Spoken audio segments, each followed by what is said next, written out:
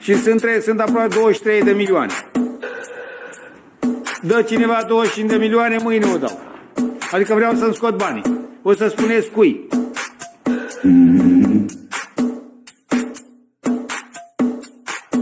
Trebuie riscat. Câteva 2-3 milioane, nu știu. Că riști 2-3 să iei 50. You know what?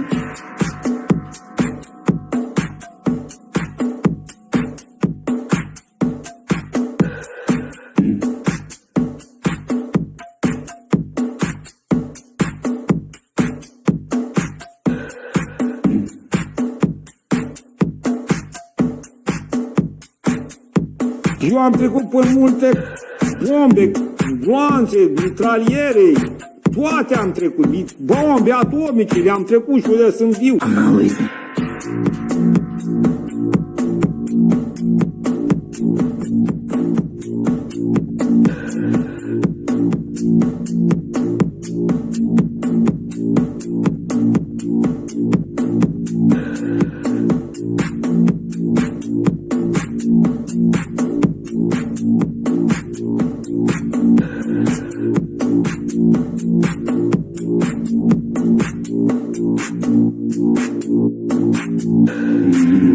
My colleagues and I remain squarely focused on our dual mandate to promote maximum employment and stable prices for the American people. Today, the FOMC decided to leave our policy interest rate unchanged and to continue to reduce our securities holdings, though at a slower pace. Our restrictive stance of monetary policy has been putting downward pressure on economic activity and inflation, and the risks to achieving our employment and inflation goals have moved toward better balance over the past year. Again, I implore you to remember, fuck your puts, fuck your calls. Jay Powell has you by the balls. God bless my money printer.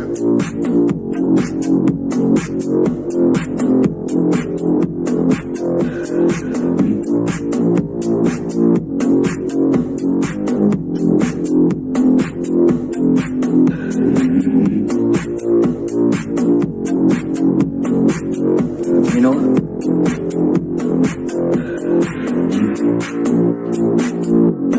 I'm not leaving. I'm not leaving. I'm not fucking leaving.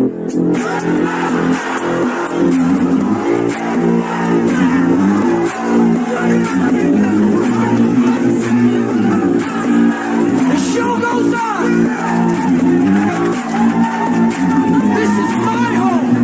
They're gonna need a fucking wrecking ball to take me out. Going nowhere. They ain't going nowhere. They ain't going nowhere. They ain't going nowhere.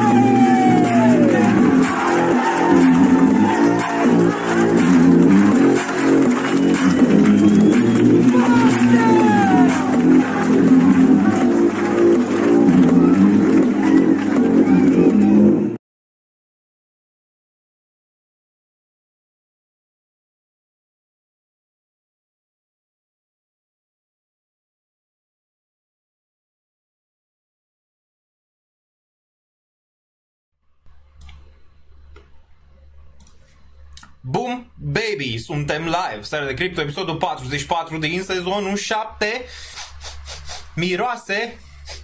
Miroase a sânge în piețe, deoarece Bitcoin e sub $60.000. Ce s-a întâmplat oare de la ședința lui Jerome Powell de săptămâna trecută, în care a fost destul de dovish și a anunțat că cel mai probabil vom vedea o tăiere și el se gândește la soft landing. Ce s-a întâmplat apoi? Joi, bursa americană a dat un pic înapoi și vineri am avut cam cea mai mare cădere pe bursă, dacă eu să iei câți bani s-au extras din bursa americană, adică de vreo 2,9 trilioane de dolari, adică de vreo 2 ori și un pic capitalizarea Bitcoin s-a retras din bursa americană vineri, așa ca să vă faceți o idee, da? De ce s-a întâmplat asta dacă Jerome Powell a zis că mergem spre soft landing? Păi, s-a întâmplat ceva, a venit șomajul, a venit la 4,3%, așteptarea pieței era la 4,1% și nu numai asta, non-farm non-farm payroll s-au venit la 100 și un pic, cred că 113.000, așteptarea era pe la undeva la 160-170.000. Deci destul de clar că piața muncii suferă, contrar de ce a zis Jerome Powell, care, uitându-ne acum, trebuia să taie, exact cum am zis noi pe live, deoarece dacă tăia, piața nu mai avea reacția asta de bearish. De ce oare bearish? Deoarece piața acum consideră că e posibil să vină o recesiune, deoarece șomajul a urcat peste acel nivel de 4,2, s-a dus spre 4,3% și piața muncii suferă destul de mult în momentul de față, ok? Am avut și acel indicator, Sam Rule, așa se numește, e o tipă care a făcut din indicator și merge destul de bine de prin 80. De frate, când acel indicator o ia, să zicem, în sus și dă semnalul, avem recesiune, vom discuta și despre el imediat. Dacă e ceva acolo să ne panicăm sau nu. Vă dau și opinia mea despre recesiune. Mergem spre recesiune sau nu mergem spre recesiune, sau care e ideea? Cu Bitcoin în momentul de față undeva la 59.000, cu altcoinurile în paragină, deoarece multe dintre ele au făcut noi minime sau și-au redestat minimele. Încă suntem în cărți pentru acel august, capitulare, bottom, cum vrei să zici, pentru algoritm, dar discutăm imediat și despre asta. Am și o teorie despre ce se va întâmpla cu acele trilioane care au ieșit. Ați văzut că o parte au intrat în obligațiuni și vă ziceam pe live, ceva da, vine, deoarece este putred. Acum contează și cum vine și când vine și în ce formă vine. Pare că panica a fost destul de mare. De ce? Piața nu aștepta acel șomaj de 4,3%. De asta, ok? De asta a fost panica destul de mare, deoarece acum se așteaptă ca Jerome Powell să taie 0,5, unul zic chiar un punct, adică 1% în septembrie, ok? Deci mai e destul de mult până acolo și am o teorie și vă zic imediat. Dar piața, văzând asta, deja piața aproximează că el va tăia, că de asta avem căderea asta pe piețe de vineri. Piața aproximează acum că el va tăia nu dintr-un soft landing, ci dintr-o posibilă recesiune, ceea ce îți dai seama că de fiecare dată când s-a întâmplat asta în istorie am văzut căderi destul de mari, ok?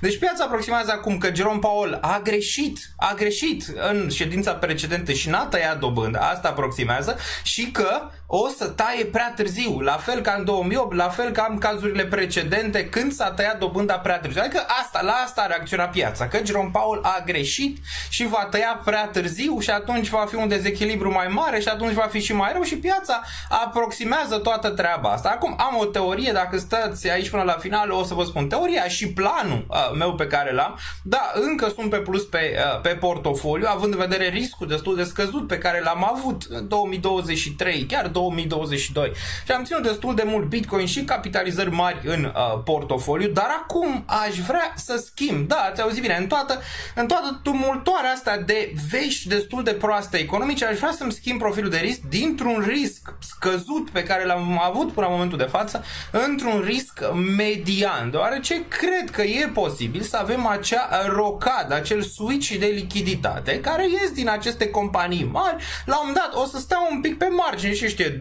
luni de zile. Dacă Jerome Powell reechilibrează balanța undeva în septembrie, vedem dacă face o ședință de urgență, improbabil până atunci, dacă o echilibrează, e posibil că după momentul ăla, când se taie dobânda, să avem o urcare destul de frumoasă pe asset-urile de risc. Până acum au doar 7 companii. Știți cum merge lichiditatea? Lichiditatea a stat în companiile mari, în capitalizări mari până acum. Cum ați vrea să iasă lichiditatea? Adică a stat în Magnificent 7, adică alea 7 companii, a stat atâta timp, 2022, 2023 și tot 2024, deci 3 ani de zile, de când dobânda este ridicată, lichiditatea a stat acolo, s-a pompat acolo. Cum vrei ca investitorul să își asume mai mult risc, nu? În prima fază ies banii de acolo, intră într-un mediu mai safe, deoarece panica este mare și acel mediu safe este obligațiuni și apoi, dacă lucrurile se echilibrează, acea lichiditate va ieși și va pompa aseturile de risc. Dar e o teorie,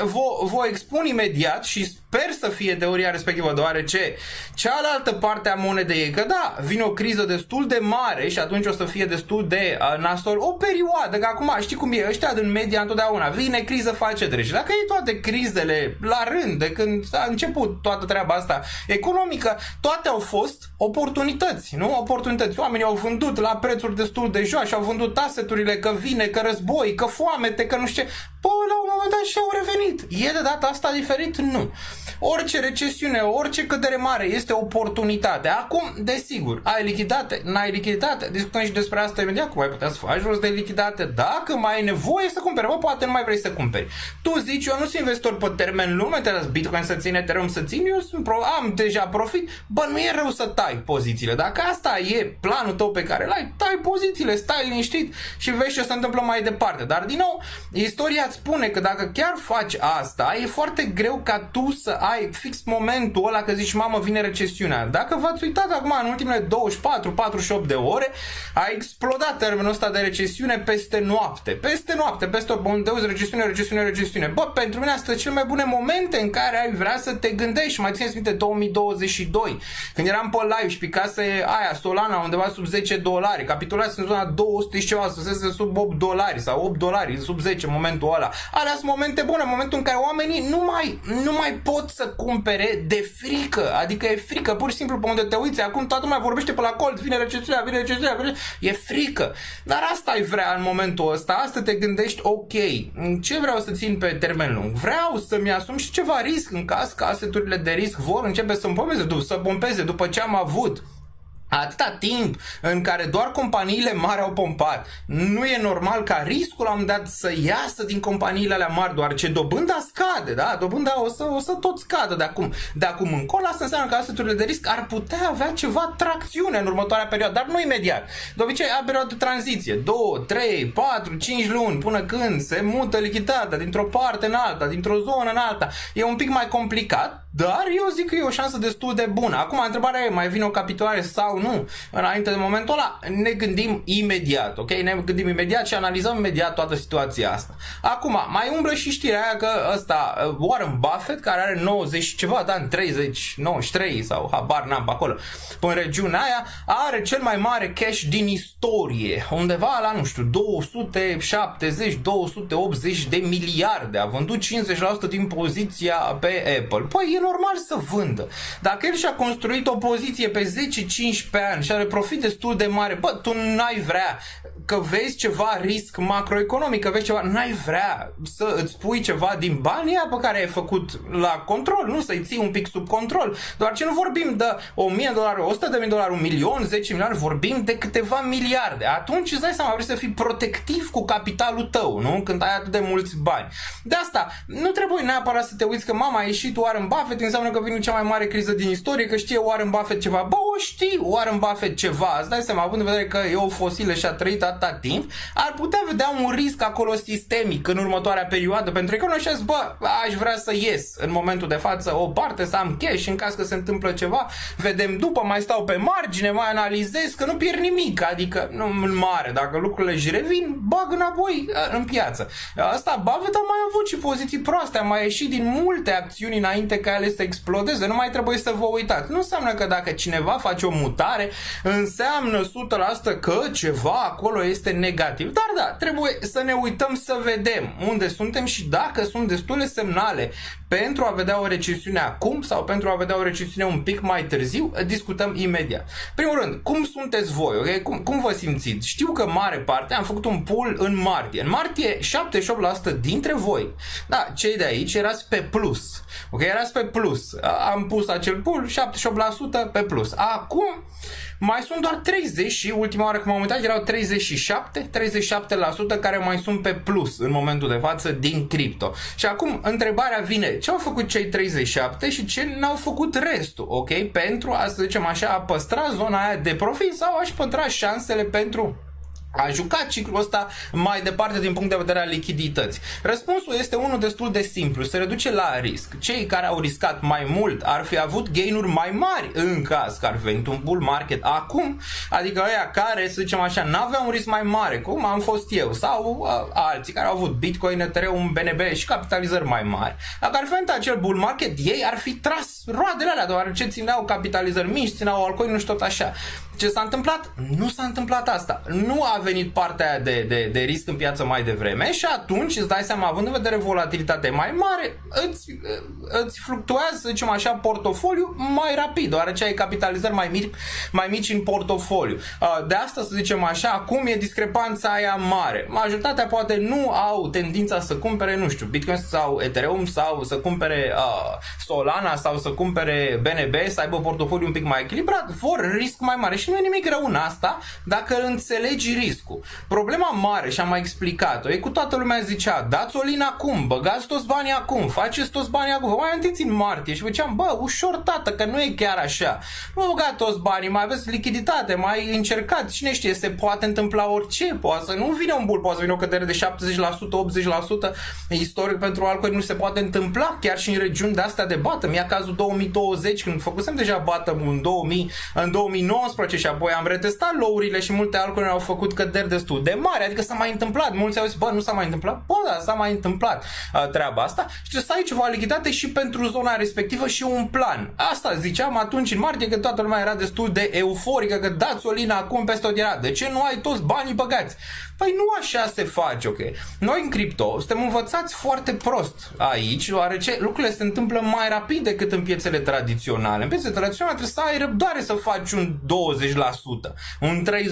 Aici dacă nu faci 20-30% în câteva zile, nu e bine, știi? Adică suntem învățați prost din punct de vedere al răbdării pe care îl avem și planul pe care îl avem. Acum, poți să te uiți peste tot, ciclul încă nu este decalat. Ciclul în momentul de față vine spre o normalitate, deoarece acel fake all-time high din martie, din punctul meu de vedere, nu trebuia să se întâmple și am mai discutat că nu e prea sănătos să ai atât de rapid, cu ratele de dobândă la 5,5%, să ai atât de rapid un ciclu în urcare imediat în zona aia de all-time high. Dacă aș fi de acord să meargă spre aproape de all-time high și apoi să vedem o corecție. Văzând treaba respectivă, mulți, inclusiv eu, ne-am făcut idei că poate, lucrurile se întâmplă mai rapid de data asta și mulți poate au băgat prea repede, să zicem așa, capitalizarea sau banii pe care ai avut disponibil pentru investiții, plus i-au alocat pe aseturi mai riscante. Că acum îți dai seama, teoria îți spune că ar trebui în luna asta, august, septembrie,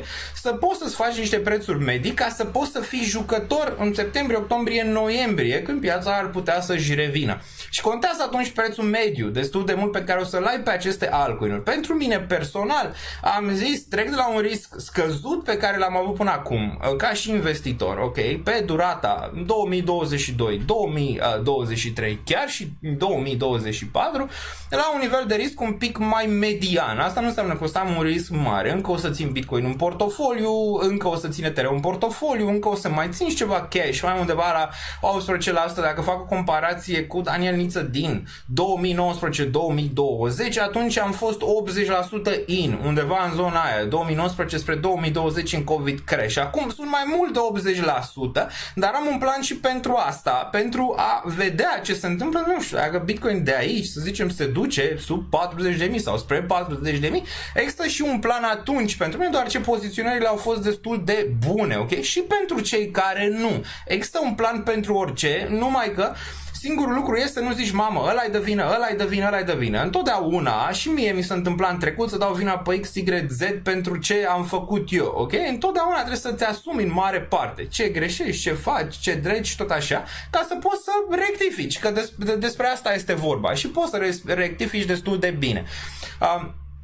Cred că bottom-ul încă e posibil să vină, de asta în luna asta august vreau să-mi conturez portofoliul de altcoin-uri să fie bine, adică să fie bine și din punct de vedere al prețurilor medii și din punct de vedere a cum e împărțit procentajul. De exemplu, un TIA a mai luat, acum merge spre 2% din portofoliu, ar vrea să fiu undeva spre 4-5% din portofoliu, poate până la final de august, început de septembrie. Zic acum, cel puțin pentru mine, nu trebuie să faceți ca mine, îți dai seama, voi vă puteți uita, analiza, îți dai seama, și eu pot să greșesc, am mai greșit de atâta ori, ok, și întotdeauna am venit și am zis, bă, n-a fost, adică analiza pe care am făcut-o n-a fost ce trebuie și nu s-a întâmplat lucrurile pe care le-am spus. Nu sunt un genul ăla de YouTuber să vă zic, bă, aia, sunt transparent, v-am zis, unde am cumpărat, ce am deținut, ce procentaje, tot, adică nu știu dacă este cineva care să zică, sunt mulți zic, mamă, am luat Bitcoin, nu știu ce, bă, unde, la ce preț ai luat, zine, e pe video, să vedem și noi.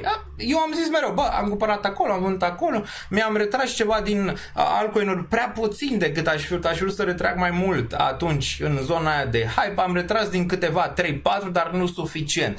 Și acum sunt în zona în care a trebuit pe unele dintre ele să-mi dremuiesc prețul mediu până la final de august, poate undeva în septembrie, deoarece cred că lucrurile ar putea avea o întorsătură cât de cât favorabilă, măcar o perioadă. Chiar dacă recesiunea, să zicem, vine sau este cât de cât aici pe vine, poți să ai încă o perioadă, chiar în mijlocul furtunii, în care lucrurile să arate cât de cât decent, măcar o perioadă pentru rebalansare după, ok? Bun.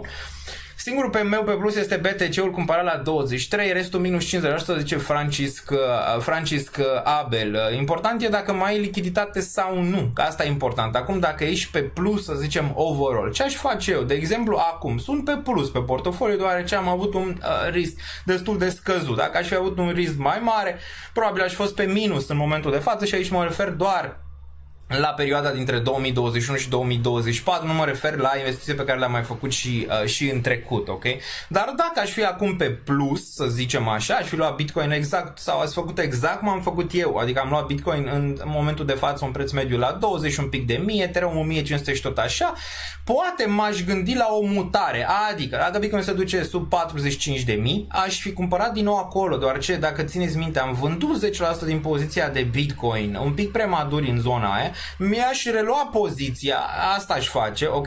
Dacă Bitcoin face bounce peste 50.000, aș vinde undeva la 15, poate 20% din poziția de Bitcoin pentru a vedea, pentru a rebalansa situația. Deci, dacă Bitcoin de aici, pentru mine personal, care am profit în momentul ăsta, se duce undeva spre zona de 40-45 în regiunea respectivă, îmi voi relua poziția. Da, voi intra din nou în Bitcoin în regiunea respectivă, dar cu gândul că odată ce văd bounce-ul pe Bitcoin, o să ies din nou, din punct de vedere al riscului, crește șansele pentru un bear market un pic mai sustenabil, că nu trebuie să fie neapărat de 2 ani, poate fi 6, nu poate fi 8 luni, poate fi 9 luni, dar atunci din nou este jocul ăla de lichiditate și n-aș vrea să fiu prins în momentul ăla în care Bitcoin face bounce în 55.000 și apoi se duce în 30, n-aș vrea să fiu prins în jocul ăsta de fără lichiditate în momentul respectiv, ok? Dacă Bitcoin nu se duce acolo, nu fac nimic, adică absolut nimic, vreau să văd ce se întâmplă în range-ul ăsta de aici, am planul făcut, dacă se duce acolo, iau poziția, dacă face bounce, foarte bine, retrag din piață, din risc, deoarece vreau să văd ce se întâmplă pe bounce-ul respectiv și mai departe. La Ethereum la fel. Bitcoin și Ethereum, ambele sunt în bull, știu, vă vine să credeți sau nu, ambele sunt în bull, inclusiv Nasdaq, inclusiv S&P 500, încă sunt în zona de bull market. Și ne putem uita, și o să vă arăt imediat, care erau prețurile din august 2023. Ce credeți? Credeți că Bitcoin era mai sus decât e în momentul de față? Ethereum era mai sus decât era în momentul de față? Solana era mai sus decât în momentul de față? Da, dublu. Bitcoin era în august, din câte țin eu minte, undeva în zona de 29.000. Acolo era Bitcoin. Acum e undeva spre 60, 58, 59 în momentul de față, cam undeva pe acolo.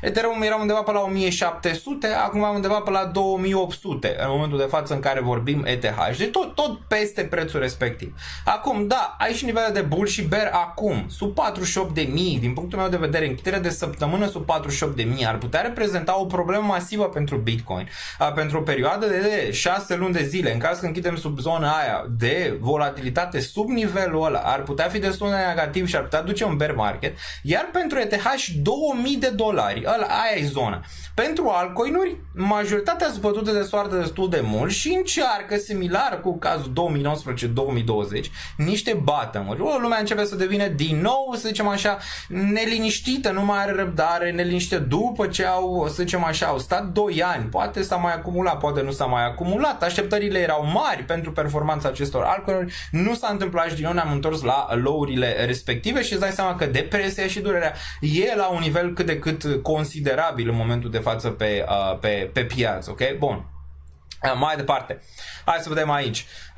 Bun. Încă pe plus pe Ondo, ETH, BTC, NS, Sol, Kudos. Nu și încă 2-3. Important dacă ești pe plus overall sau nu. Și dacă nu ești, ce decizii iei mai departe. Că asta e important. Încerci să-ți reduci prețurile medii. Dacă ești puțin pe plus, vrei să vinzi, poate riscul tău este prea mare ca să rămâi în piață în momentul de față, având în vedere incertitudinea geopolitică, incertitudinea economică, deoarece avem și această incertitudine geopolitică între Iran și Israel, care din nou avem o situație care iese în fața acolo, din nou atacuri aeriene din partea Iranului din Libia ultima oară. Vedem ce se întâmplă acum. Am văzut că iranienii sunt pregătiți să atace. Vedem din nou. Incertitudinea asta geopolitică a mai fost și în trecut. Bursa, țineți cont că a trecut prin războaie, ok? Războaie, primul război, al doilea război mondial și multe alte chestii până acum. Adică nimic nou pentru asta, atâta timp cât se printează bani și politica monetară este aceeași, asset-urile importante vor face all-time high peste all-time high cu timpul. Poate să fie o perioadă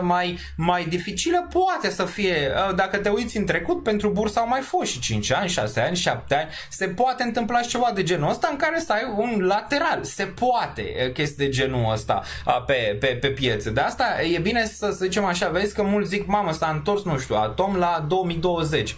Păi uite la Intel. Intel s-a întors la capitalizarea sau la prețul, nu capitalizarea, din 1998. Înțelegi? În 1998. Deci poate să fie mult mai rău de atât decât să zici, mamă, s-au întors toate prețurile, că mulți zic, dacă luam acum un an, da, puteai să ieși acum 20 de ani dacă e să te uiți la Intel. Adică trebuie să rămâi cât de cât ancorat pe realitate. E foarte important să rămâi ancorat pe realitate pe zonele astea și să-ți înțelegi riscul, să vezi dacă poți să ți-l asumi, dacă nu, încearcă să iei decizii să ieși cumva, să nu mai ai riscul atât de mare, adică să nu te simți rău în momentul ăla când ești în piață, pe momentul respectiv. Salutare, dar am văzut de aplicația Pigly care s-a lansat. Știu că este aplicația, n-am avut timp, adică cu piețele, cu astea, cu tot ce se întâmplă acum, asta înseamnă că nu. Știu că parcă Stoian făcuse, n-am avut timp să mă uit, știu că există, știu că s-a întâmplat, dar n-am avut nici fel de timp să mă uit. Bun, nu e niciun bull pe niciun cripto, ai 4 ani de bear market, 10% peste all-time high, nu e bull, cu 4 ani bearish în altcoins. Marius Mihai este bull, cred că nu înțelegi ce înseamnă bull bear. Bitcoin a făcut din nou all-time high, adică înțelegi, Ethereum aproape și el de zona respectivă. Ești în bull dacă e să o iei așa, ești pe bull, ai regiuni, dacă te uiți istoric, Ethereum în trecut tot așa a stat într-o acumulare ceva timp, $100-400, ok, și apoi urca peste, ți-a testat $400 și apoi a intrat din nou spre zona de bull. Acum lucrurile se întâmplă un pic mai ușor, ok? Dacă s-o iei istoric, n-ai ajuns încă în zona în care poți să te gândești, acum, să zicem așa, e momentul. Ar trebui să fie octombrie. V-am zis, lucrurile s-au decalat un pic, s-au întâmplat mult prea devreme, cu dobânzile prea sus. Greu, ok? De asta am zis, în martie am făcut all-time high-ul ăla, dar e sustenabil? Aia e întrebarea. Dacă Bitcoin nu e all-time high sustenabil, nici altcoin nu o să aibă, să zicem, o urcare mult prea mare. Dar nu poți să te uiți să zici, mamă, nu este bull.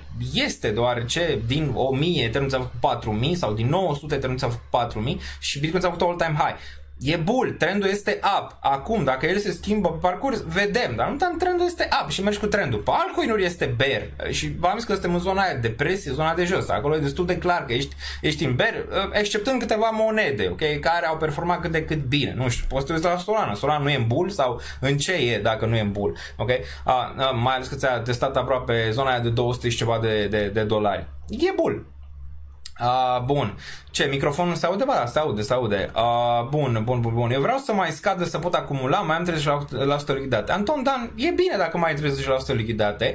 Planul ar fi, dacă mai ai lichiditate, să-ți duci, cel puțin asta își face eu și asta o să fac în august, să-mi duc prețurile medii cât mai bune posibile pentru zona aia posibilă de bată. Țineți cont că nimic nu merge în jos la infinit, nimic nu merge în sus la infinit, ok? Și am mai discutat despre asta. 2022 pare că e cât de cât feeling-ul, pare cât de cât de 2022 de momentul ăla pe altcoins din nou. Dacă te referi la OTIA, dacă te referi la un SEI, dacă te referi la un SUI, dacă te referi la un Arbitrum, pare că ne îndreptăm ușor spre momentul ăla în care mare parte din piață a vrut să cumpere în momentul când ele urcau și acum nu mai vrea nimeni să cumpere în momentul când ele sunt la niște prețuri cât de cât favorabile pentru a putea să-ți reechilibrezi, să zicem așa, portofoliul. De asta De asta nu e bine să ai acea mentalitate de all-in și niciodată n-am susținut oamenii care au zis băgați acum toți banii că rămâneți pe lângă. Nu așa merge piața, atunci riscul tău e la cer. Dacă nu se întâmplă, ce faci? Care-i planul? Rămâi pe stradă, rămâi în cort, ce faci, ok, pe zona aia? Dacă se întâmplă altceva. Facem dollar cost average. Zici, istoric, dollar cost average-ul a dat rezultate. Piața îți dă întotdeauna șansa, sau de cele mai multe ori, nu întotdeauna, că nu este niciodată 100%, îți dă șansa să-ți rebalancezi. Dacă faci corect DCA-ul respectiv, poți să ieși altcoin-urile alea moarte din 2019, 18, 17, din zona respectivă. Au fost mereu oportunități de bounce. Întrebarea e ce o să faci atunci, în momentul când ele, să zicem așa, ajung la un anumit nivel. Și acum mulți, când ele o să înceapă din nou să urce, după ce au trecut în perioada asta negativă, or să zică asta s-a mai întâmplat, am mai trecut prin momente de genul ăsta, inclusiv pe acțiuni, nu numai pe cripto. Momentul când ele scad, ție mentalitate îți intră că vine o criză mare, că nu știu ce, când ele fac bounce, acum pentru tine zici, mamă, vreau să scap de ele, vreau să nu le mai văd. Și nu e nimic greșit în asta, numai că dacă vrei să faci astea cu toate, posibil să ai o surpriză, cum s-a întâmplat și ciclurile precedente, ele să meargă și mai sus. Ține cont că așa e și în jos. Când zici, mama, acum este bottom, se duc și mai jos. Până aici bottom, se duc și mai jos. Așa se întâmplă și în zona de sus de cele mai multe ori, ok? Dar asta e foarte bine să știi, ok, în ce vreau să consolidez anumite poziții. Dacă îmi face bounce de aici și ajung break-even sau un pic pe plus pe unele, vreau să le mai țin, până vreau să le mai țin, ok, dar ce țin? Adică în ce consolidez pozițiile respective, dacă vreau, ok, să le consolidez. Ok, am făcut o greșeală, am cumpărat ceva, toți facem greșeli. Am cumpărat ceva ce nu știam ce face chestia respectivă, mi-am asumat prea mult risc, acum dacă îți minus 5% sau 3% sau pe break-even, vreau să o vând, să o consolidez în altceva, ok? Dar mulți o să fie prinși în capcana asta, să vândă, să zicem, tot pe un bounce, să zică, ok, am mai văzut bounce-ul ăsta, el o să fie din nou terminat și o să mergem din nou și mai jos și mai jos și mai jos și la un moment dat, da, o să pună un bottom și din bottom-ul ăla o să ai o urcare și încă o urcare și încă o urcare și încă o urcare. Similar cum ai văzut la începutul anului, ok? Când lucrurile păreau că urcă și nu-ți mai dau nicio șansă. Acum lucrurile sunt invers, adică în câteva luni de zile s-a schimbat dinamica imediat. Din lucrurile cresc, nu mai scad, nu mai ne dau nicio șansă. La lucrurile scad, nu ne mai dau nicio șansă, nu mai e niciun bounce, 5 luni de zile doar în jos. Și zicea cineva pe chat mai devreme, 5 luni de zile de scădere. Bă, nu e mult, 5 ani sunt mulți, 5 luni nu e, am mai avut în trecut, Solana a picat 8 luni de zile la rând. 8 luni la rând, adică în fiecare lună pica, vă arăt imediat pe graf, în fiecare lună, bam, nu știu, cred că ați uitat 2022. Și acțiunile la fel, poți să ai luni de zile, chiar și câțiva ani în care lucrurile să nu arate fenomenal. 58.731 pentru BTC, vă arăt graficul aici imediat și trecem și la treabă, ok? 58.7, așa arată candela pe BTC pe weekly. Bine, nu? Ți-e frică aici sau nu ți-e frică? Păi eu zice că da. Zice că da, nu? Nu ai Bitcoin să nu cumperi pe o candelă de genul ăsta. Uite cum arată. Cum? Asta zici, păi e ușor să cumpăr. Păi uite candela aici. E ușor să cumpăr, nu? Ia, uite-te la TIA cum arată în momentul de față, ok? E ușor să cumpăr, cum a fost ușor să cumperi și Solana, nu? Același lucru, uite cum arată și se duce la 0. La 0. Am mai luat ceva în zona de 5, m-ar mai interesa zona asta de oportunitate aici pe TIA 3.42, 2.29 pentru ultima zonă.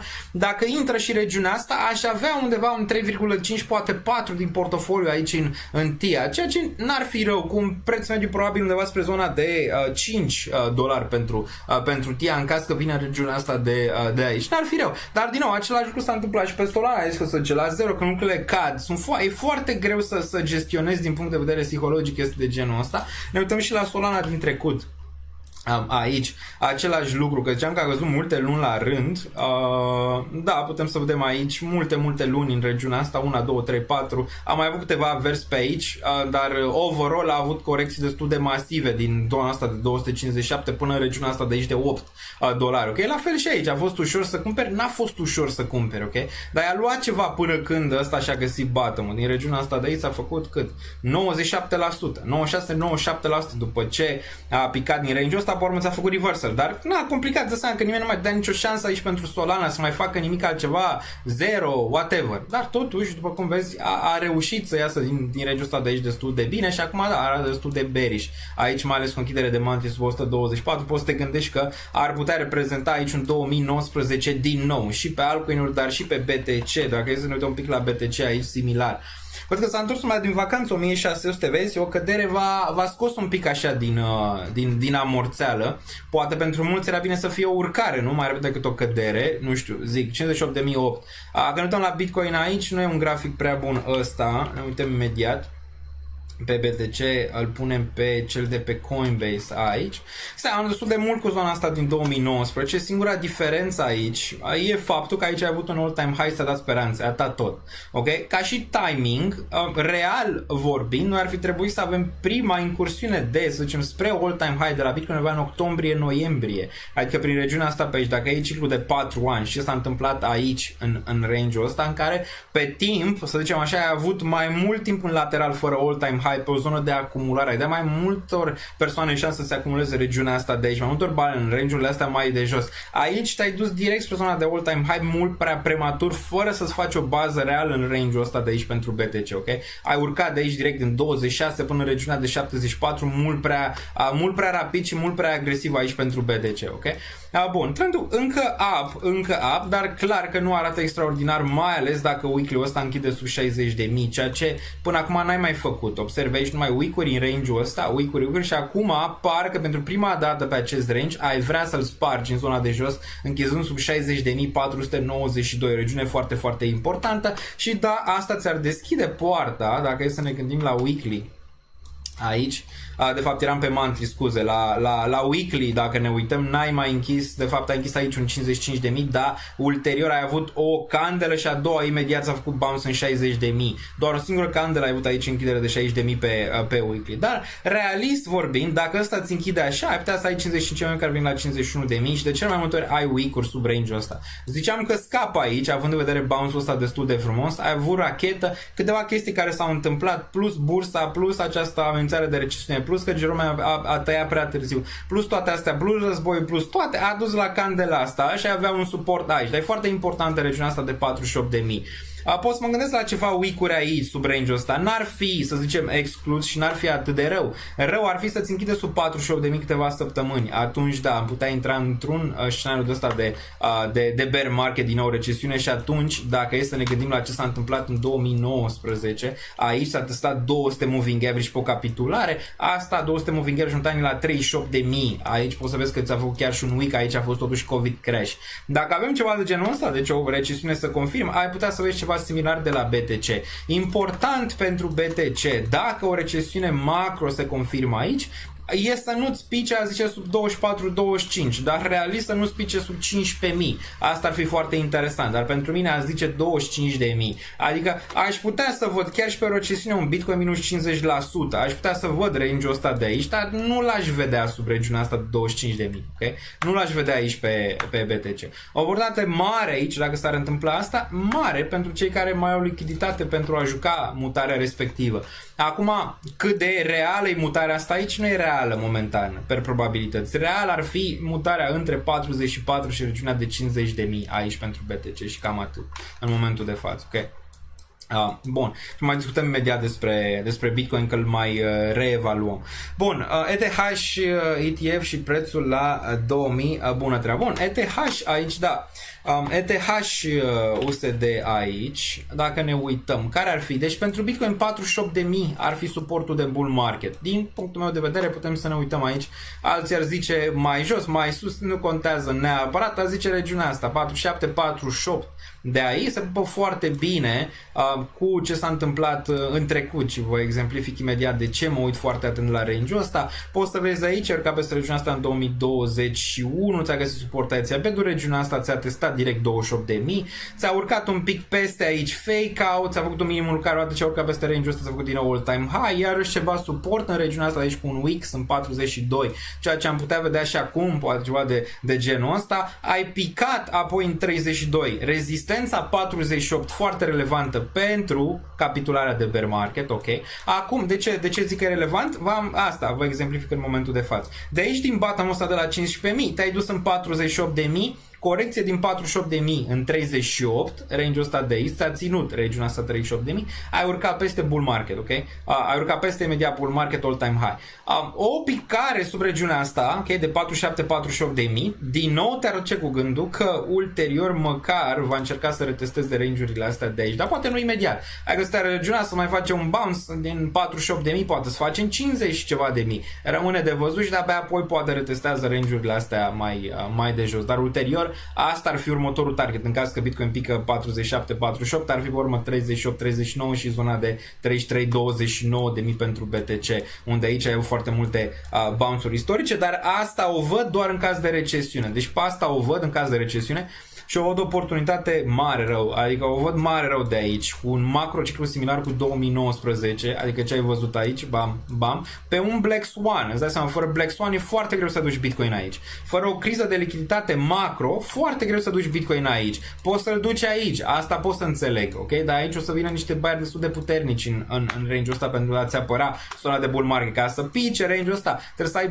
seller foarte, foarte masivi pe o lipsă de lichiditate mare la nivel macro, cu o sperietură mare la nivel macro pentru a aduce range-ul ăsta undeva între 33 și 29 de mii, dar și din nou de aici ar fi o oportunitate. N-aș vrea să văd Bitcoin sub 25, dacă vine sub 25 atunci ar fi destul de negativ, deoarece probabil ți-ar face din nou 15-16, cine știe, range-urile astea, ceea ce nu văd momentan, adică nu văd asta, nici n-ar rost să discutăm momentan despre scenarii de genul ăsta. Scenariul plauzibil este, vedeți asta aici în zona de 47-48, unde vine și 55 EMA în momentul de față, aici 100 în range-ul ăsta de aici și aici reevaluăm, ok? Aici reevaluăm în regiunea asta ce se întâmplă, dar sunt șanse mari ca aici să-ți găsească, să zicem așa, bottom, dacă nu-ți face din nou bounce din range-ul ăsta de aici. Ce a făcut Bitcoin în același range? Nimic altceva, numai up, down, chop, chop, chop, chop, chop. În chopul ăsta de aici altcoinurile au fost nenorocite. În chopul ăsta pentru Bitcoin plecat de aici din martie, după ce a făcut all-time high-ul ăsta prematur în 74.000, chop, chop, chop, chop, chop, chop. În chopul ăsta de aici au fost distruse și dominanța a urcat destul de sus și se apropie de o regiune foarte, foarte relevantă, de 58-59, unii ce chiar 60%, dacă ne uităm aici 57% din nou a făcut că all-time high aici dominanța undeva la 57-17. Mențin, de asta am și zis că profilul meu de risc se va schimba de la un investitor de risc scăzut și era normal să fie, având în vedere că am avut acele rate dobândă destul de ridicate și riscul meu trebuia să fie scăzut. În range-ul ăsta de aici, îți dai seama, aș vrea ca profilul meu să se schimbe, nu imediat, aici septembrie ar fi, până la final de septembrie ar trebui să am mai mult risc în piață, fie că mai dau din USDT-ul pe care îl mai am, fie că mai am ceva din Bitcoin, să mai mi-asum ceva risc aici, având în vedere că dominanța e atât de sus. Ok? Adică, istoric, aș vrea să fiu jucător acum. Aș vrea să fiu jucător acum pe aceste altcoin-uri care sunt bătute de soartă destul de grav. Cum ar fi, nu știu, TIA, cum ar fi un SUI, cum ar fi un BIM, cum ar fi mai multe și imediat discutăm despre cum ar fi un ZK care ajunge într-o regiune foarte importantă. Am luat o mică poziție. Vreau să vă zic imediat planul cu ZK aici. 10 cenți, imediat intră într-o regiune foarte importantă, sub 10 cenți. Am luat primul range aici, 12, m-ar mai interesa, poate mai un pic mai târziu 10, dar m-a interesat și zona de 0,908 aici pentru ZK. Mi se pare că decât interesant regiunea asta de aici, mai ales că nimeni nu mai vrea să atingă de așa ceva în momentul de față, ceea ce este bine. Volum de capitulare aici cât de cât îmi place. Stau cu ochii pe ăsta destul de activ, am zis că aici nu m-ar interesa atât de mult. Mai e și ENA, care stau cu ochii destul de atent pe ea în momentul ăsta și ea bătă soarte 28, dar probabil o să mai iau o poziție aici curând pentru ENA. Am luat una mică în portofoliu de risc în regiunea de 35, aș mai vrea încă una aici în 2029 și apoi probabil reevaluez, ok, pentru ENA, să vezi ce se întâmplă aici. Dar și asta bătă de soarte destul de mult, mai ales ce backer are aici. ENA a avut ceva deblocări ieri. Spre deosebire de ENA care a avut deblocări, zic că nu are deblocări până în 2025 vara, ceva de genul ăsta, ok? Poate ar fi un play mai bun aici din teoria asta a jocurilor și din teoria asta a lichidității și a faptului că n-are inflație până în momentul ăla. Poate zic că ar fi un play mai bun aici decât ENA overall. Dar vedem. Bun. Te uiți pe AVAX, te uiți și pe AVAX imediat, ok? Am făcut așa un mic overview pe ce e important. Fetch e important. Fetch, am luat 0,55 pentru Fetch. E sub 1 momentan. Fetch se îndreaptă ușor spre zona relevantă din nou, care ar fi între 79 și 52. În zona asta de aici vedem unde 200 moving average momentan vine în 52-53, exact unde am avut prețul ăla, prima intrare pentru Fetch. Ai mică, cam 1 și un pic la sută în Fetch. Am puțin din portofoliu. Ar fi frumos să vină aici, doar ce mi-aș crește măcar spre un 2 și ceva la sută în Fetch, ce ar fi destul de bine. Adică nu m-ar șoca să reiau din nou poziția asta, adică să mai iau o dată aici, similar cum am făcut pe Arbitrum pentru Fetch și apoi să am răbdare. Planul îl fac în zona asta de august până la final și apoi am răbdare. Septembrie, octombrie, noiembrie. Să văd ce se întâmplă, dacă pot să culeg roadele pe partea asta de aici din piață dificilă, deoarece acum trebuie pusă munca, acum trebuie duse prețurile medii jos, pentru ca în momentul când ele își revin să poți să ai, să zicem așa, niște opțiuni reale, fie să muți dintr-o poziție în alta pe care vrei să o consolidezi, fie să rămâi în aia, fie să ai un entry bun pentru următoarele luni și tot așa, ok? Dar și Fetch aici putem să vedem același lucru, pare destul de beriș, dacă închide așa, am putea vedea Fetch înapoi în range-ul ăsta de aici, minim în urcare, încă un minim în urcare aici macro, nu face nimic diferit, dacă vă gândiți, mamă ce scade Fetch. Nu e adevărat, am mai făcut asta și în trecut, dacă te uiți aici în primul ciclu din 2019 și am mai discutat despre asta, minus 98% aici, da? Zona de bear market agresivă. Putem să ne vedem aici, chiar și în zona în care a ieșit din bear market, aici în 2020, putem să vedem că a găsit o corecție majoră, că cineva avem corecții de 80% în bear market, în bull market pe altcoin-uri, da. Uite aici, a luat minus 81% chiar până în regiunea asta și a avut din nou all-time high. Sunt altcoin-uri, adică capitalizări mici care pot imediat să explodeze în ambele direcții, ok? De asta e, să zicem, e frumoasă partea asta de volatilitate, dacă știi să o înțelegi și să joci prețurile medii. N-a făcut nimic altceva decât ce a făcut în trecut FCA. Dacă ne uităm aici, minus 82% în regiunea asta din 2021 și din nou ți-a avut all-time high. Imediat după. Pe bear market ți-a luat minus 95% încă o dată, ok? Deci dacă ăsta e bear market, din nou va lua minus 90%, adică nu e nimic wow. Dacă te uiți aici la Fetch, din nou poți să te uiți din nou undeva la minus 71%. Aici a luat și acum stă la un minus 73%. Poți să facă mai mult? Da, poți să facă. Minus 81 ar putea duce range-ul ăsta de care am mai vorbit și mulți ar zice gata, it's over. It's not over, sir, am mai făcut asta în trecut, adică e același playbook, e același market maker. Important totuși pentru Fetch e faptul că are linia asta de trend, dacă observi aici. Minim aici în 2020, unul mai care în 2022 și acum ar fi 2024, încă unul prin range-ul ăsta. Rămâne de văzut dacă atinge chiar linia asta de trend. Depinde foarte mult cât de agresivă va fi vânzarea asta pe BTC, pe care o vedem montan la 58.391 în momentul de față. Bun, facem și coin imediat. Ai puțin răbdare, că oricum live-ul ăsta o să fie destul de lung. Multe oportunități, ok? Multe oportunități aici, când multă lume plânge. Am văzut din nou comentarii cu altcoin-urile sunt un scam sau crypto este un scam. Când face bounce vreau să ies să uit de ele. Da, vă zic de ce se întâmplă asta și de ce oamenii am mai explicat asta în orice ciclu, o mai explic o dată, în orice ciclu de cădere.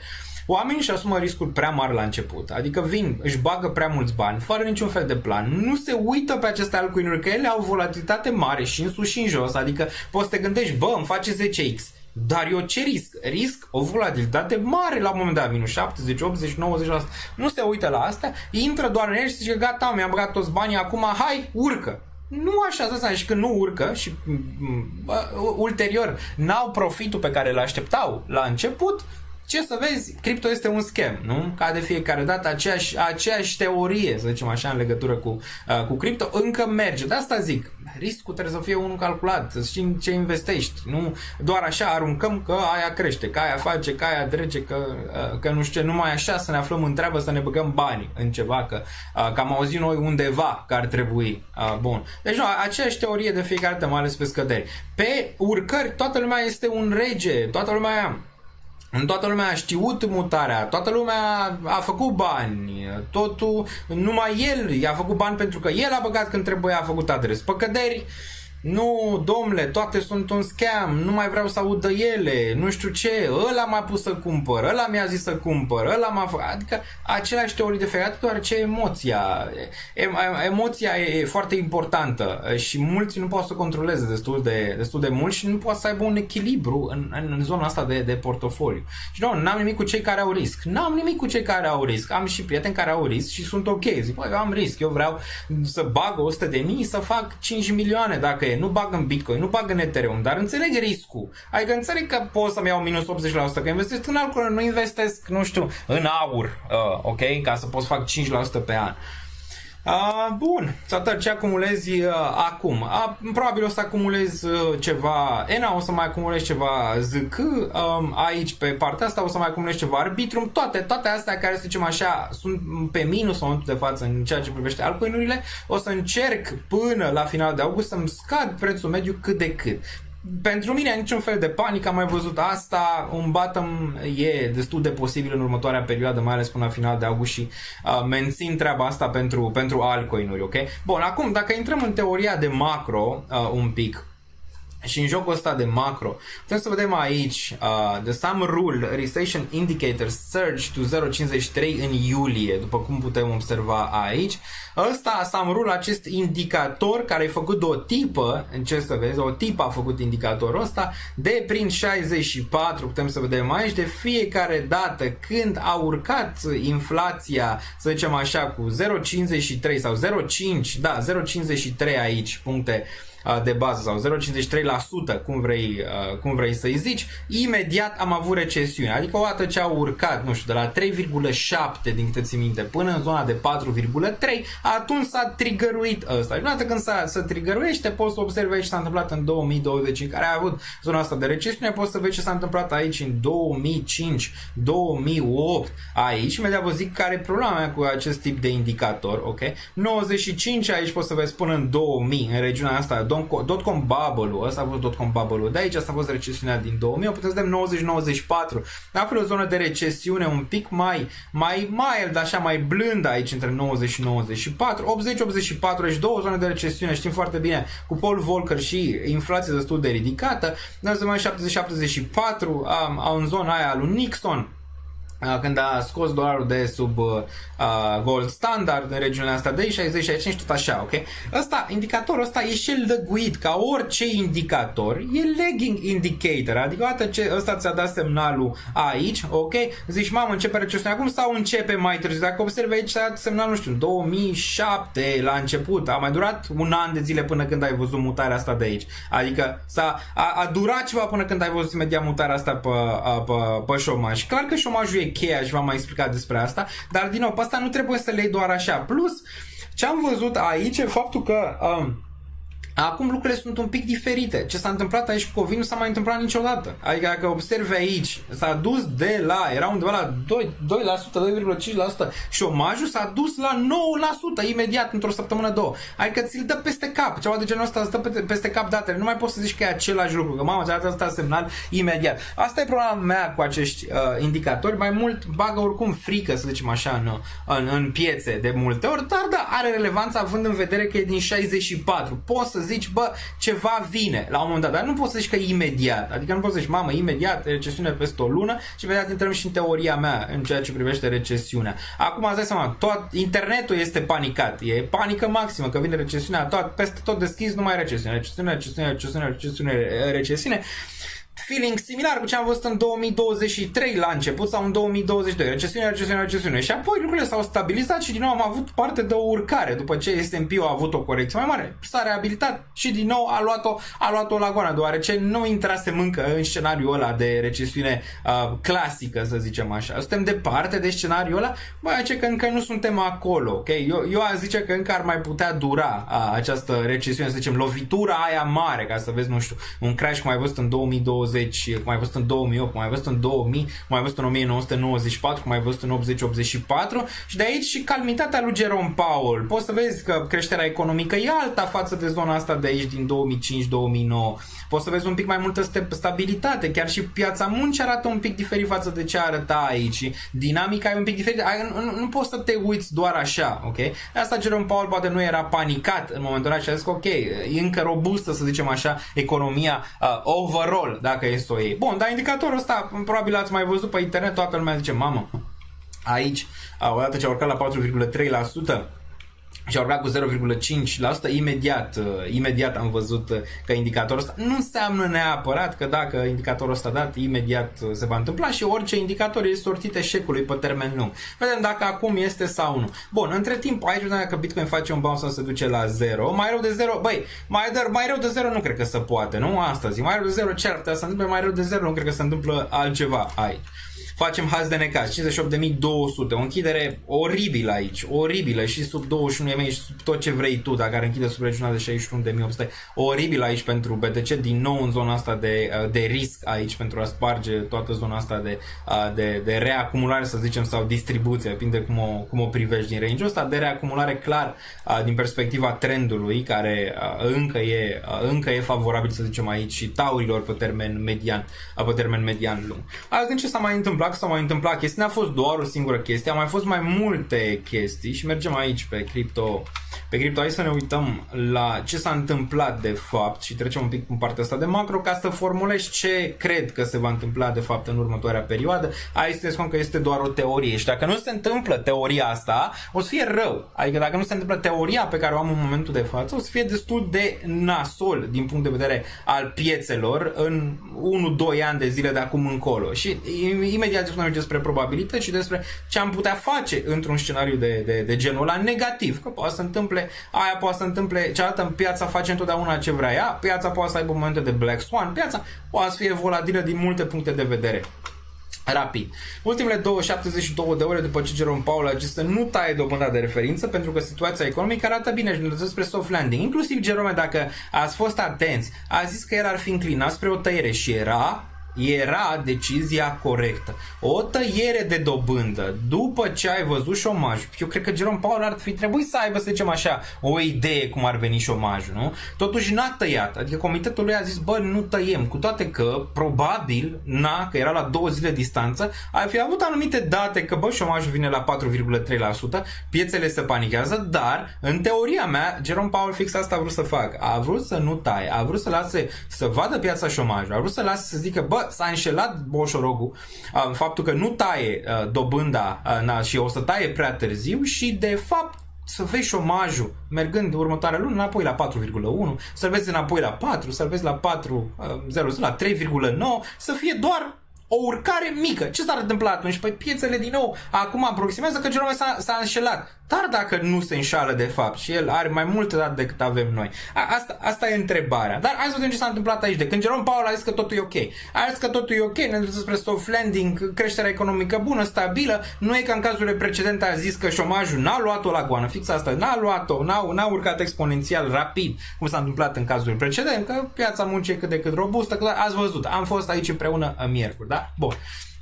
Indicele bursier Nikkei din Japonia a înregistrat cea mai mare scădere într-o singură zi la prăbușirea Black Monday din 1987. De ce? Păi ăștia au ridicat dobânda de referință după nu știu câți ani de zile. Vă ziceam că acolo pe Japonia oricum e o bombă cu ceas, ok?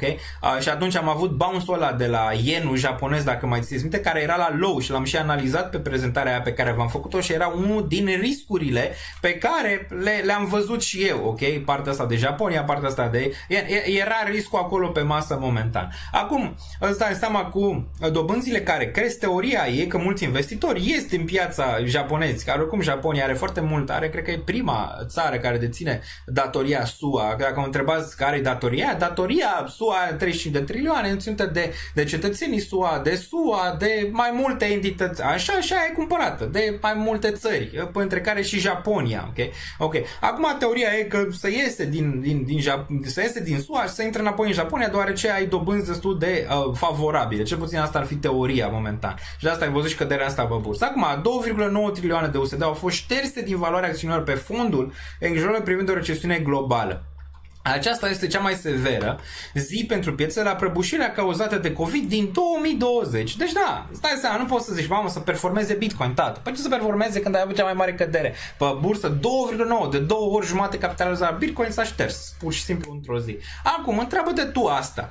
Dacă tu ai fi avut investiții în bursa americană, să zicem că ți-ai fi făcut temele și ai fi băgat numai în Magnificent Seven, companiile astea de tech, asta e o întrebare, pune-te în locul celui care a băgat multe miliarde de dolari în aceste companii de tech plecând din 2020 până în 2024, știind că dobânda urcă. Pe dobândă când urcă, ca să înțelegeți asta, investitorii sunt risc scăzut. Exact cum am fost și eu. Bă, risc scăzut. Pe toată durata asta, când a fost această încălzire, când Jerome Powell a ridicat dobânda de referință, bagi în capitalizări mari. Acum, îl vezi pe Jerome Powell că vine mari și zice da, tăiem dobânda de referință cel mai probabil, n-a zis-o cu subiect și predicat, o tăiem dobânda de referință cel mai probabil în septembrie cu 0,25 puncte de bază, după 4 ani jumate. Deci după 4 ani jumate în care tu ai stăcuit, ai băgat numai acolo, numai tu. Ceilalți din piață văzând asta și ei tot acolo au băgat și ai dus bursa americană și Nasdaq cu propriu zis la all-time high numai din 9 companii, 10 companii americane care au avut capitalizări 3 trilioane, 3 trilioane, 3 trilioane, 3 trilioane. Toți banii s-au dus acolo. Cei mai mulți bani băgați în companie, adică într-o singură zonă. Sigur că totul s-a dus în companiile astea, totul e într-o singură zonă, totul e într-o singură oală, ok? Companiile alea de tech, ok? Bun. Tu văzând că Jerome vrea să taie, zici, bă, riscon, nu, lasă să te gândești, bă, riscon, tată, acum am avut dobândă, acum în sfârșit, după 4 ani jumătate, după ce am tot băgat în asta, s-au dus la cer, cât să mai ținem? Risk on acum, nu mai putem să fim doar, să fim un pic jucători. Și atunci tu, având miliardele alea în companiile alea, zici, bă, păi cum îi retragi? Păi cum îi retragi fără să faci crash? Păi nu poți. Văzând un investitor care retrage, zic și tu, gata mă, retragem și noi. Acum, unde băgăm? Băgăm imediat în companiile mici? Nu, că nu știm neapărat de ce va tăia Jerome Powell. Taie că e recesiune, taie că nu e, că e soft landing, rămâne de văzut. Apoi a venit și știrea cu șomajul și investitorii ce au zis, mamă, gata, vine aici, bum. Și atunci au ieșit din companiile de tech și au intrat în obligațiuni, cum s-a întâmplat și în trecut. Adică nu e o mare diferență, ok? Bun. Acum îți dai seama ca ei să zică, ok, risk on, deoarece coboară dobânda. Nu mai coboară 0, acum coboară 0,5, poate coboară 0,75, poate coboară 1. Acum adică 4,3 până la final de an. Imaginează. Și tu ce zici? Bă, păi eu mai stau în companiile astea de tech cu dobânda care pică prin fiecare lună, îmi taie Jerome, îmi taie.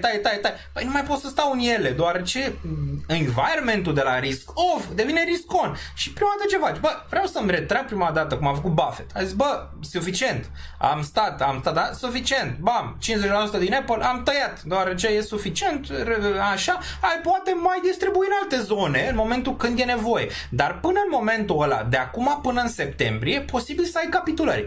Și pe bursă, și pe cripto, și pe companiile mai mici și ăștia inducând frică în piață, recesiune, treabă, ei iau toate companiile astea mici la preț de nimic, cum au făcut și în trecut. Și apoi, din nou, ele o să vezi cum o să pompeze, eu zic, dacă din trilioane astea, în trecut n-au fost trilioane, țineți cont, trecut n-au fost trilioane. Dacă parte din aceste trilioane se duc în companiile mici, pe alea o să fie mai rău ca altcoin-urile, mai rău. Adică o să le vezi păcănele peste tot, ok? Și inclusiv cripto, inclusiv bursă și inclusiv orice.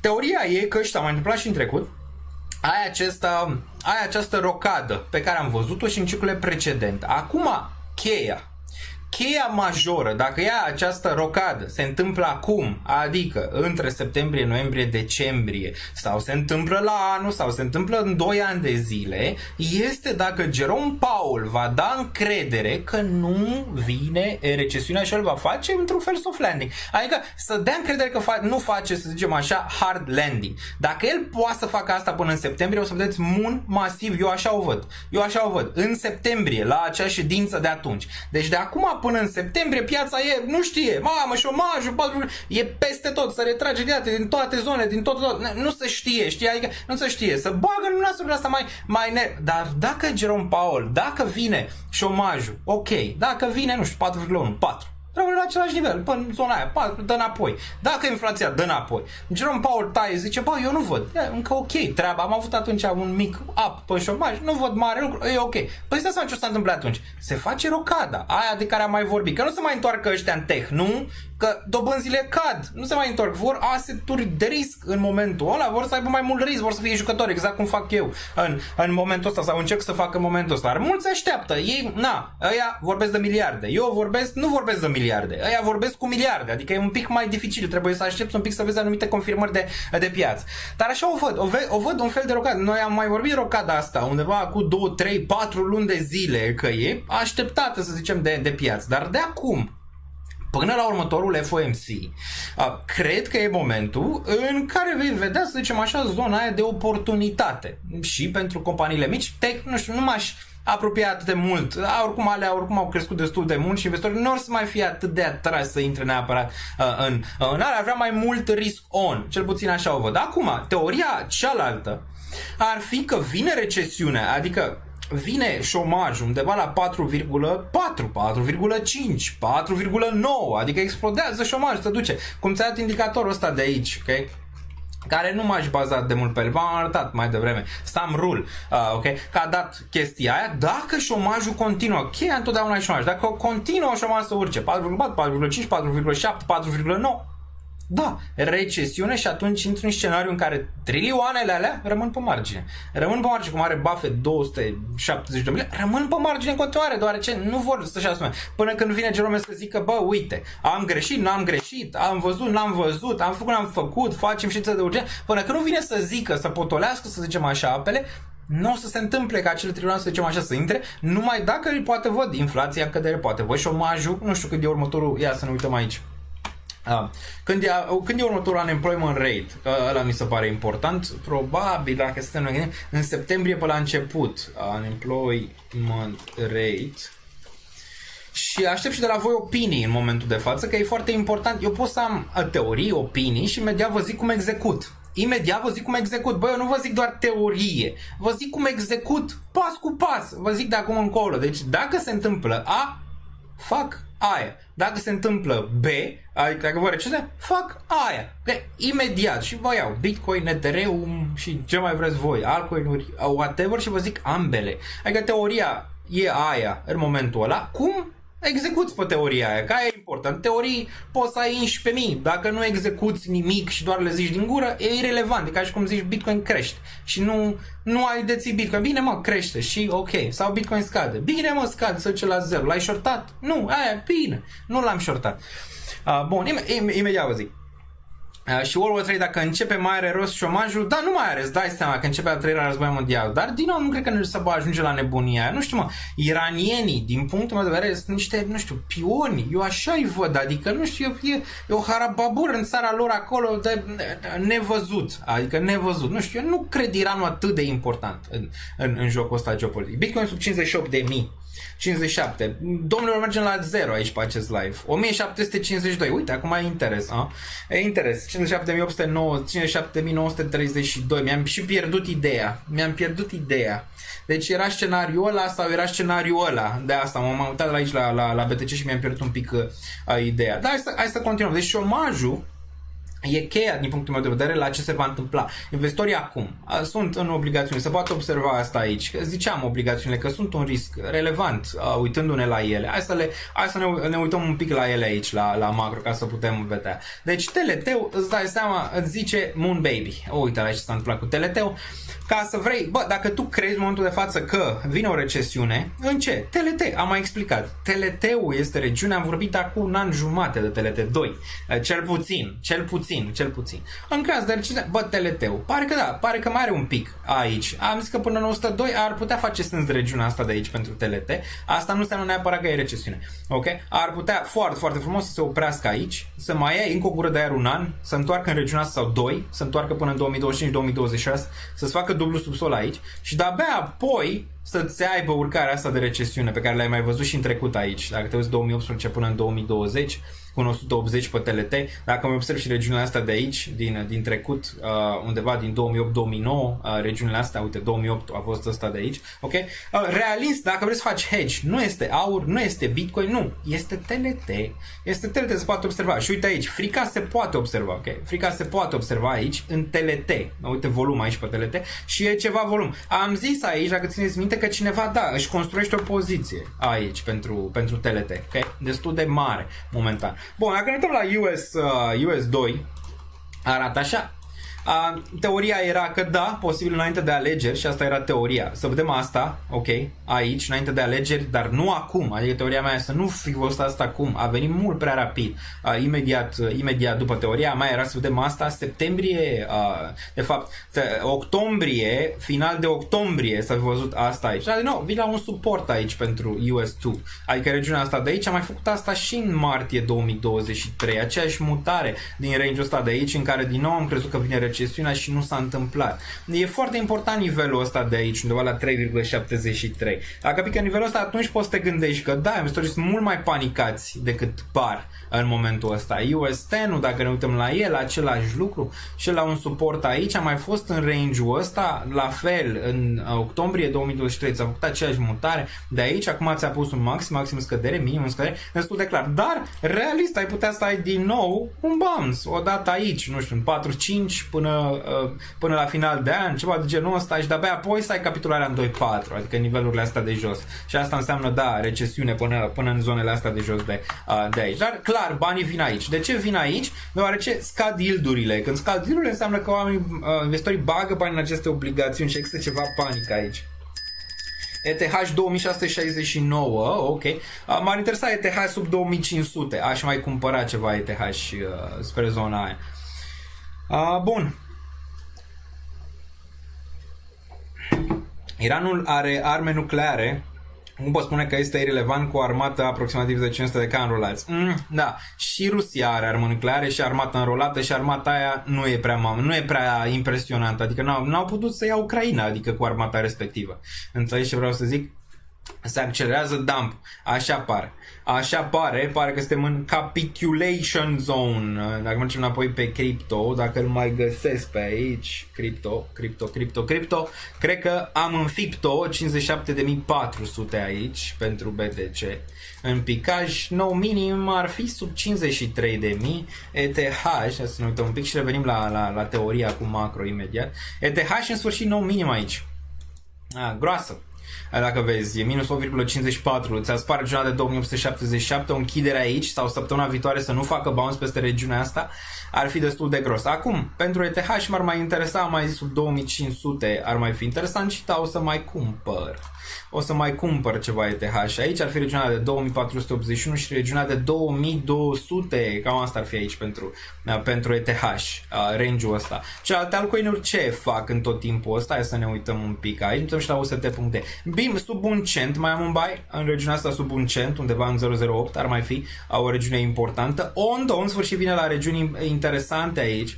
Ondo m-ar interesa și el undeva în zona de 0,59 sau sub regiunea asta de aici, am așteptat ceva pe el pentru range-ul ăsta. Un pic mai jos ar fi relevant. Feciu, da, și el vine în sfârșit spre o zonă relevantă, dar mai mult sub 0,7 ar fi. Axelarul, am luat pachet aici în 0,4 și 8,05, nu mai mă interesează aici, ar fi 0,32 dacă le-am luat un pic la rând. Chainlink înapoi sub 10 ar fi incredibil, regiunea asta de aici de 8, 4, 9, din nou range-ul ăsta de aici m-ar interesa destul de mult pentru Chainlink. DOT înapoi în low. Da, înapoi în low ar fi regiunea de 4,3 până în 37 din nou aici pentru Polkadot. Theta se duce înapoi spre 0,9, ar fi undeva 0,96, nu știu neapărat dacă o să mai adaug ceva la Theta sau unde ar fi regiunea asta de aici. ETH am zis mai devreme unde ar fi relevant, ce ar mai fi pe aici? Stay, nu știu, nu mă interesă mai mult, SUI m-ar interesa, dar ar fi regiunea 23.16. ETH am vorbit. Injective, nu m-ar mai interesa, am deja profit pe Injective. Dacă ar fi să fie, ar fi sub 10. Ne ducem la 0, zice aici cineva. Am mai auzit-o pe asta cu la 0, poate data asta e adevărat, poate ducem la 0.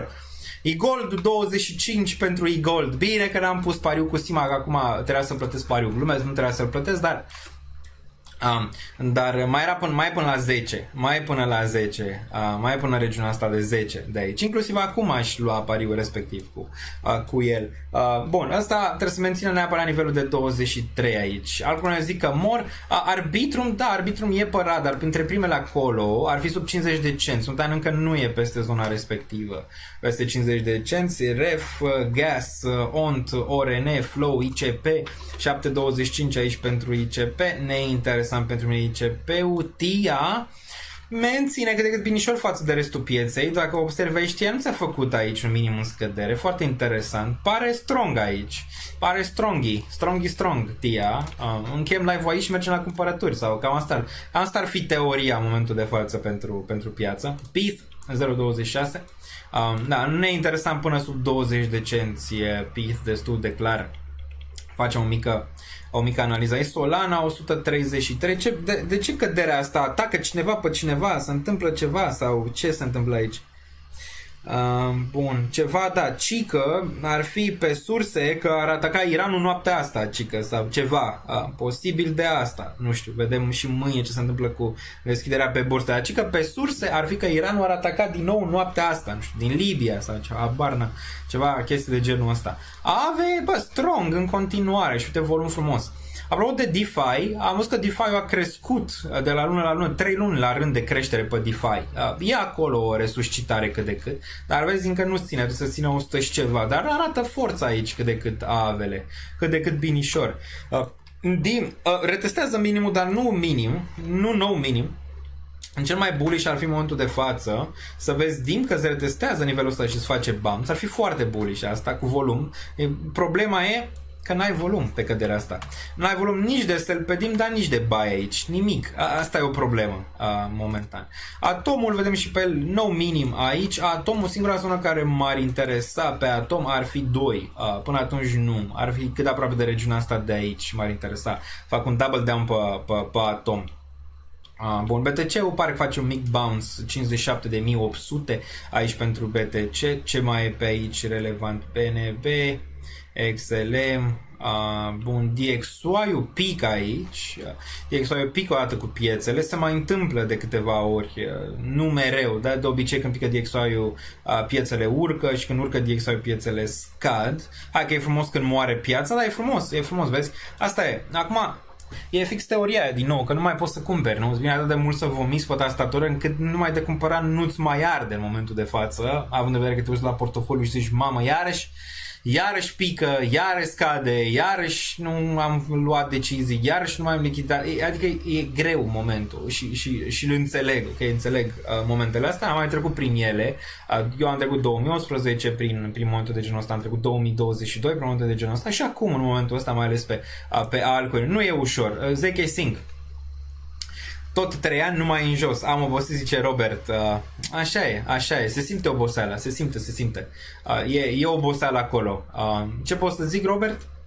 Rezistă. Ok? Rezistă și încearcă să scazi prețurile medii cât mai bine posibil. Bun, altceva. Saga pe verde azi. Interesant. Saga pe verde pe corecția asta masivă. Nu ți-a retestat minimum. Asta pe Binance pare că arată forță cât de cât aici. MPC-ul arată forță, dar și ăsta, și aici trebuie să mai adaug. Cred că vreo 10 pe care o să adaug noaptea asta. Noaptea asta e critică. O să aduc probabil la 10 poziții noaptea asta aici. Probabil o să aduc lichitate spre 15%. Lowest ever. Acum, ce am zis că fac? Deci, dacă avem scenariul A, pe care vi l-am arătat, scenariul A, okay? Hai să vorbim de chestii aplicate, despre aplicabilitate pe scenariul pe care le-am vorbit.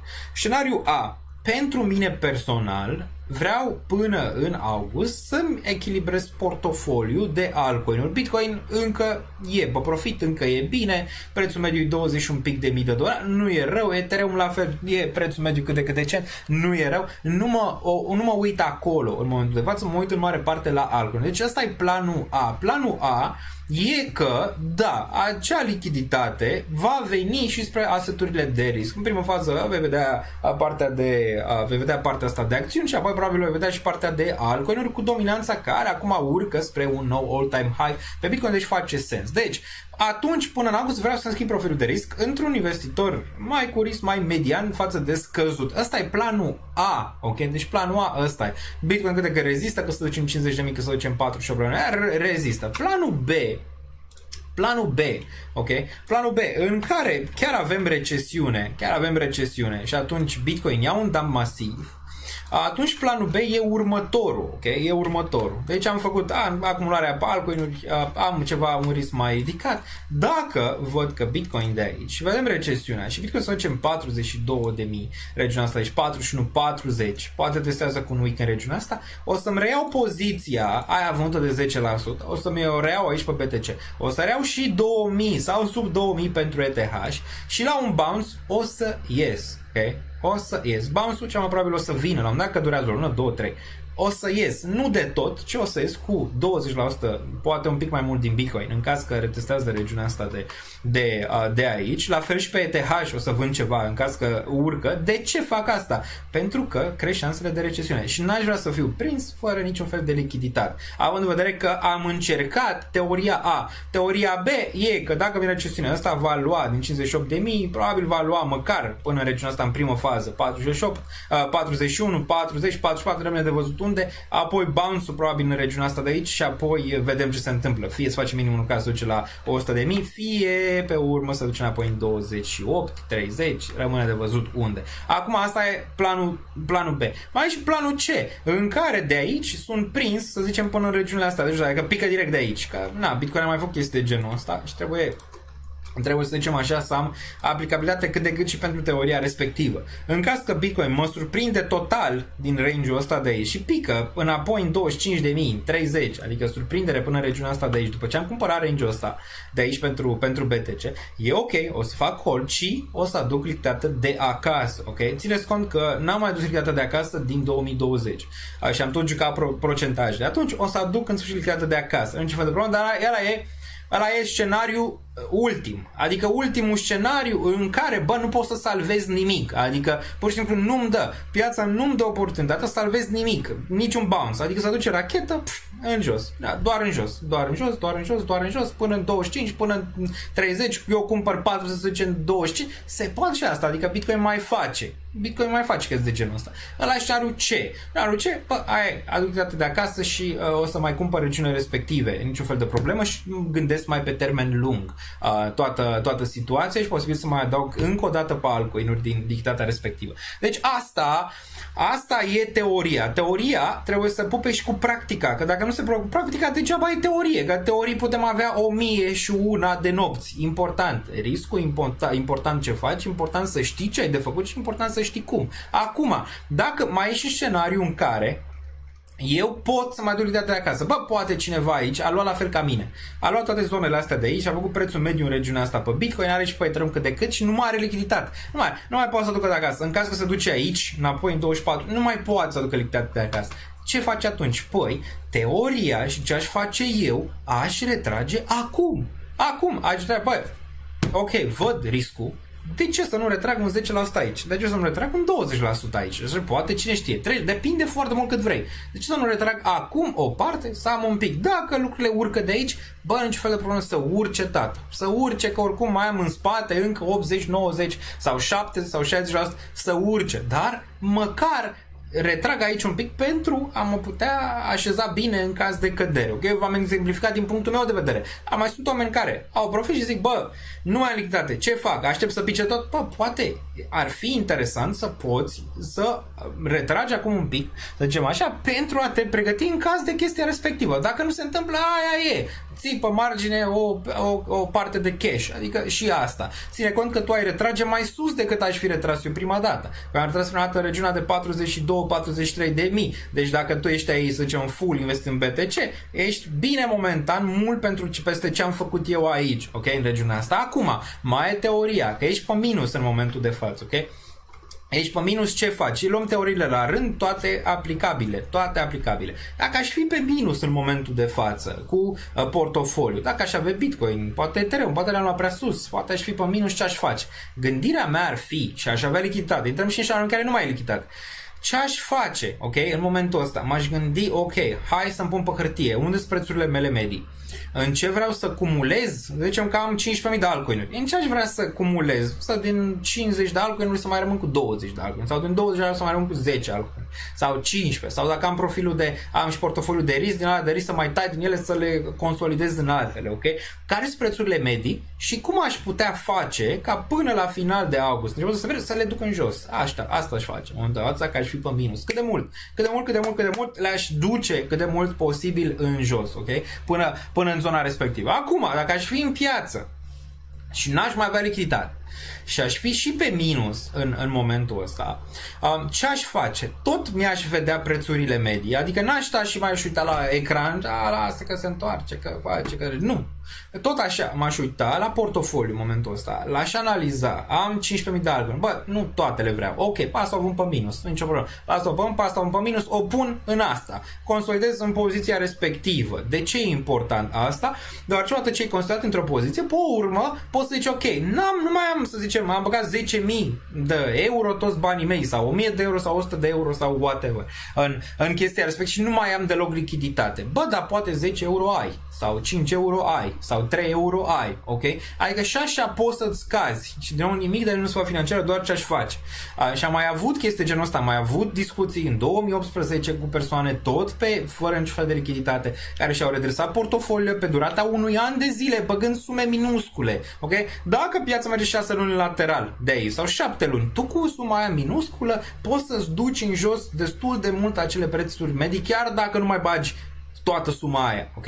Pe care ai băgat-o inițial. Dar totuși trebuie să fii acolo, trebuie să duci cât de cât. Ca în momentul când piața face bam, să poți să decizi, bă, nu vreau să rămân în asta, o vând pe asta, bag doar, nu știu, Ethereum, că e profilul meu de risc. Mi-am dat seama, acum mi-am dat seama, nu e profilul meu de risc, eu nu vreau așa ceva, nu vreau să am volatilitate, nu asta vreau, ok? Vreau altceva și atunci schimb profilul de risc. Zici, bă, nu vreau profil de risc ridicat, hai în median, îl dăm acolo, poate mă simt mai bine în nivelul ăla, sau poate mă simt mai bine în risc scăzut, doar dacă mă încolo, doar în Bitcoin, lasă, naiba de altfel, doar Bitcoin, Ethereum și eu nu mai vreau să fiu jucător în piață, pe agânarea că știu că alea oricum pe termen lung se vor aprecia. Deci există pentru fiecare profil de risc, pentru fiecare situație în momentul ăsta, există, să zicem așa, idei pentru a-ți putea rebalansa cât de cât portofoliul pentru perioada viitoare.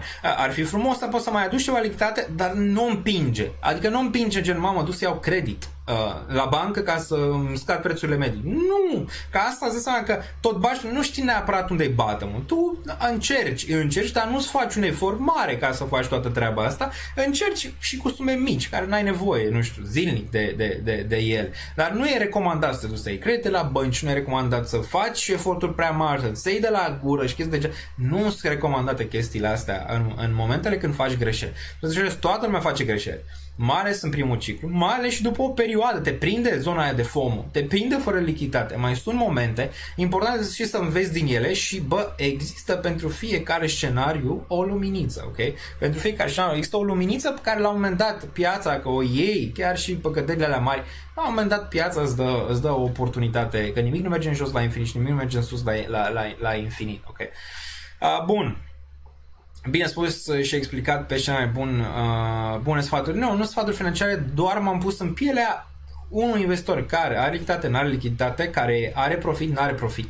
Și toate astea poți, dacă înțelegi, să zicem așa, cum merge treaba asta cu investițiile, poți să-ți reevaluezi situația și data viitoare să faci lucrurile mai bune. Am oameni care mă știu, care la început n-au făcut lucrurile bune și apoi le-au făcut. Cei mai mulți și-au dat seama după ce au pierdut de profilul de risc. Au zis, mamă, eu nu pot, ok, am făcut greșeala asta, ok, mai mi-am reabilitat portofoliul, am putut să-l duc pe linia de plutire după ce s-a întâmplat între. Acum vreau să fiu mai ok, adică nu mai vreau să am volatilitatea extremă din piață. Bun. Bun, mai departe. Bun.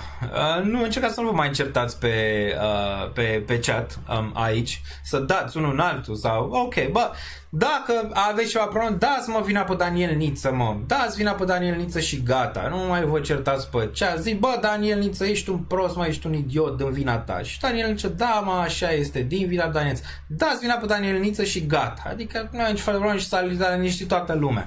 Bun. Ce crezi? Ar putea Jerome să scadă rata cu 0,5 în septembrie? Asta a fost teoria mea inițială, oricum că o să scade cu 0,5 în septembrie. La cum arată piețele în momentul de față, destul de clar că el se gândește la un 0,5. Dar contează foarte mult ce vedem pe unemployment rate. Și hai să mă uit aici să văd când e acest unemployment rate și următoarea zonă. Ne uităm pe economic calendar. Bun. Aici până la final cu Daniel Nici zice Smoke Black. Cred că ai microfonul de la laptop setat nu al tău. Oh, posibil. Oh, da, ai dreptate. Aveți dreptate. Aveți cea mai mare dreptate. Ia vezi acum. Mamă, altceva. Este? S-a auzit cam în puț până acum, cel mai probabil. Acum, vorbesc, zici că ies cuvintele altfel în momentul ăsta. Ia vezi acum.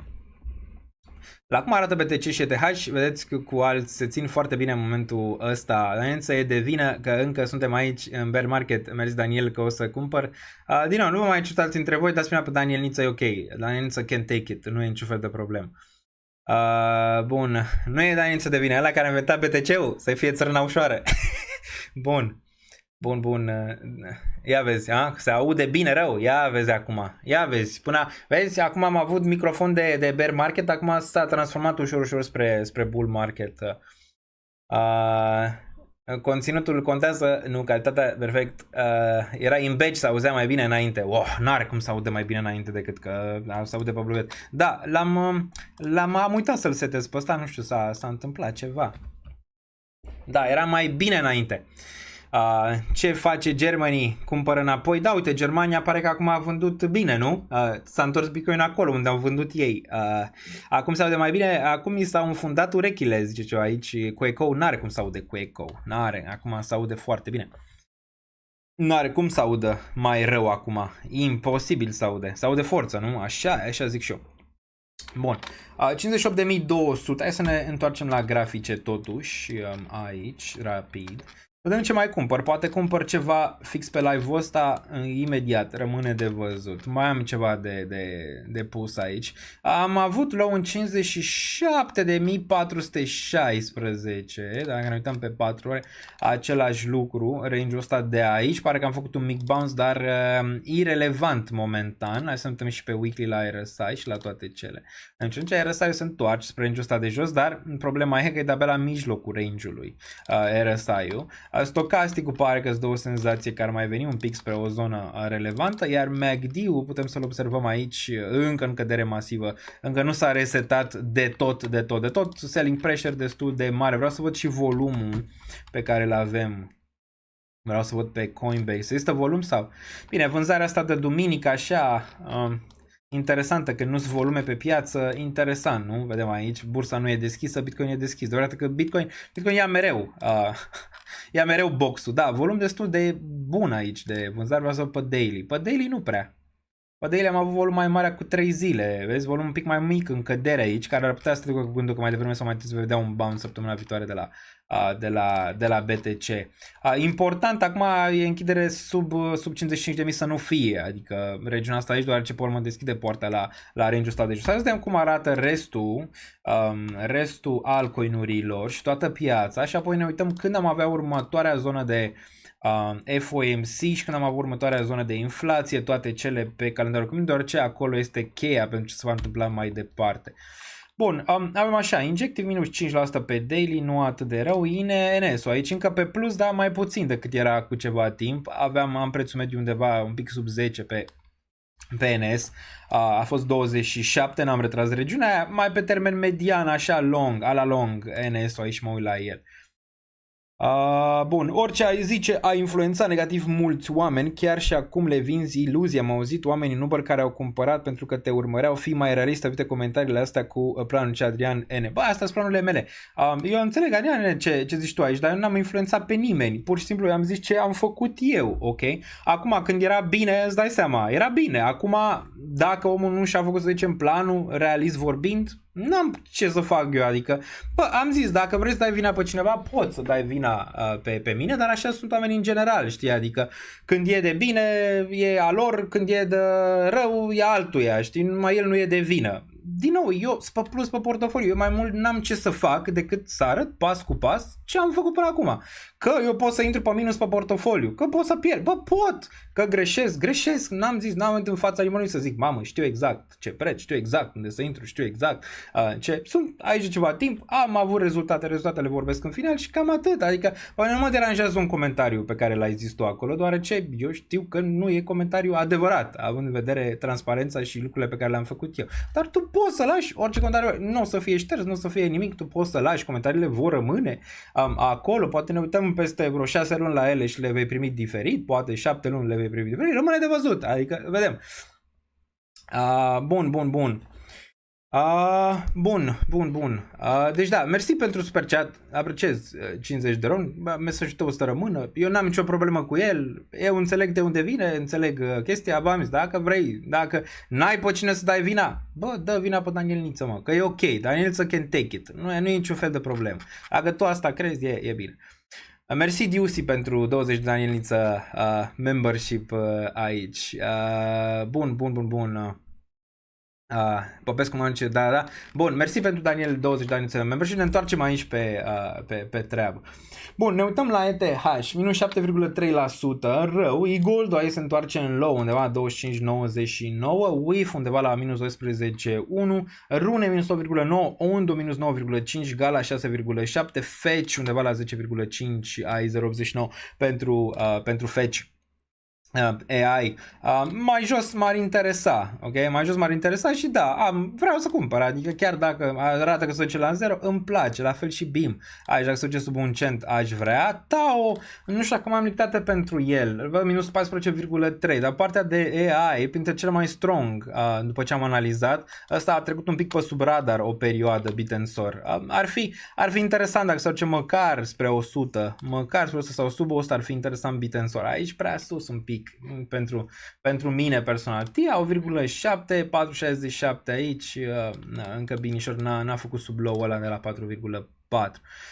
Bun, ce mai vedem aici? Nexo, Ordi, Algo, minus 4,9, Bret, minus 12,6, Ave, minus 9% aici pentru Ave, 98,35.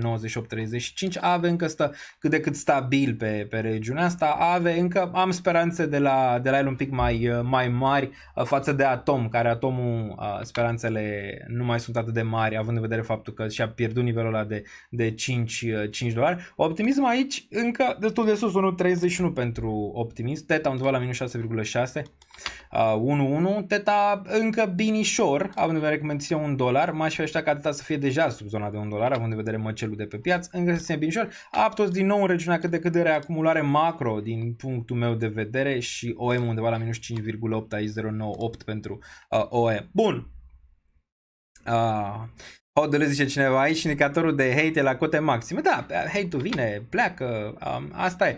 Îți asumi când ești creator de conținut, lucrurile nu sunt ușoare în ceea ce privește a fi creator de conținut pe partea de finance, mai ales din punct de vedere emoțional, psihologic, cum vrei să zici, nu-s bune, știi? Adică când lucrurile merg bine, e ok, când lucrurile merg prost, mai sunt și comentarii de genul.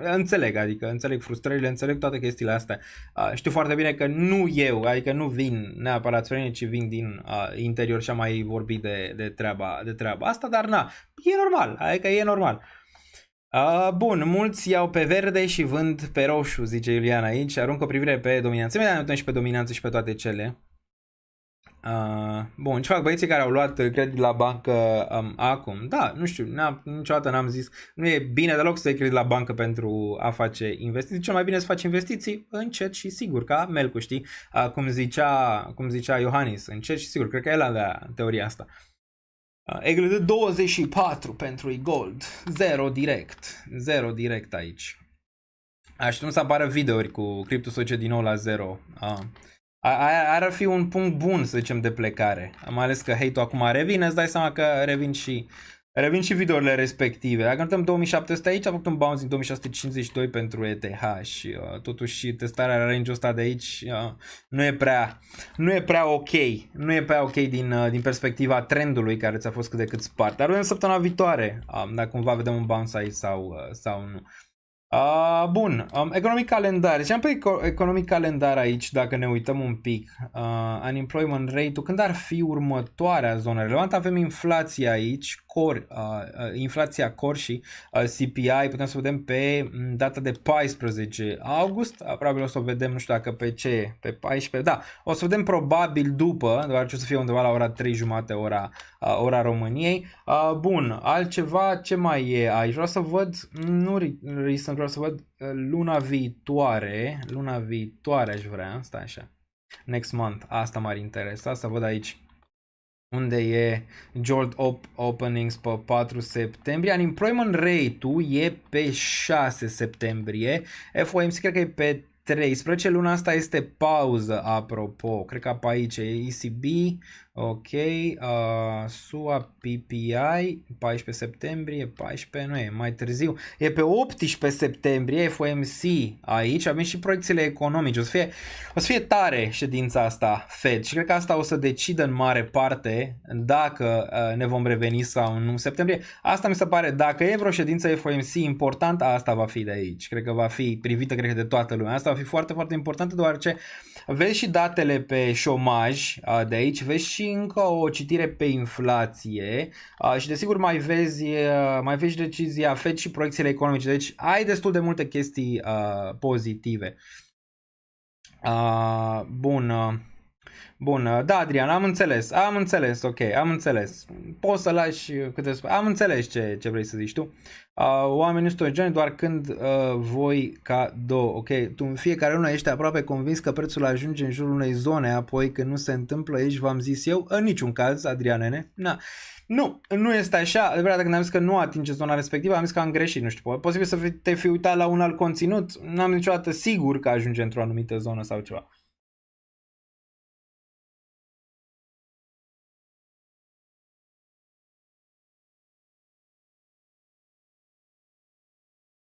Mai bem niște apă?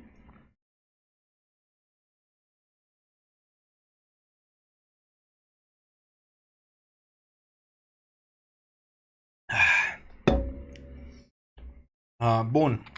Mai departe. Mai departe. Bun, altceva.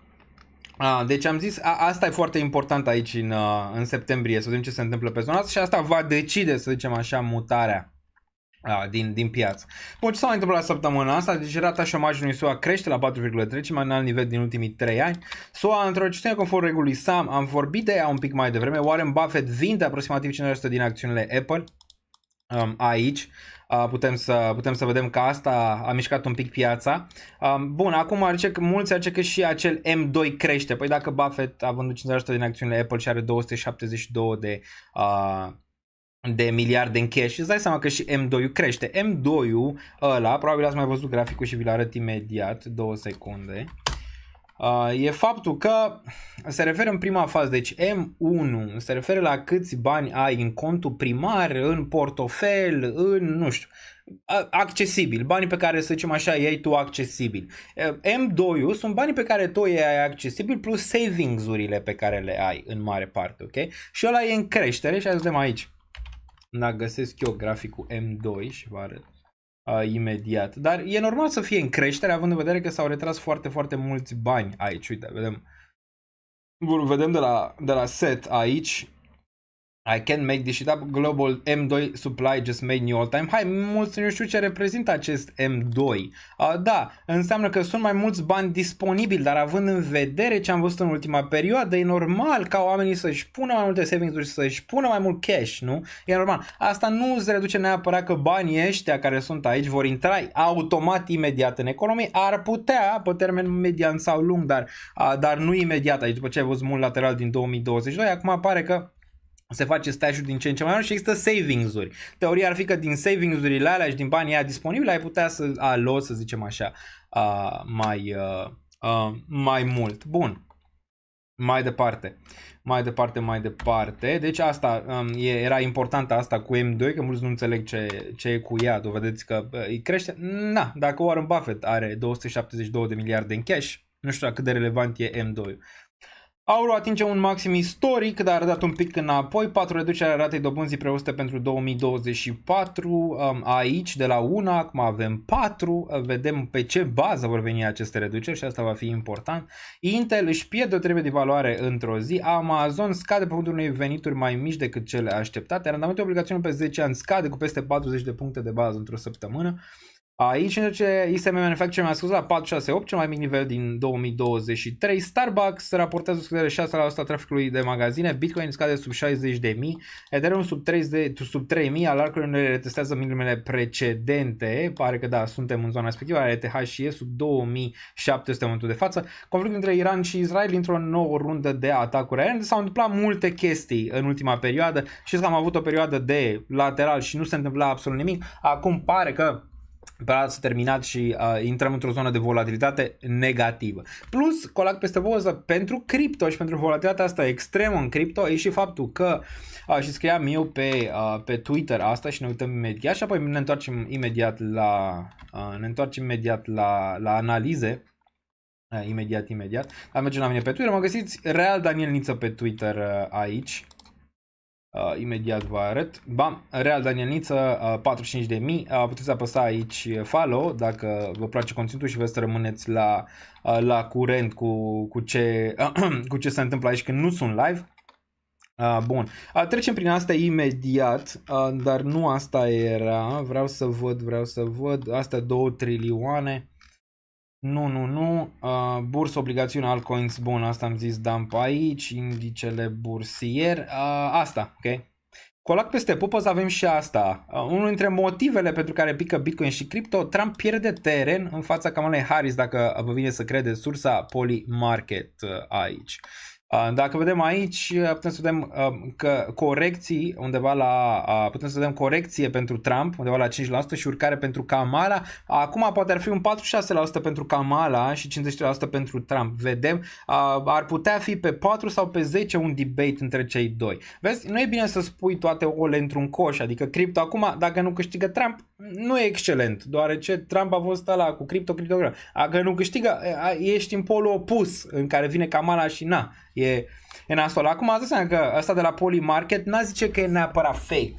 Că încă îl dă pe Trump în față. Sunt unele care le dau pe Kamala în față, ceea ce aici nu pot să fiu de acord, dar ăsta îmi pare cât de cât mai spre realitate. Și e normal, având în vedere că a avut Trump 70% versus Biden după ce a fost împușcat atunci, acum vine Kamala un pic mai fresh și așa, nu știi, n-a vorbit în niciun interviu, nimic. De ce nu vorbește în interviu? Deoarece nu prea știe să vorbească free, adică cum fac eu aici, de exemplu. Nu știe, de obicei e de pe script, adică vorbește de pe script și într-un debate, să zicem așa, s-ar pierde în discuție în momentul când avea un debate cu Trump. Acum vedem dacă vine. Ea ar vrea să fie, nu știu, la ABC News, dar Trump are niște litigi cu cei de la ABC News și vedem dacă o să vină pe 10. Dacă nu, el ar vrea la Fox News și ar fi normal. Deoarece a fost la CNN, unde era pro-Biden, acum ar trebui să vină la Fox News, unde e pro-Trump, nu? Să facă debate-ul ăsta. Bun, știu că ești anti-futures, dar vezi o limită de lichiditate cu care să poți dormi noaptea pe ETH. Nu sunt anti-futures, fac și trading și la fel ca în investiții, tradurile mele sunt anunțate de fiecare dată, entry-exit, la fel și pe partea de investiții, entry-exit, ok, de fiecare dată. Nu sunt anti-futures, sunt anti-futures dacă investești prea mult capital, dacă nu știi să folosești leverage, dacă nu înțelegi riscurile pe care ți le asumi când investești. De asta sunt, să zicem așa, dacă te gândești tu anti-futures, nu sunt anti-trading. Sunt în mare parte anti-trading, nu știi să faci trading și folosești prea mulți bani să faci trading și te arunci să faci trading fără să înțelegi ce înseamnă riscurile relevante, Bogdan Costa. Și mereu când e o poziție nu e așa din vânt, cum ce zici de ETH, cu care poți dormi noaptea pe ETH. Adică, care e riscul tău? Unde pui stop loss-ul? Ai stop loss? Care e leverage-ul? 2x, 5x, 10x? Adică sunt multe chestii acolo pe care trebuie să le știi, să zicem așa, până până iei o poziție. În primul rând, ca și orice, risk management-ul. Adică nu poți să te arunci pe ceva fără să ai risk management. Bun, mai departe.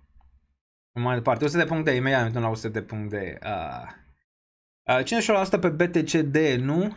Hai să vedem cât e momentan, dacă ne uităm aici. Ethereum nu se mai oprește din cădere. Dacă vedem săptămâna asta, era undeva pe la 3400 și a avut un index de 22% volatilitate ETH aici. 22% volatilitate. Pentru ce se întâmplă mâine, interesant ce se întâmplă mâine cu zonele astea de volatilitate pe bursă. Cum va deschide mâine bursa, ar fi interesant. Dar suntem 100 de puncte. Suntem live de o oră și 46 de minute. Dacă vă place contentul, aveți aici butonul de like. Din nou, nu vă obligă nimeni, cum nu vă obligă niciodată, numai dacă vă place, aveți aici butonul de like în regiunea asta. 842, poate o ducem la 1000. Imediat după anunțul fuziunii FED, am urcat cu FED, AGIC și Ocean până la $5.000. Am stat și acum mai am FED în valoare de 1400. Cine e de vină? Daniel, fii serios și oameni buni, lăcomia e de vină. Zice cineva aici pe Mircea M.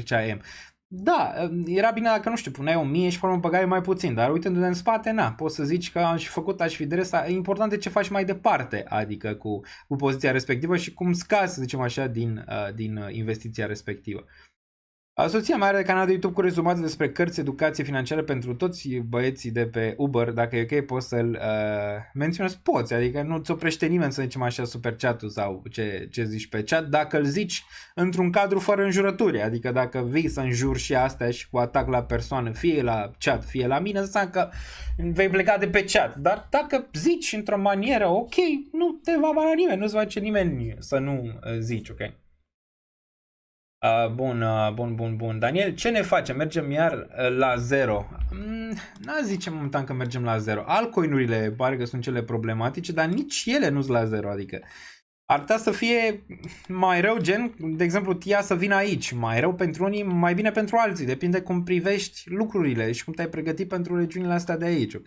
Ar fi regiunea de 3.38 până regiunea de 2.32 aici pentru TIA. Încă mai ai spațiu de manevră pentru, să zicem, ceva corecție aici, dar veți vedea de altele TIA stă un pic mai bine. Nu m-am uitat la superchat-uri, dar ne uităm imediat să ce putem analiza.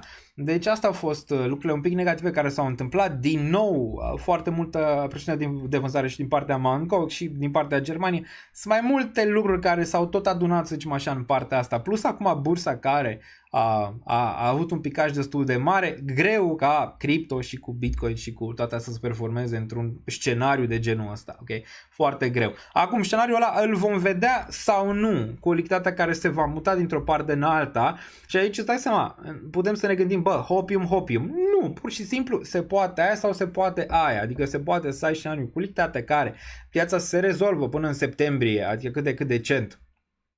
În septembrie vine Jerome și zice ok, șomajul pică, toate astea se reabilitează, sau ai momentul în care șomajul tot urcă la cer deodată și atunci da, intri într-o regiune de recesiune și atunci o să fie mai greu, nimic nu o să performeze, nimic nu o să performeze într-un scenariu de la de recesiune și nimeni nu vrea, inclusiv Jerome, adică nimeni nu vrea un scenariu de la de recesiune grav rău de tot. Îl vom vedea aici până în septembrie în ce scenariu suntem și apoi o să iau anumite decizii în ceea ce privește investițiile pe care le am, dar până atunci scenariul de bază rămâne.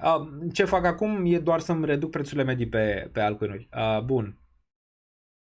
Mai departe, TIA corectează ca Ape, exact ce spuneai, sunteți pregătiți dacă face asta, vedem. Băieți, să iau un city break în Veneția 3-4 sau să bag banii nu văd aici, în ceva. Cred că în cripto vrei să zici. Bun, hai suntem la 100.de, vedem ce face aici, imediat. Dacă e ceva groază pe USDT.de sau nu, ne uităm imediat. Aur, hai la aur, ne uităm și la aur imediat.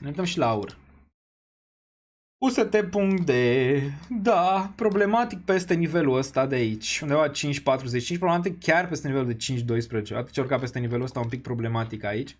Avem regiunea asta undeva 6.17 până regiunea de 6.52 aici, un pic.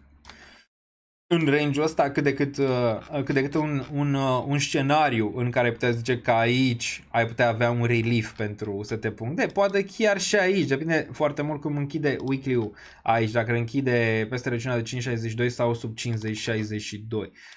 Dar da, binișor aici, un bounce destul de mare, având în vedere faptul că au ieșit foarte mulți bani din zona asta de risc în momentul de față, un bounce destul de mare aici, ar putea încă continua până nivelul de 6.6 și ceva.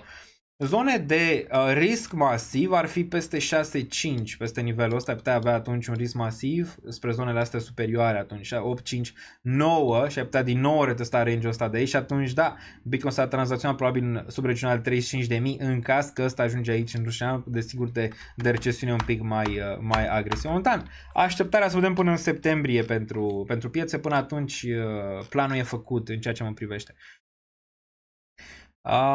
Bun. Ben zice că BTC pune un top când Gold face breakout. Se poate, adică poți să ai analize, ce-mi place la... nu asta am vrut să fac. Ce-mi place la Ben e că, la fel ca mine, își asumă când greșește, zice lucrurilor pe lume, adică îmi place, ok? Îmi place tipul lui de investitor și cum se uită la situații, dar trebuie să înțelegi că nimeni nu are dreptate 100% mereu, adică în niciun caz. De exemplu, el a avut dreptate în legătură cu dominanța, dacă ne uităm aici la dominanță, da, în dominanță destul de on point, dacă a zice 57% momentan. Targetul lui, și sper să aibă dreptate, e același undeva, el a zis că o să treacă de 60, adică o să meargă în șanul ăsta între 59 și 62% aici pe zona asta de dominanță și aici am putea avea un top. De asta și eu aș vrea să am un profil de risc un pic mai ridicat în ceea ce privește aici dominanța, mai ales dacă mergem spre regiunile astea. De asta aș vrea să-mi cobor la median, deoarece dominanța istorică ajunge într-o regiune în care poți să te gândești la un top aici. Dar am văzut și corelarea pe care l-a făcut-o între aur și Bitcoin, are cât de cât relevanță, dar nu mereu. Dar din nou, în legătură cu Bitcoin, el a fost bearish pe toată durata anului 2023, inclusiv aici, adică în range-ul ăsta, când eu eram bullish în regiunea asta de aici, mare parte din piață, inclusiv el era bearish în range-ul ăsta, a devenit bullish, cred că prin nivelurile astea de aici pentru BTC, dar teoria lui era că Bitcoin rămâne sub nivelul ăsta o perioadă, mai retestează low-urile și de-abia apoi poate face high. Poate era mai bine așa, sincer, decât regiunea asta de aici. De asta e bine să iei teoriile respective, e bine să iei, să zicem așa, să te uiți la ce investește ăla sau oamenii pe care îi vezi, să zicem așa, pe social sau îi vezi pe YouTube sau nu știu ce și să vezi dacă se pupă pentru tine. Adică doar ce, în final, piața face ce vrea ea. Adică în final e important să ai risk management, e important să ai o teorie, să pui banii pe teoria aia, dar dacă ea nu se duce, să poți să și tai poziții sau să poți să ai un plan pentru B, adică să facem plan și B. Bun. Dacă se duce BTC de la 62%, mă internez la Obreja, zice aici Andrei M. De ce? Am mai făcut asta și în trecut. Din nou, nu e nimic atât de diferit față de ciclurile precedente în ceea ce privește altcoin-urile. Știu că pentru mulți aici durerea pare mare, dar a fost și mai mare aici durerea pentru altcoin-uri. Adică dacă poți să observi 2020-2019, regiunea asta aici, durerea a fost și mai mare pentru altcoin-uri aici, până când am avut un relief micuț, apoi din nou dominanța a făcut din nou un dublu top aici undeva în 2020 și de-abia apoi am avut un relief mai mare și altcoin season-ul respectiv, la fel și aici în 2017, similar, dominanța era foarte sus aici, nici nu vorbeam în mare parte de altcoin-uri atât de mult pe zona asta. Fear and Greed, ne uităm și la Fear and Greed imediat, ne uităm și la Fear and Greed, poți să arunci o privire pe UTK, Utrecht, poate ne uităm. E GOAT, dar n-ai de plictisitor de urmărit. Păi da, asta zic, investițiile trebuie să fie plictisitoare în general, ok? Deci investițiile trebuie să fie plictisitoare în general, ca și trading, ca orice. Ceva ce îți dă hype, ce îți dă ceva, nu știu, să zici, mamă, am ratat, am făcut, nu-s bune asta. Ce mai bune sunt investițiile? Boring, tata, adică alea-s boring pentru că știi ce faci. E simplu, știi ce faci, dacă urcă, faci aia, dacă coboară, faci aia, adică nu poate să te surprindă piața la nivelul să zici, mamă, ce m-a surprins cu un minus 98% și nu mai am ce să fac. Nu, știi, adică odată ce ajungi la nivelul ăla, e boring, privești lucrurile așa cum sunt. se întâmplă A, faci B, se întâmplă B, faci A, se întâmplă B. De asta, să zicem așa, poate să fie și conținutul pe care îl fac eu câteodată sau alții boring. Bun. Atila, dar nu mai tu ești de vină ca media Sol la 12 F la 0.4 Tia la 5 TH la 1350 etc. Cel mai ok conținut pe rău, felicitări acum. Mersi pentru superchat destul de mare. Din nou, eu nici pe lucrurile adică pozitive nu mi-asum, mamă, ce am făcut eu pentru voi. Am fost aici în martie, toată așa, mamă, mersi Daniel. Bă, nu mulțumiți mie. Mulțumiți-vă vouă că ați luat deciziile bune la momentul potrivit, că ați ales ce a trebuit să alegeți în momentul ăla și ați avut profit, să zicem așa, ok? Adică nu mulțumiți mie, eu sunt aici să-mi expun ideea, sunt aici să-mi expun drumul, parcursul și toate cele într-un cadru deschis, adică deschis, pur și simplu. Ce fac? Aia se întâmplă, aia sunt unele lucruri mai bune, unele lucruri mai puțin bune și tot așa. Dar în final, dacă voi o să ajungeți într-un an sau mai puțin sau 2, să ajungeți pe profit din nou, să faceți profit din nou din piață, să zicem așa, bă, eu am o mică parte acolo, mare parte va aparține vouă, că puneți timp, puneți ore, puneți analize, puneți risc în toate treburile astea, puneți toate astea, vouă va aparține toată partea asta, ok? Eu am acolo o mică chestie, zicem așa, pentru a ține poate un echilibru în ceea ce vă privește, dar în final vouă vă aparține. Ție trebuie să-ți dai mâna în momentul când tu reușești să faci, să zicem așa, din investiții lucruri bune, să zicem așa, care se observă pe termen mai lung. Și n-am, să zicem așa, dubii că se va întâmpla din nou, creșteri și atunci lucrurile vor arata și mai bine, dar durează, e pur și simplu. Omul depinde cum își așterne, știi? Adică cum își așterne perioada, ce așteptări are de la... Noi aici am zis, timpul e relativ în ceea ce privește cripto de fiecare dată. Poți să-ți dai seama de asta. 6 luni poate să fie un an, 6 luni poate să fie 5 zile. Depinde foarte mult ce se întâmplă pe piață, dinamica, toate cele și tot așa. Din nou, știți foarte bine, mulți mă făceați pe chat că, e incredibil, nu știu ce. Bă, am zis, nu, adică întotdeauna am fost genul de persoane care au rămas cu picioarele pe pământ, indiferent de situație. Echilibru câștigă pe termen lung și asta trebuie să înțelegeți mereu. Bă, echilibru niciodată nu trebuie să fii în zone de extreme, euforie, foarte frică sau... Nu trebuie să fii în zonele astea, ok? Trebuie să fii întotdeauna un investitor echilibrat. Bun. Nu mai pot să intru pe export să dau claim la XP, că mă ia plânsul, zice Adrian Șerbănescu. Dar te ia plânsul, câteodată vezi, asta nu e ușor. Nu e ușor. Dacă o să ajungeți, mulți dintre voi, poate rămâneți pe perioadele astea, poate v-ați făcut planuri, reacumulați toate cele și în câteva luni de acum încolo lucrurile o să arate mai bine. Atunci cine o să fie cel care o să ia roadele? Eu? Nu, voi o să fiți cei care o să luați roadele, o să fiți în fața, nu știu, prietenilor voștri, celor care v-au luat la mișto de fiecare dată când ați început să investiți în ceva sau încercați să faceți ceva. Voi o să fiți ăia care o să luați, să zicem, roadele pe chestia respectivă, dar drumul niciodată nu este ușor. Și e bine să fie și un drum în care oamenii să nu creadă în el sau să fie, nu hate, pur și simplu să nu creadă, să se uite la tine de sus, că faci aia, că faci aia. Bă, e bine să încerci ceva, e bine să-ți afli profilul de risc, chiar dacă ai o perioadă un pic mai dificilă în piețe. Bă, e bine toate astea, ca toate astea la un moment dat pentru tine se vor lega să poți să iei decizii mai bune pe termen lung. Bun.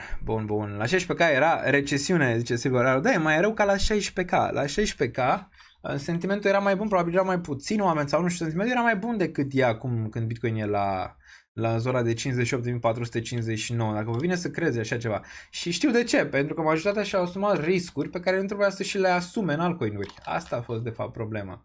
Avertizarea a fost de multe ori, dar mai mult de avertizare n-am ce să fac, mai mult de a arăta cum investesc eu și procentajele pe care le-am, n-am cum să fac, adică altceva n-am ce să fac. N-am ce să fac. N-am altceva ce să fac. Dar da, înțeleg, 58.000 aici, 58.441, mai rău decât a fost Bitcoin aici, adică mai rău, deoarece e vorba de timp. Omul și-a făcut așteptarea, mai ales luând altcoin-uri, dacă te uiți la Polkadot, de exemplu, dacă ții Polkadot, mare parte din portofoliu. Ăsta s-a întors în regiunea asta de aici, nu neapărat în regiunea din octombrie, dar E cât de cât aproape. În octombrie a fost undeva la 37, aici undeva la 47, adică nu e mare diferență, tot în regiunea asta, deci nu e unde e Bitcoin în range-urile astea superioare. Și de fapt asta e zona de depresie aici, a pieței, zona în care, îți vine să renunți, să te căpieze și toate cele, pentru că ai avut un portofoliu echilibrat pe toată treaba asta de aici, dar Wall Street arată același lucru, aici unde te afli, în zona de depression, masiv aici pentru altcoin care poate să mai dureze. La un moment dat vom avea un relief rally destul de mare, poate chiar mai sus per probabilități pentru altcoinuri, având în vedere că se strânge toată partea asta de hate contra lor. Vom avea, dar poate să mai dureze ceva, aveți dominanță, face breakout, am putea vedea regiunea de 58%. Acum, ce cumpăr? Păi zic că ar mai fi unul, ca să luăm așa, direct, ce cumpăr eu, din nou, Nesfa Financiar, am mai repetat, e doar ce fac eu, încerc să-mi scad prețurile medii. Zic că m-ar interesa și o să cumpăr, probabil după ce ies de pe live, range-ul ăsta de aici probabil o să mai o poziție și apoi o dată undeva la 9,3. Riscul ar fi că dacă pică sub 9,3 am de ales, fie stai poziția, fie să continui aici DCU pe ZK. Având în vedere că nu prea ai deblocări aici pentru ZK, ar putea fi o zonă de oportunitate reală. Nu știu neapărat dacă tai poziția în caz că iese sub regiunea asta, având în vedere că am portofoliu de risc în care intră momentan ZK. Dar ZK da, ar fi. Ar fi ENA, care m-ar interesa aici, tot pentru portofoliu de risc specific, ca să înțeleagă, în zona asta de 28 de cenți. Change aici, în regiunea asta, m-ar interesa de acumulat aici ceva. Ar mai fi Axelar pe portofoliu de risc. Merge și la portofoliu de bază imediat, acolo lucrurile arată mai bine pe prețuri medii. Axelarul, nu ăsta e Excel USD, vreau mai mult ceva și pe bridge-uri aici, m-ar interesa. N-am nimic pe bridge-uri, ar fi interesant un Axelar, dar după cum vedem aici, teoria cu Axelar aceeași, n-a făcut un nou minim, se retestează minimul ăsta precedent la 0,46, 0,47, am putea vedea 0,39, 0,31 aici din nou și aici m-ar interesa, dar vedem dacă vine. Deja am luat zona asta de 0,48, 0,5 aici pentru Axelar pe căderea asta, aici nu mă interesează neapărat, vreau mai jos, adică vreau în zona asta și pot să observ că odată ce a picat din regiunea asta de sus de aici s-a întors până în range-ul de aici, de-abia apoi din nou ți-a făcut urcare. Nu cred că va fi diferit nici data asta aici, ar putea fi o regiune cât de cât relevant, ok? Bun, acum portofoliul de bază BIMX aici pe gaming, deoarece n-am prea mult gaming în portofoliu, chiar și BIMX e destul de puțin în portofoliu, ăsta e portofoliul de bază. M-ar mai interesa de-abia aici 00764 până în nivelul ăsta de 0094. Dacă nu ajunge aici, nu ajunge. Dacă face reversal de aici, nu ai nici fel de problemă. Face reversal de aici, prețul mediu e undeva spre zona asta de 1.9, aici e prețul mediu pentru BIM. Dacă vine aici, m-ar mai interesa, dacă nu, momentan pe ăsta nu mă interesează. M-ar mai interesa, cum îi zice, Arbitrum, ARBUSD, imediat. Arbitrum, bun, Arbitrum, da, Arbitrum ar mai interesa sub 0.5, spar totuși nivelul ăsta foarte relevant de aici, asta era zona de risc, având în vedere totuși că Arbitrum e relevant pentru ecosistem, o să continue aici DCA pentru Arbitrum, sub 0.5, momentan încă nu, dar pare că ușor vine spre zona aia, ți-a făcut din nou un nou minim aici față de altele care n-a făcut, s-a naționat de bine, pare că face un nou minim 0.55 aici, dacă face bounce, face, dacă nu, prețul mediu pentru Arbitrum 0.76 aici. În nivelul ăsta, ar fi frumos să-l mai scad dacă intră în regiunea asta. Aici portofoliul de bază pentru Arbitrum. Asta ar mai fi cât de cât relevant aici. Bun.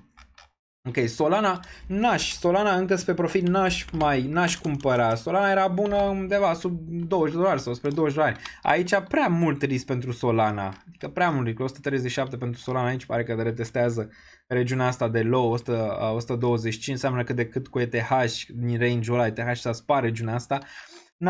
Asta ar fi interesantă dacă ar avea un retracement măcar până în range-ul de 40 sau sub 40. Aici m-ar interesa din nou Solana. Până atunci nu. Acum nu știu neapărat dacă mai retrag din Solana aici sau nu.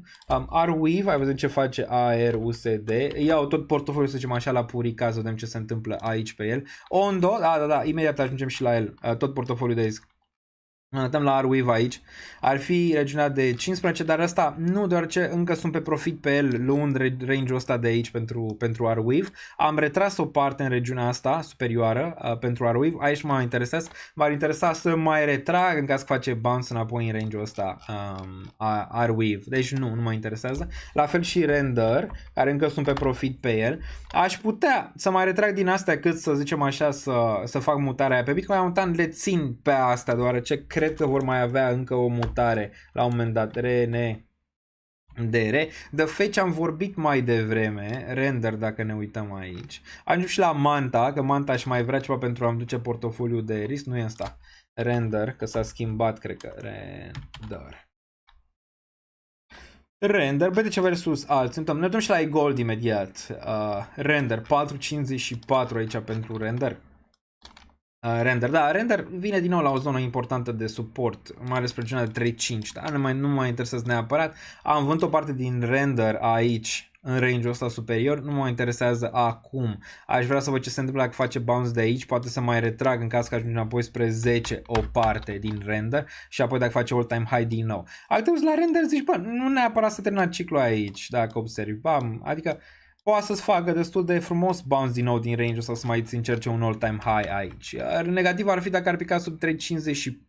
Range-ul ăsta ar fi de cât de cât negativ aici pentru Render, deoarece ți-ar pune un minim aici în scădere față de range-ul ăsta. Ți-a pus mai minime în urcare, maxime în urcare, plecând din 2022.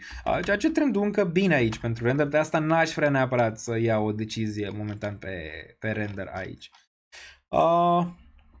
Bun, e-gold, ne uităm și la celelalte portal, celelalte, poate e ceva acolo de mâncat pe ele. Inject imediat. E-gold-ul 26.2, regiunea de 22 foarte relevantă aici pentru e-gold, de ținut, adică 22, maxim regiunea de 20. Asta ar fi relevantă din nou, sub 20, adică sub 20, care ar fi următorul nivel pentru e-gold care m-ar interesa. Nu cred că e alt nivel care m-ar interesa decât probabil cel de la 12 pentru e-gold. Regiunea asta de aici, ok?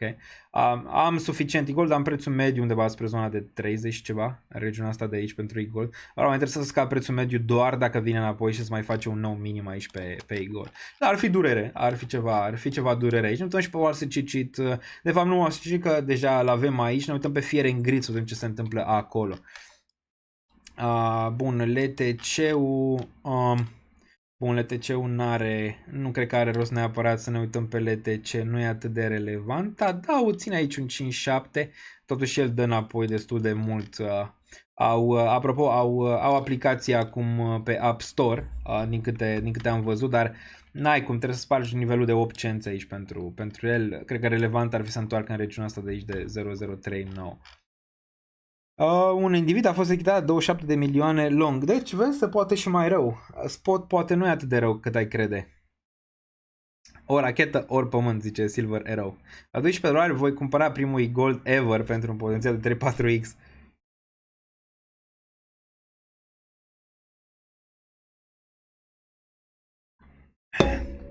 Ondo. Da, Ondo este pe listă. În noaptea asta o să fac multe cumpărături, nu știu dacă dorm neapărat, vedem. Cred că e o noapte albă, cel mai probabil. Ondo. Bun, Ondo aici sub 72. Da, ar fi. Hai să ne uităm relevant la Ondo. E ăsta tot graficul de pe Coinbase la Ondo. Ondo și Mantra ar mai fi. Ondo USD, Ondo și Mantra. Așa, bun, Ondo. Da, Ondo aproape de regiunea asta, 0.59-0.49. Te poți aștepta la un bounce de aici, după ce a picat în cap. A picat undeva la 54%, avem aici regiunea 59, avem aici 0.60, avem aici 65% cădere în regiunea asta. Poți gândi, având în vedere că e altcoin încă poate și mai jos. De asta nu poți să ai doar o singură zonă. Mai ai și nivelul ăsta de un 0.38 și mai ai și nivelul ăsta de aici de 0.28 până în nivelul de 0.2. Aici pentru Ondo, ok? A zice prima dată nivelul ăsta, când mai aproape de 0.5, apoi avem nivelul de 0.37-0.28 pentru Ondo. Încă bearish aici, vreau să ne uităm un pic la oscilator, oscilatorul spre 0 aici. Ar trebui la RSI, dar totuși dacă tu pe weekly mai are un pic de mers. Imediat mă uit și la superchaturi, nu plecăm. Nu plecăm. Bun, SUI. SUI, da, SUI este una dintre monedele pe care probabil o să mai adaug, SUI USD.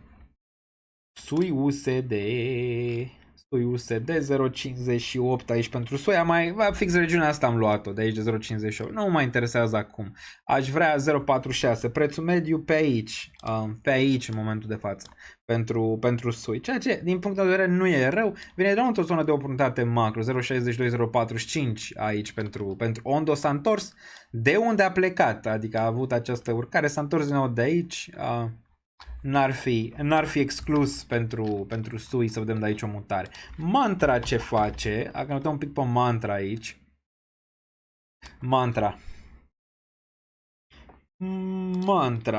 098. Bun, ți-a spart nivelul ăsta beri și atâta timp cât e sub 104. E prea sus Mantra. Pare că mai are de corectat. 07, 06, 054 nivelul ăsta de aici. Încă se ține forță Mantra aici, dar uite. Uite în ce intri, adică intri într-un pump de genul ăsta, ca să-ți arăt ceva similar, ai putea intra într-un axelar, înțelegi? Ai putea intra în asta. Și ăsta ziceai că se duce la infinit de aici. Ceea ce nu s-a dus la infinit, dacă observi. Odată ți-a spart un nivel important, se întoarce spre low-uri. Axelar, în zona de jos. Manta, da, corect. Bun. Bine rău, pe bani niță, dar vrea să le adauge pe toate. Nu neapărat pe toate, plus ține cont că nu o să-mi ia atât de mult din lichiditate, mai ales portofoliul de risc. Cel de bază o să miște ceva. La cel de bază o să fie mișcare. La cel de risc nu o să fie mare damage pe cash. Bun, Manta, da, nou minim pe Manta aici. În momentan n-am mai pe Manta. Vreau să văd aici ce se întâmplă pe Manta. Posibil să mă gândesc 0.5 pe Manta. Posibil, vedem dacă atinge nivelul ăsta. Deci încă mai are destul de mult până nivelul ăsta de jos pentru Manta. Nu înseamnă neapărat că îl va atinge. Poate să facă un reversal oricând, dar momentan nu-l vedem. Având în vedere că din nou ți-a făcut nou minim, nu poți să te gândești că aici e minimul pe această criptomonedă, în niciun caz. Dacă ne uităm de aici, tot trend descendent. Vrei să vezi măcar urcare peste 1.07. Adică dacă ăsta e minim, mai vrea să vezi ceva de genul ăsta de la Manta. Și apoi putem vedea urcări frumoase aici pentru Manta. Bun, Teta. Da, ne-am uitat la Teta. Imediat. Ne uităm imediat la Teta. Nu știu dacă ăsta era graficul pe Teta. Bă, menține Teta $1, ceea ce încă e șocant pentru Teta că menține $1 aici. Încă binișor față de piață. Vrei să nu-ți pice sub 0.95, aici ar fi nasol. Ți-a dat tot înapoi din regiunea de 3.9 până în range-ul ăsta de jos. Am fost aproape să vând ceva Teta aici, dar n-a intrat sell-ul respectiv. Nu e problemă. Văd aici ce se întâmplă la nivelul ăsta de 1.101 pentru Teta. Dacă aș vrea să mai adaug pe așa ceva, ar fi doar low-urile cel mai probabil de aici. Nu știu neapărat că m-ar gândi la un 0.72. Nu m-aș gândi momentan la Teta. Mai este pe TIA, te rog, am luat la 2.58, nu am vândut nimic, am mai luat la 4.56, nu vând nimic, aș mai cumpăra la 1 sau 2 dolari răbdare, eu sunt din 2018. Danilo are skin in the game aici. Da, TIA, eu zic o să facă surprize plăcute. Acum îți dai seama, orice se poate întâmpla. Eu cred că TIA o face surprize plăcute când își va termina dump-ul, ok? Aici, când va epuiza sellerii de tot. Dar da, pe mine, dacă îmi duc în preț mediu 5 pe TIA, ar fi destul de relevant. Da, asta ar mai interesa. 3.46 până în 2.31. Ai ceva încredere în TIA, posibil să dea rezultate, Danilo, dacă ai destulă răbdare aici pentru a trece prin perioada asta de 4-5 luni pe cădere. Cât e pe corecție TIA? 77% în momentul de față. Ține cont că vreo 80% a avut pe corecție Solana în ciclul precedent de bull. Dacă ne uităm la Sol aici. Bun, și ne uităm la ciclurile precedente. Imediat. Solana. Aici. Da, minus 78 a avut. Deci cam același nivel cum e momentul de față a avut atunci Solana. E cam la același nivel. Și aici era greu, adică. Și aici te-ai fi gândit. Am mai explicat zona asta pentru Solana. Am mai explicat. Dacă te-ai fi gândit aici, dacă dăm un reply bars, erai aici. Ok. te-ai fi gândit, adică clar aș fi avut un buy aici care n-ar fi intrat.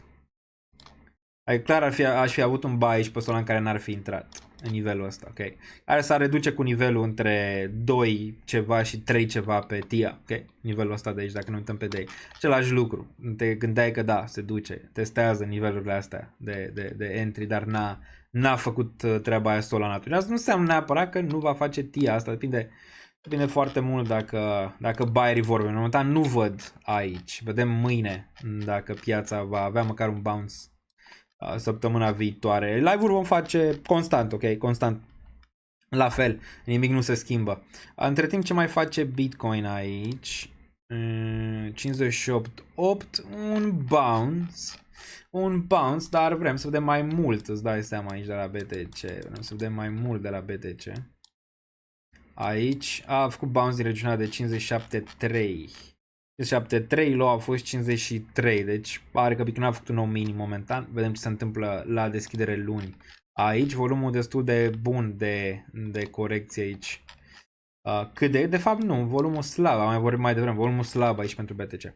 Bun, hai să ne mai uităm și la alte chestii, poate vreau și la bursa americană înainte să ieșim, deja 2 ore 16 minute aici.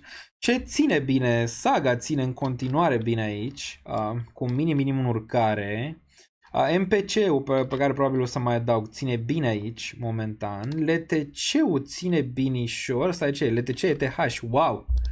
LTC ETH face bounce. Bine, am mai făcut chestii de genul ăsta. Ultima a fost în 2022 aici când a făcut un bounce versus ETH. Totuși așa arată LTC versus ETH aici. Groaznic. Bun, să-ți dau un mesaj cuiva să mai cumpere niște ETH. Imediat.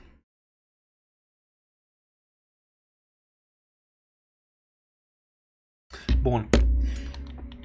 TLT-ul stă bine, euro ok, bine, Apple-ul, Tronul stă bine, nu știu ce face Justin Sun ăsta, Tronul stă bine al naibii.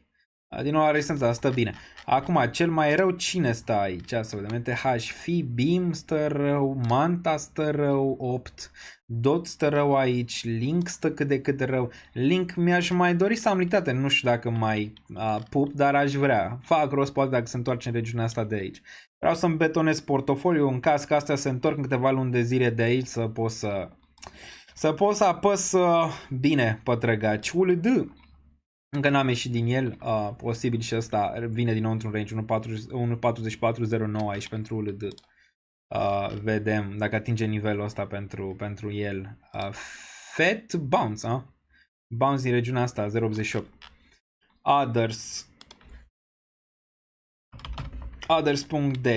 Bottom-urile niciodată nu sunt ușoare. Dacă ați mai fost în piețe, mai ales în cripto, bottom-urile întotdeauna au fost grele. Uitați-vă pe live-ul în care Solana a fost la $8, 10 și am cumpărat pe live atunci. Uitați-vă la live-ul ăla cât de dificil a fost din punct de vedere emoțional nivelurile respective. Bottom-urile nu sunt ușoare, niciodată. Niciodată nu sunt ușoare de cumpărat bottom-urile. Others D, cred că la asta te referi, nu? La Others D. Epco, imediat ne uităm și la super chat-uri. Others D. Bun, încă n-a pierdut structura. Poți să zici ce ai vrea, minim urcare. În continuare, n-a pierdut structura. Structura ți-o pierde Others D doar când pierde nivelul de 781 de aici. Atât aici pentru Others D. Încă structura intactă. Arată bearish? Arată. Dacă te uiți pe Mantri, arată că zici că pierde nivelul ăsta, se duce înapoi în nivelul de 47. Momentan, încă trendul e prietenul tău aici pentru Others D. Nu poți, că aici ai fi zis la fel. O dată ce era în regiunea asta și îți dau pe bar chart. Nu merge pe ăsta, din păcate. Aici la fel ai fi zis, când era range-ul ăsta, bam, mergem pe paralel. Aici la fel zici, până când nu spargi regiunea, minim urcare pe Others D. Doar Others fără D. Hai să dăm Others fără D, adică total cap pe celelalte altcoin-uri. Bun, hai să dăm aici ce se întâmplă. Bun, mutarea am avut-o mai devreme decât era anunțat. Dacă ții minte, ultima oară când am făcut o analiză mai amănunțită pe asta, mă așteptam la asta, ok, de la altcoin-uri. Așteptăm la asta, bam, la asta în primă fază, să-ți contureze aici un bottom și de-abia apoi să-ți găsească mutarea în regiunea de sus. Ce a făcut asta s-a dus direct aici, în regiunea de 348 și acum găsește corecția. Relevant ar fi să mențină un 162, adică dacă ăsta menține 162, face același lucru.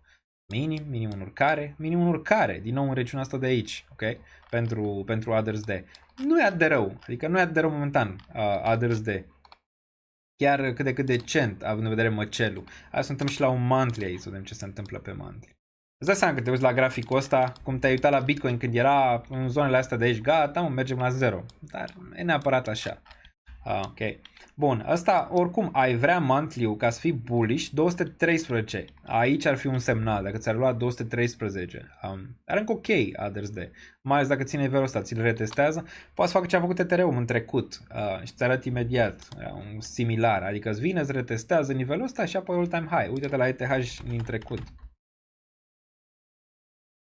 Răbdarea nu este cel mai bun atu al nostru, corect? Bun, Ethereum, aici, mă refer la zona asta pentru Ethereum. De aici, când a venit, ți-a stat, bam, bam, bam, bam, mult mai dură regiunea asta, mult mai dură, aici cream că se duce la 0 tot. Deci mult mai dură în zona asta, ți-a făcut minimul ăsta în 81, ți-a făcut urcarea încă o dată aici, mult mai dură aici, din ce vedem în momentul de față pe ETH, mult mai dur. Și apoi ți-a urcat peste nivelul ăsta, ți-a retestat regiunea asta și apoi a mers spre regiunile superioare. La fel și aici. Dacă ăsta retestează 2000 și ține, nu e nimic. E nimic wow din punct de vedere al trendului. Dacă se retestează 2000, adică un pic chiar mai jos. Același lucru ți-a făcut și aici dacă observi. Reacumulare pe termen mai scurt de acumulare ce a făcut aici. Aici un 80-70% din acumularea pe care a făcut ETH aici, în nivelul ăsta de jos. Aici a făcut deja breakout, s-a urcat aici mult mai devreme decât era așteptat. Aici a durat o groază până când s-a făcut all-time high-ul, înapoi în 4800, după 10.000 de zone de reacumulare și tot așa. Dar nimic wow dacă ar veni în 2000, ți-ar retesta din nou regiunea asta, ți-ar nenoroci din nou piața, sentimentul și abia apoi cel mai hăituit raliu din istorie, în câteva luni după.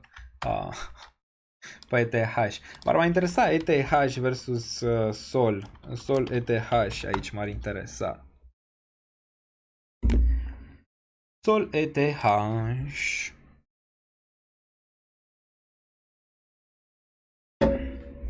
Sol ETH. Din nou pare că face bounce. Din nou mai bine Sol. Din nou mai bine Sol aici. Am și Solana, am mai multe TH și pe primul loc în portofoliu, n-a dat rezultate acea mutare momentan. Vedem. Pe locul 2 Bitcoin și apoi USDT momentan în portofoliu. Asta n-a dat rezultate. ETH, apoi mai am și Solana BNB. Dar din nou play ar fi fost mai multă Solana aici. Destul de clar. Destul de clar, mai ales mutarea asta. ETH ce a făcut? A făcut mutare de-abia până aici. Aici s-a oprit ETH. Nivelul și apoi mai sus, dacă ne uităm la graficul Solana simplu, aici, dacă se și încarcă, ETH pe aici s-a oprit, până 108. Solana s-a dus mai sus de atât, dacă e să le luăm la perspectivă de all-time high.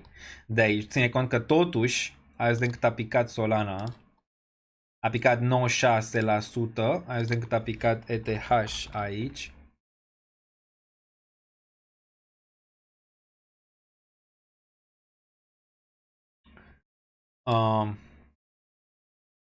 Bun, 81. Deci a picat mai mult Solana, asta e clar. Okay. Adică nu poți să le iei doar așa, dar destul de clar că asta mai bine Solana pe prima parte, să zicem așa, de bull aici. Weekly foarte relevant aici pentru ETH. Nu-i pun încă cruce, dar relevant dacă închide sub 2887. N-am mai făcut asta din februarie 2024. Relevant. Săptămâna viitoare critică. Critic aici. Dacă ăsta este fake out, vei vedea săptămâna viitoare un dildo înapoi în 3000 plus.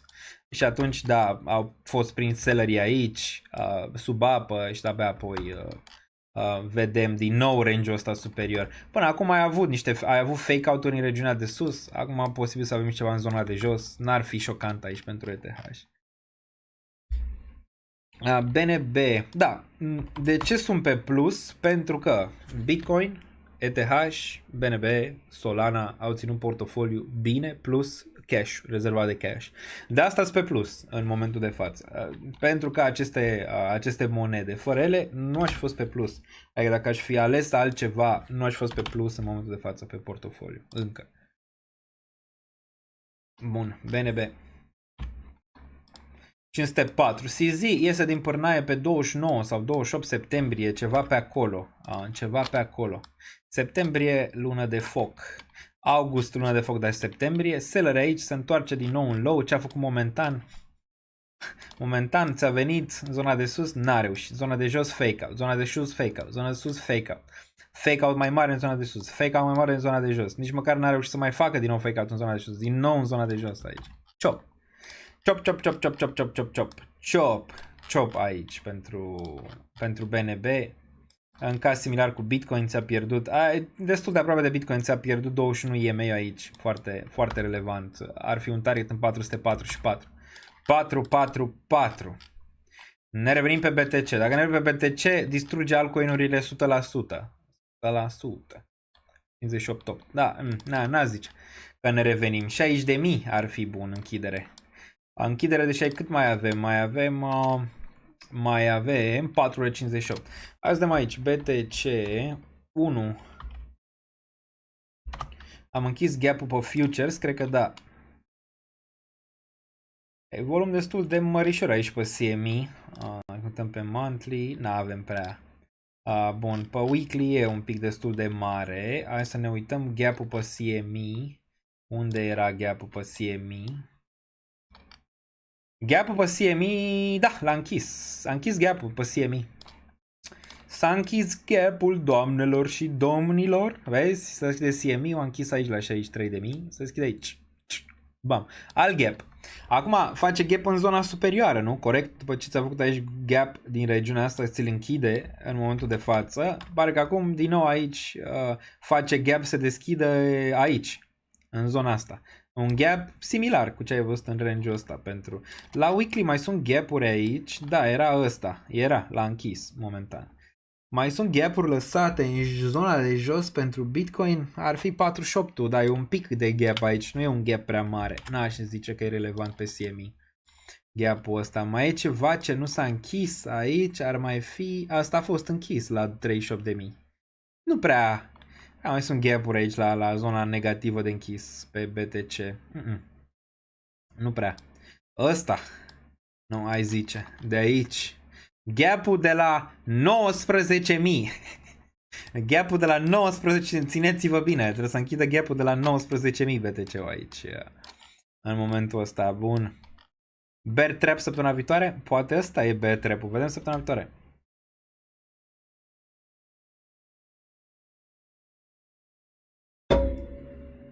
Sper să fie the biggest bear trap I've ever seen. Mamă, îți dai seama? Îți dai seama ce ar fi dacă ar fi the biggest bear trap ever. Vedem, a zice că septembrie am avea claritate. Dar teoria ne spune că până în septembrie am mai putea vedea ceva corecții pe piață. Până la următoarele date economice relevante. 26 face bounce și goldul, gata, mergem la 11 miliarde de dolari pentru e-gold aici. Așteptarea a dat rezultate.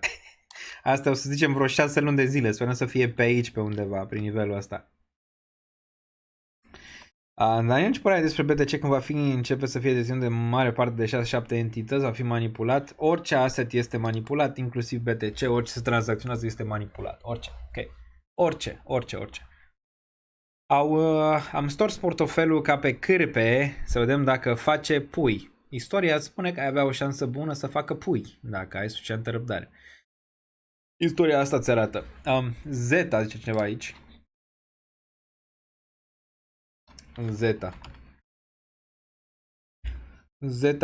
Zeta, mi-ai furat ghiuveta.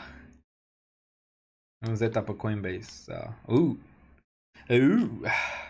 Where is the Batum? Nu știm. Aici intri blind. E capitulare? Pare. Având în vedere volumul ăsta cât de cât mai mare. Poate vrei să vezi un pic mai mult.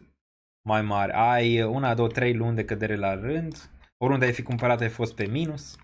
Aici. Pentru Zeta, dacă ne raportăm la nivelul ăsta de 0.62 relevant, îți vine ceva buy rate, posibil un bounce pe termen scurt, dar na, intri cuțit în cădere aici, aici am mai explicat, faci DCA, ai trebuie să ai câteva zone mari aici de DCA, dacă vrei să intri în așa ceva. Pare la bounce, vedem dacă poate să rea apoi 66 de cenți, ar fi un punct bun de plecare dacă ar lua 66 de cenți, volumul e acolo de posibilă capitulare. Aevo Portal Dim, Aevo, mai trăiește sau e la 0? Mi-e frică să-l deschid. Nu e la 0, nici măcar n-a făcut un nou minim aici. E ceva aici interesant că n-a făcut un nou minim. Vezi, Aevo n-a făcut minim, a făcut fece, ai niște minim aici. Dar da, asta ar fi zona, din nou de bounce. Relevant, dacă ăsta e minimul pentru Aevo, sau pe Dim, sau pe Manta, sau pe orice, îl vedem așa. Retest aici, teoria mea a fost asta, că ați urmărit live-urile precedente. După ce a făcut bounce aici, pe Dim, pe Aevo, pe toate astea. Teoria a fost că nu va ține bounce-ul ăsta, ci vom retesta minimul, așa piața vede dacă bottom-ul va fi apărat sau nu. Okay? Așa vede piața, dacă bottom-ul va fi apărat.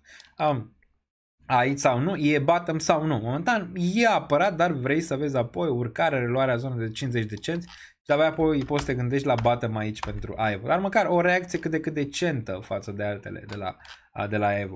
La fel și Dim a mers până în regiunea asta, vezi? Corecție, n-a ținut range-ul ăsta de aici de 1.5, s-a întors înapoi spre range low. Pare că acum îți încearcă ceva. Ce vrei să vezi? Luni? Dildo verde de aici. Vezi dildo verde, minimul care reluarea zonă de 1.5, bottom. Și atunci nu mai e target doar 2.5, ai target între 3.7 și 5. Regiunea asta superioară de aici pentru el, adică un V-shape de frumusețe pentru Dim. Dar vrem să vedem asta.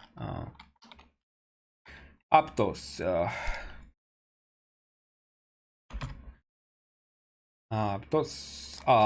Aptos. Fear and Greed. Fear and Greed ar trebui să fie la 1 în momentul de față, dar nu e, pentru că ea în mare parte Bitcoin, dar dacă ar lua altcoin-urile ar trebui să fie în zona aia. Bun, ne uităm aici la Aptos. Bun, Aptos 5.2. 5.2 relevant din nou pentru Aptos. Nimic. Nimic. Întoarce din nou în zona de opportunity. Opportunity pe risc, adică riscul tău e sub range-ul ăsta istoric. Okay? Se întoarce din nou aici. Ai avut aici volum destul de mare pe buy, n-au ieșit acei buy, după cum observi aici. N-au ieșit, au rămas. Și ăștia de aici au rămas, adică aici ai selling pressure, dar n-ai mare, la fel și aici. Există oameni care sunt interesați de Aptos în nivelurile astea de jos. Din nou aici, 4.75 până în 3.7, aproape de bounce și Aptos. Cum ar putea arăta aurul în caz de multe războaie regionale? Ar putea arăta bine în cazul ăla, ar putea arăta rău în caz de recesiune. Okay? Aurul nu-ți arată că vine recesiunea, e un alt indicator dacă ne uităm aici la metale. Dacă era ceva super negativ aici, aurul a făcut un mare dump. Okay? Sunt câteva chestii care nu se leagă în ceea ce privește recesiunea pentru un de față și am vorbit mai devreme. Unul dintre ele este DXY, care pică în același tandem cu piețele. Al doilea este aurul. Al treilea este că n-am avut ciclu complet, cu lichiditatea ieșind din big caps în small caps și tot așa. Okay? Plus aurul, care e relevant aici. Dacă te uiți, aurul, uite, să ne uităm la o recesiune din 2008 ce a făcut aurul. Hai să ne uităm. Unde e? Imediat ne uităm pe un weekly, rapid. 2012, 2008. A mers aici, martie, bam, bam. Asta a fost. Asta a făcut aurul aici. Înainte, da, a urcat. Posibil să ne aflăm în zona asta, 2007, aici, în care piețele au mai făcut all-time high peste all-time high peste all-time high. Adică aurul când performează așa, da, te gândești că vine ceva, știi? Sau poți să te afli aici, în nivelul ăsta. În 2007 la început, încă piețele au mers bine și apoi a venit martie, aici, n-a fost recesiunea a fost aici. Aici de-abia, în range-ul ăsta. Septembrie, octombrie, în regiunea asta de aici, ok? Dar din nou, ca să poți să ai complet și aurul trebuie să sufere. Okay? În recesiune nici aurul nu performează. Dar momentan scenariul aurului îți dă că stă bine. Okay? Stă bine dacă te uiți aici pe aur. Încă stă bine. Haideți să fie aici, înainte poate de regiunea respectivă pentru aur. Deci nu se pupă încă. Acum, imaginați-vă că piețele și-ar reveni octombrie-noiembrie. Ar mai fi cineva cu recesiunea în gură la un moment dat? Nu. Nu. Atunci ar fi o teorie grosolană că după urcările respective am putea avea o recesiune. Dar uite, aurul se comportă așa, împinge spre un all-time high. Nu, singura unitate care ăsta ar putea fi un hedge ar fi de un război, dar dacă ai în același timp și recesiune, nu, nimic nu performează în recesiune, totul se vinde în recesiune, ok? Totul se vinde. Asta nu ți arată că urmează imediat o recesiune, poate la ceva timp dacă îți mai face un all-time high sau ceva. Ne uităm și la obligațiuni, ne-am uitat la obligațiuni, astea încă nu sunt acolo, adică am mai văzut dumpuri de genul ăsta. Ar putea fi relevant dacă continuă dumpul săptămâna viitoare, dacă pierde 3,7 se duce aici, atunci da, ai zice ok. Atunci ceva putred rău de tot în Danemarca, cu TLT-ul urcând peste 108, atunci da, putea să te gândești. Obligațiunile, ne uităm și la bursă imediat. Imediat.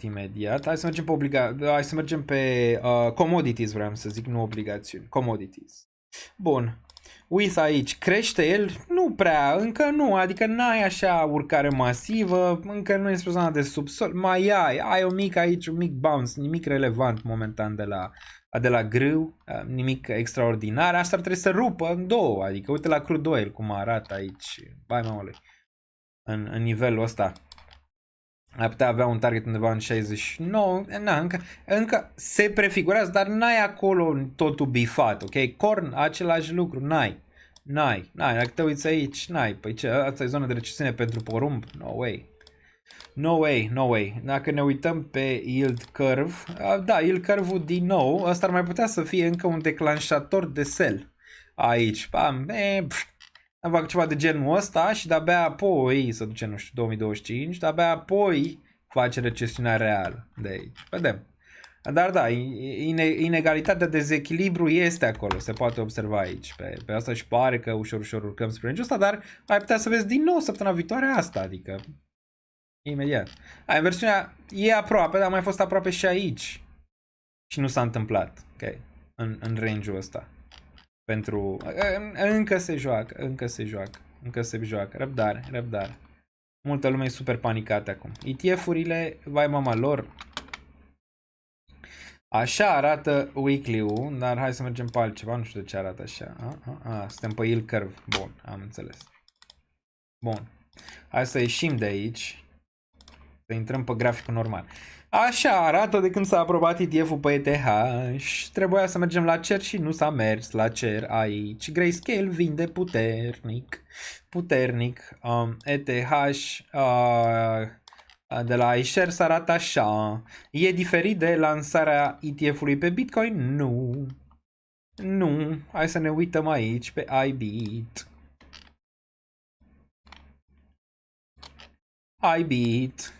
Primele 2 săptămâni, bam, căderea a 3-a săptămână, încă o dată cădere și apoi bottom-ul aici.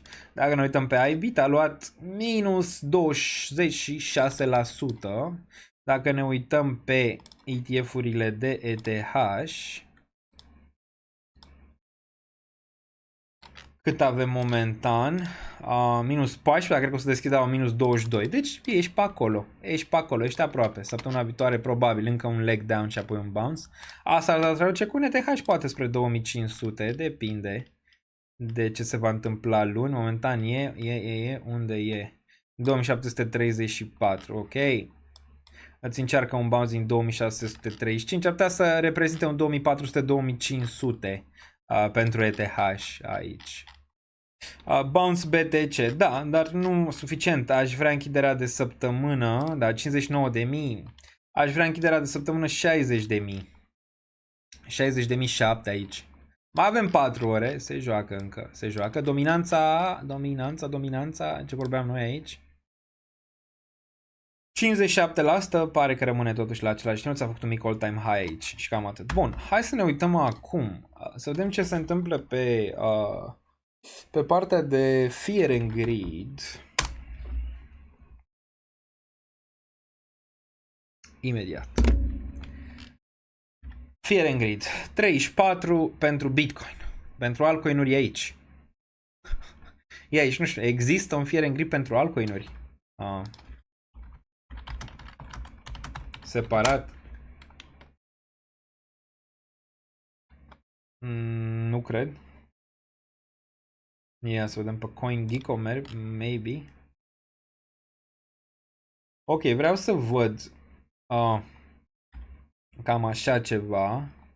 Vedem pe CoinStats aici. Fear 34, este de 37, last week, deci că 74. N-avea cum. Hai să vedem ETH. ETH Fear and Greed. 34, n-are cum. N-are cum. Pe ETH Fear and Greed e mult sub 30. Hai să vedem, nu știu, să luăm ceva random aici. Solana nu e atât de rău. Da, 34 normal. Nu știu, DOT. Sau e Gold. Da, e stricat, clar, adică n-are cum să fie 34 pe DOT. Sau e Gold. Nu e real. 34 la fel, nu mi se pare, nu știu ce monedă ar fi una reală, să vedem. Ada Cardano, mamă, trebuie să ne uităm la Ada să vedem ce se întâmplă cu ea. Ceva care a luat hate mare, ceva pe hate, ceva, Aptos, Fecia. Tot 34, da, anunți. Nu mi se pare relevant. Nu mi se pare relevant. Aici că e sub 34, cred că mâine vom vedea sub 34. Destul de clar, Fear and Greed-ul e încă destul de jos. Hai să suntem și pe CryptoQuant dacă toți suntem aici. Vedem cum arată on-chain-ul un pic.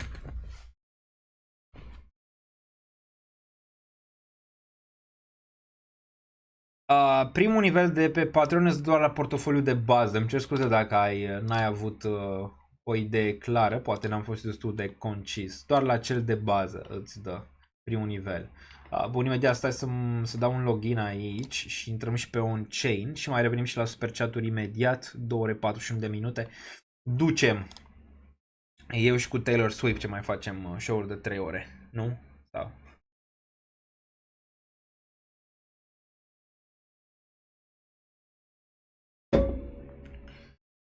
Capper, care este pe rostul recesiune. Poate ne uităm mai târziu sau data viitoare. Ada la 0 cu ea.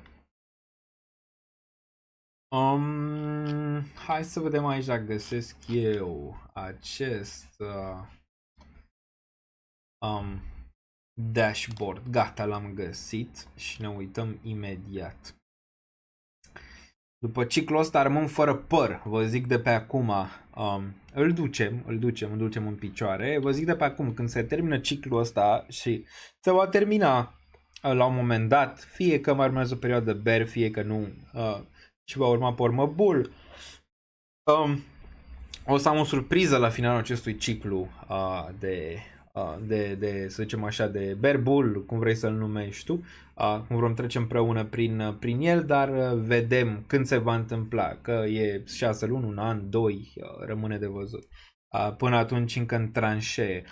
Dar după ce se va termina și vom ajunge cât de cât într-o postură bună, toată comunitatea, să zicem, overall, voi face un anunț. Bun. Asta nu e show, este educație. Da, aici cineva că asta e un show. Nu, un show e cineva care face content de distracție.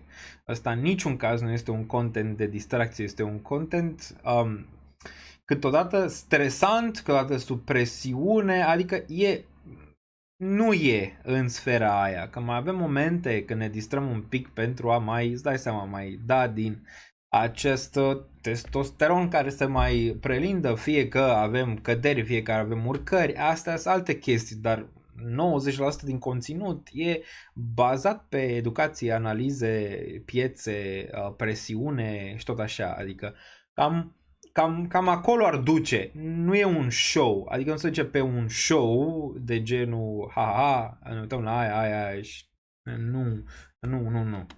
nu e genul ăla. Sunt un fericit câștigător al lui Gigel pe Twitter la 37 și vreau să-l mulțumesc șefului toată reverența, super conținut, much love, relax atmosfer, much love. A dat Gigel acolo e-gold-ul, sper că l-ai primit. Sper că l-ai primit deoarece l-am dat. Mersi pentru super chat-ul destul de mare. Apreciez comunitatea și căldura comunității, mai ales în perioade de genul ăsta. Nu e ușor, mai ales pentru creatorii de conținut, să zicem așa. Pentru mine nu pot să zic că e de greu, dar nu cred că înțelegeți cât de greu câteodată, din punct de vedere psihologic, e să faceți conținut. Nu știu, poate o întrebăm pe Melissa, de exemplu, la un moment dat, de cât de chestii s-a lovit în momentul când a încercat să facă conținut și alte zone, câți oameni i-au zis să se lase, câți oameni au venit în comentarii să-i zică că nu face ce trebuie și alte chestii. Adică E cât de cât poți să ai, să zicem, o presiune dacă nu gestionezi bine partea emoțională. Dar apreciez comunitatea care totuși este aici prezentă, mă ajută de a înțeles perioadele grele, să zicem așa, mai bune, grele și tot așa. Consider că suntem o comunitate și trebuie să fim și momentele bune împreună și momentele grele. Eu singurul pe care pot să vi-l promit personal e că sunt în ambele, adică nu plec nicăieri în momentele grele și momentele bune, ne bucurăm împreună sau plângem împreună. Știi, cam asta e în mare parte. Nu arătăm cu nimeni spre degetul că ăla a luat o decizie mai greșită sau ăla a luat o decizie mai bună. Important e ca cei care au luat decizii greșite să ia decizii mai bune pe viitor, că de asta suntem o comunitate aici. Și de asta e foarte important când cineva poate zice, mamă, sunt pe minus, să nu-i zici, mamă, ce prost ești. Nu, să-i zici, ok, încearcă să lucrezi la emoții, la portofoliu, ca pe viitor să poți să tragi anumite roade din partea asta financiară. Nu se întâmplă peste noapte, cum am mai zis, sunt ani în spate în care poți să-ți pui la punct partea emoțională, partea de investiții. Câteodată e mai bine să o faci ca un melc decât să o faci ca roadrunner, rapid și fără niciun fel de direcție. Mai bine o începi ușor decât să intri cu capul înainte fără a ști în ce te bagi. Bun, eu am înțeles durarea până acum, eu nu am înțeles durarea până la sfârșitul lui 2021, a fost 1500 pe portofoliu, dar erau bani de semințe, acum astfel mă uit la scăderi. Da, vezi, tu ai mai trecut pe un perioadă de genul ăsta și ai înțeles de ce ai avut căderile alea, le-ai experimentat, ai înțeles că poate ai băgat prea mult sau, în cazul tău, ai băgat decent, deoarece ți-ai băgat bani, să zicem așa, care ai început ușor, adică ai început ușor în partea de investiții, n-ai început direct cu o sumă mare de tranzacționare. Astea sunt chestiile negative pe care oamenii le fac. Bagă toți banii pe care îi au, bani prea mulți, au așteptări prea mari și apoi sunt dezamăgiți. Deoarece nu poate să aibă răbdare un an, nu poate să aibă răbdare 2 ani, deoarece consideră că banii aia sunt blocați, în loc să consideră că banii aia sunt investiți. Adică o diferență mare între banii mei sunt blocați și banii mei sunt investiți. Unii vin cu ideea că investesc acum și lasă că investesc pe termen lung, 2, 3, 4, 5 ani. Dar pe urmă, la prima cădere, se panichează și nu mai investesc pe 5 ani. Sau când sunt pe pierdere de 50%, nu mai investiția pe 5 ani. Deci, adică, multe chestii aici în joc și da, se poate să ajungi și sunt N cazuri și cunosc N cazuri care au ajuns la minus 90% pe portofoliu pe plus mult, dar e de muncă la tine personal, e de muncă la cum investești, în profilul de risc, toate cele. Și se poate.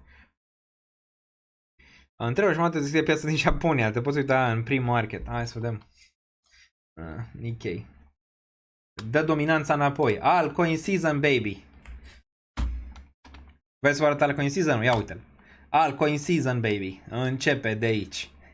La 57% ăsta e. Batem cu pumnul în masă. Bun, te uiți la peste coin. Ne uităm imediat și la asta. Nikkei.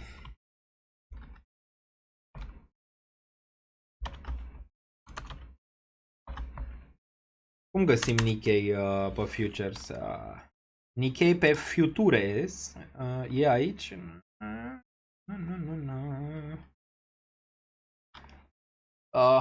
Bun, asta e Nike, în niciun caz Nikkei. Hai să mergem pe prima analiză.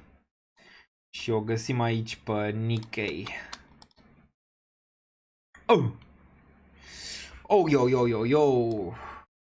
Yo.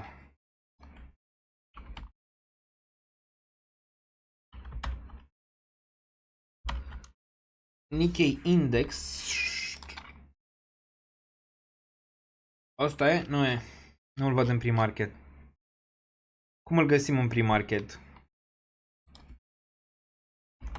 Că nu ți arată aici. Nu ți arată pre-market-ul. Bun, e minus 5,81 aici, market closed momentan. NI 225. Da, dar nu-ți arată pre-market. Unde e? Că nu-ți arată aici. Nu-ți arată pe futures cum ai, de exemplu, Nasdaq-ul. Sau ES1, vezi? ES1, semnul exclamării. Mini futures. Cum e? N-am tras niciodată Nikkei. De asta nu... Bun, dacă ne uităm așa, asta s-a întâmplat cu bursa Japoniei aici. Deci, da, nu e doar Bitcoin, e și bursa Japoniei după ce a făcut all-time high. Durere mare, îți dai seama, am făcut all-time high, seamănă foarte mult cu bursa americană după ce a stat din 2000 până în 2007, a făcut all-time high și apoi a venit criza. Seamănă destul de mult și apoi a venit criza, down și apoi urcare aici.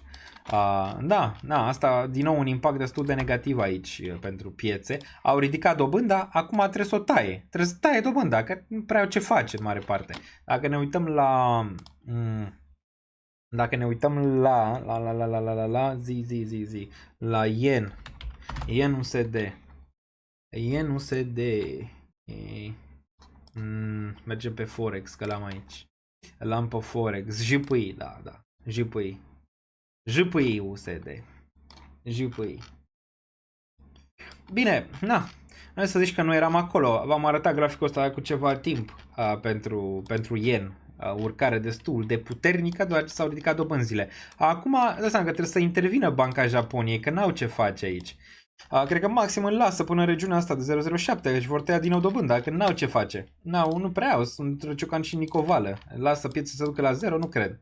Dar din nou, de asta vezi treaba asta aici. Dacă ne uităm la USD JPY,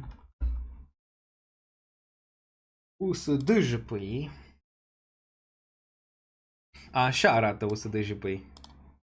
Și dacă țineți minte, era parte din analiza data trecută. Nu e bine. Nu e bine aici. Să vedem neapărat o intervenție din pentru Banca Japoniei. Curând, mâine probabil. Mâine, n-are cum. N-are cum.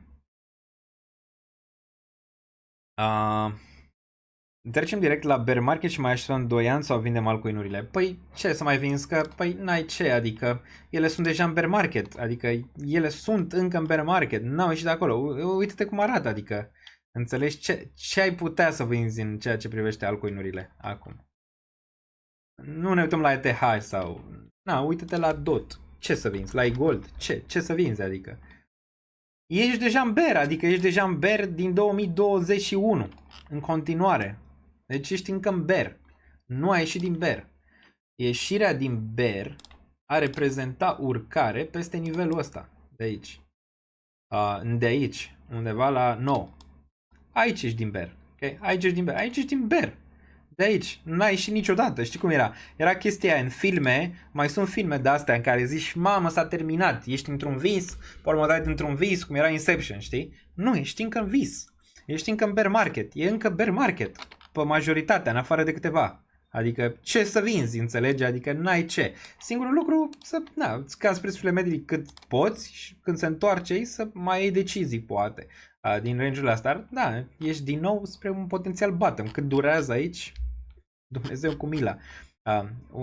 Data trecută a durat, ca să-ți fac o idee, a durat, să zicem așa, Bitcoin a făcut all-time high în 2020 și abia apoi a mai durat, ar putea dura până în 2025 aici, treaba asta. Relevant cu, poate, un nou minim. Cum s-a întâmplat și data trecută. Data trecută ai făcut un nou minim, da. Știu, pare greu de crezut, dar ai făcut un nou minim aici, dar abia apoi ai făcut mutarea. O să-ți arăt, ce pot să-ți arăt? Cardano.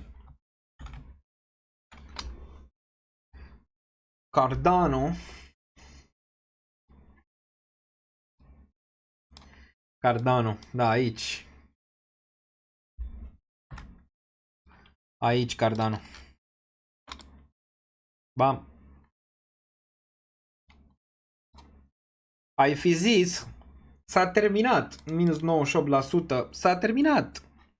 Facem, dregem, urcăm, mergem, dregem, ups, înapoi, aici urcăm, dregem, bam, nou minim. Bam, nou minim, 99 de bars, a făcut acumularea asta, 100, zice mai mult, da, 100, dacă e să luăm din bottom-ul ăsta de aici. A făcut vreo 109 săptămâni, a pus 109 săptămâni aici până când s-a făcut breakout peste nivelul ăsta. de aici. Ți-a retestat nivelul, asta vrei să vezi pe Polkadot. Ți-a retestat nivelul și apoi. Hai să dăm Polkadot-ul.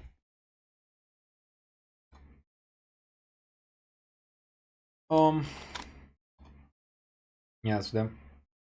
Dacă ne uităm aici ca și durată, long, nu asta, short price, data range. Dar unde luăm? De aici, zice, nu? Din regiunea asta.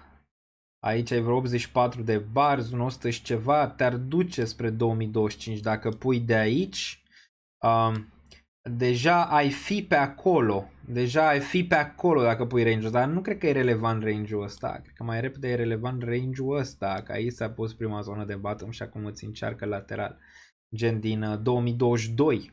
Asta ar fi zona de 2018 și ar fi relevant acum până în range-ul ăsta de aici undeva, care ar putea merge, dacă e să iei, undeva până în decembrie 2024 pentru a putea sparge $9. Adică pentru a sparge $9 de aici, dar până atunci încă ai mai putea să vezi un low și de-abia apoi urcarea pentru Polkadot.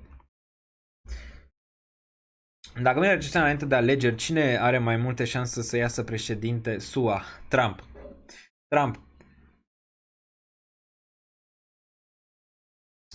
Feeling-ul meu pentru luna august este de bottom, am mai explicat, este de bottom pentru alți luna august. Asta e feeling-ul, l-am zis data trecută de acum 2-3 live-uri. Ăla e feeling-ul pe care l-am. Și sper să nu mă înșel. Dacă mă înșel și vedem septembrie încă noi minime, o să zic m-am înșelat, deoarece pot să mă înșel. Bun, altceva. N-a zice. Bun, hai să ne uităm un pic pe super chaturi. Nu avem moderatori. Nu mai avem moderatori. Momentan.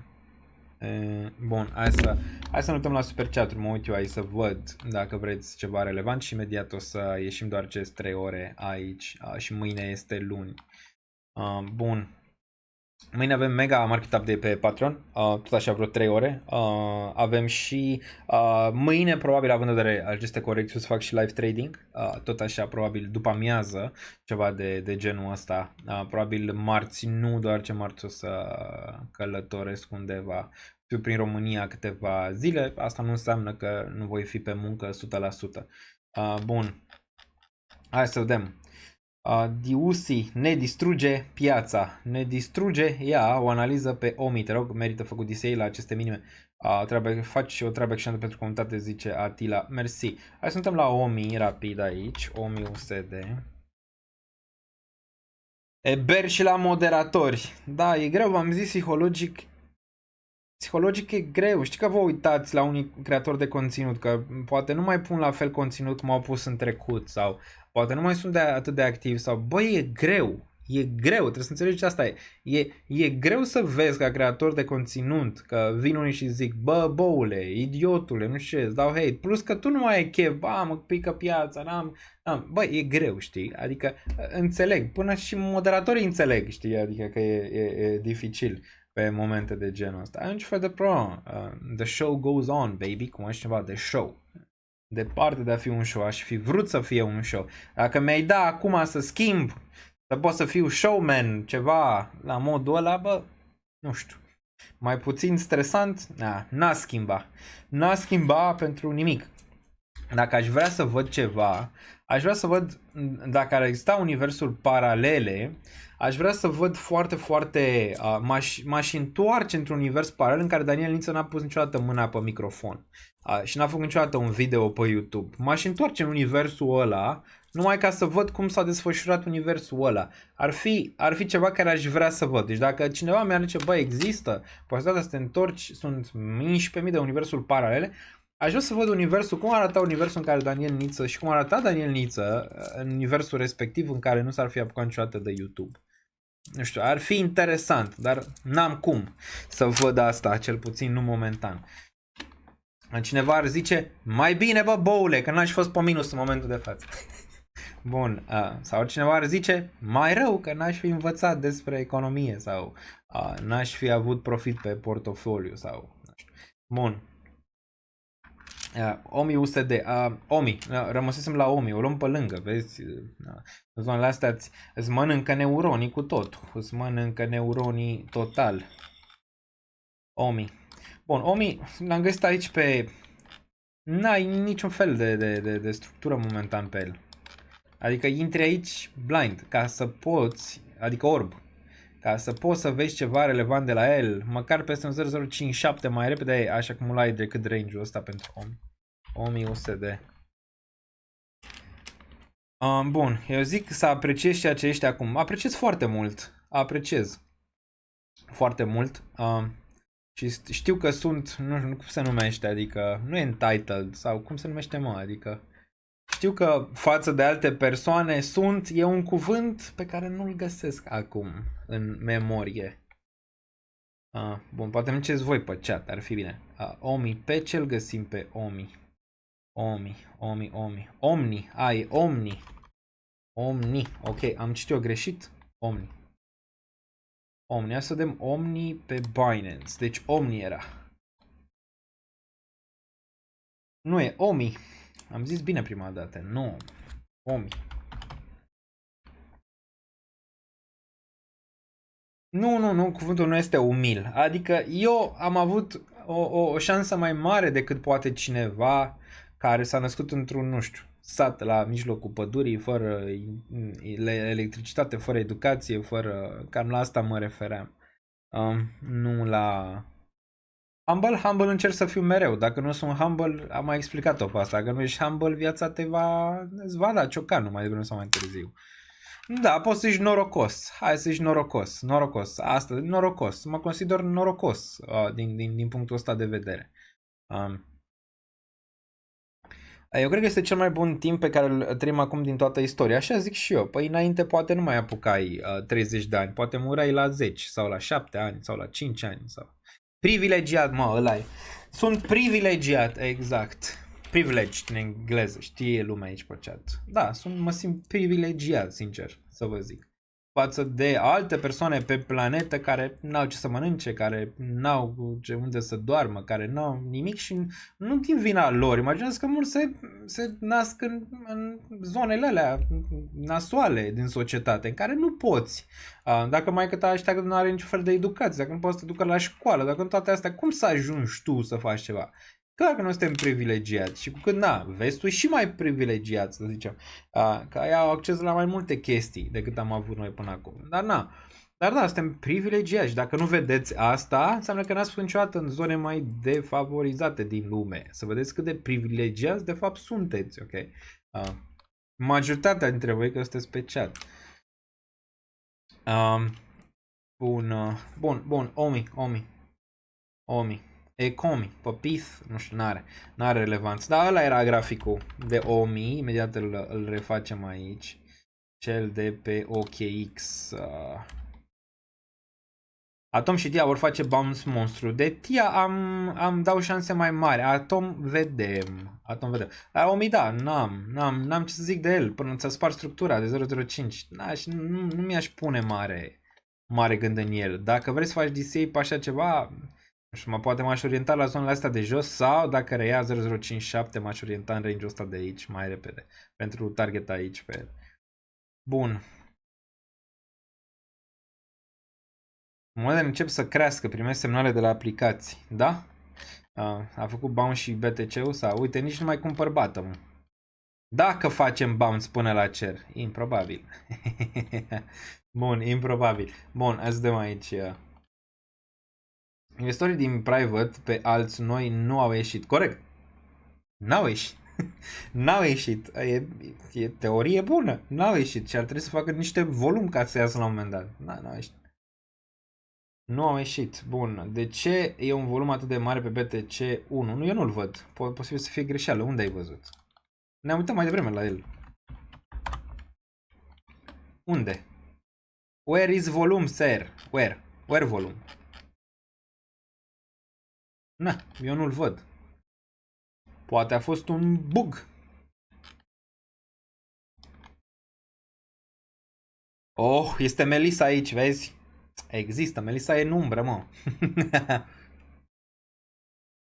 Vezi că s-a supărat Melisa. Aveți grijă. Te salut, Melisa. Te salut și toată comunitatea te salută, desigur, pe chat. Melisa in the house, baby. Bun, AMD Tesla. Vezi cum se pare situația actuală din UK? Civil Revolution și shit. A mai fost de-astea. Încerc să mă țin departe de ele. Va trece. Bagă poliția peste ei, bate și pa, la revedere. Poliția aia sau ce. Dacă închidem așa, închidem și gap-ul pe CME. Eu zic că suntem încă bullish și un shake în piață. Vedem? Nu trebuie să te dormi cu asta. Trebuie să ai și în caz că planul B. În caz că planul B, în referator la creator trebuie să mergi pe metoda Joe Rogan, post and ghost. Post and ghost. Da, nu sunt genul ăla. Deci genul care sunt foarte atașat de comunitate și îmi place. N-aș putea să fiu genul ăla, post and ghost. Adică să pun un video de azi pe mâine și să nu-mi pese. N-aș putea. N-aș mai putea să fac asta. N-aș putea, deoarece e cu pasiune și n-ar mai putea să fie. Melisa este aici cu noi. Exact, este. Melisa, ai cumpărat dipul ăsta sau... Zine dacă plângi sau nu. Asta e. Zine dacă plângi sau nu pe dipul ăsta. Asta e întrebarea. Bun, unde am rămas? Where left? Where we left, sir? Omi. Ok, de ce nu e volum? Ne-am uitat. Nu e, nu-l văd. ApeCoin. ApeUSD. ApeCoin. ApeCoin.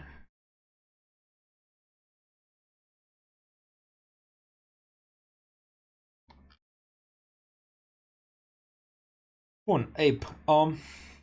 61 de cenți. Nivelul pentru Ape era nivelul de $1 de aici. Pierzând $1, dar nu este graficul ăla de pe Binance mai relevant. Ăsta. E mai relevant aici. Nici măcar n-ai avut capitularea pe Ape, dar ți-a testat nivelul ăsta. Da, ești la bounce. Ai putea să vezi un bounce înapoi în 1. Dacă ți ia zona asta suport, ferește-te. Rezistență, ferește-te.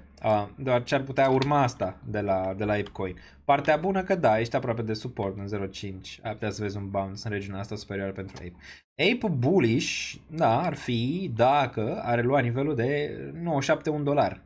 Rea nivelul ăsta putem vorbi aici de ceva cât de cât relevant. Ai avut un bounce în prima fază, din 1, regiunea asta de aici de 2.6, a venit aici, s-a spart range-ul ăsta, aici ar mai fi o zonă relevantă și pe urmă, desigur ar fi 20 și un pic de cenți. Am dat bounce pentru Ape.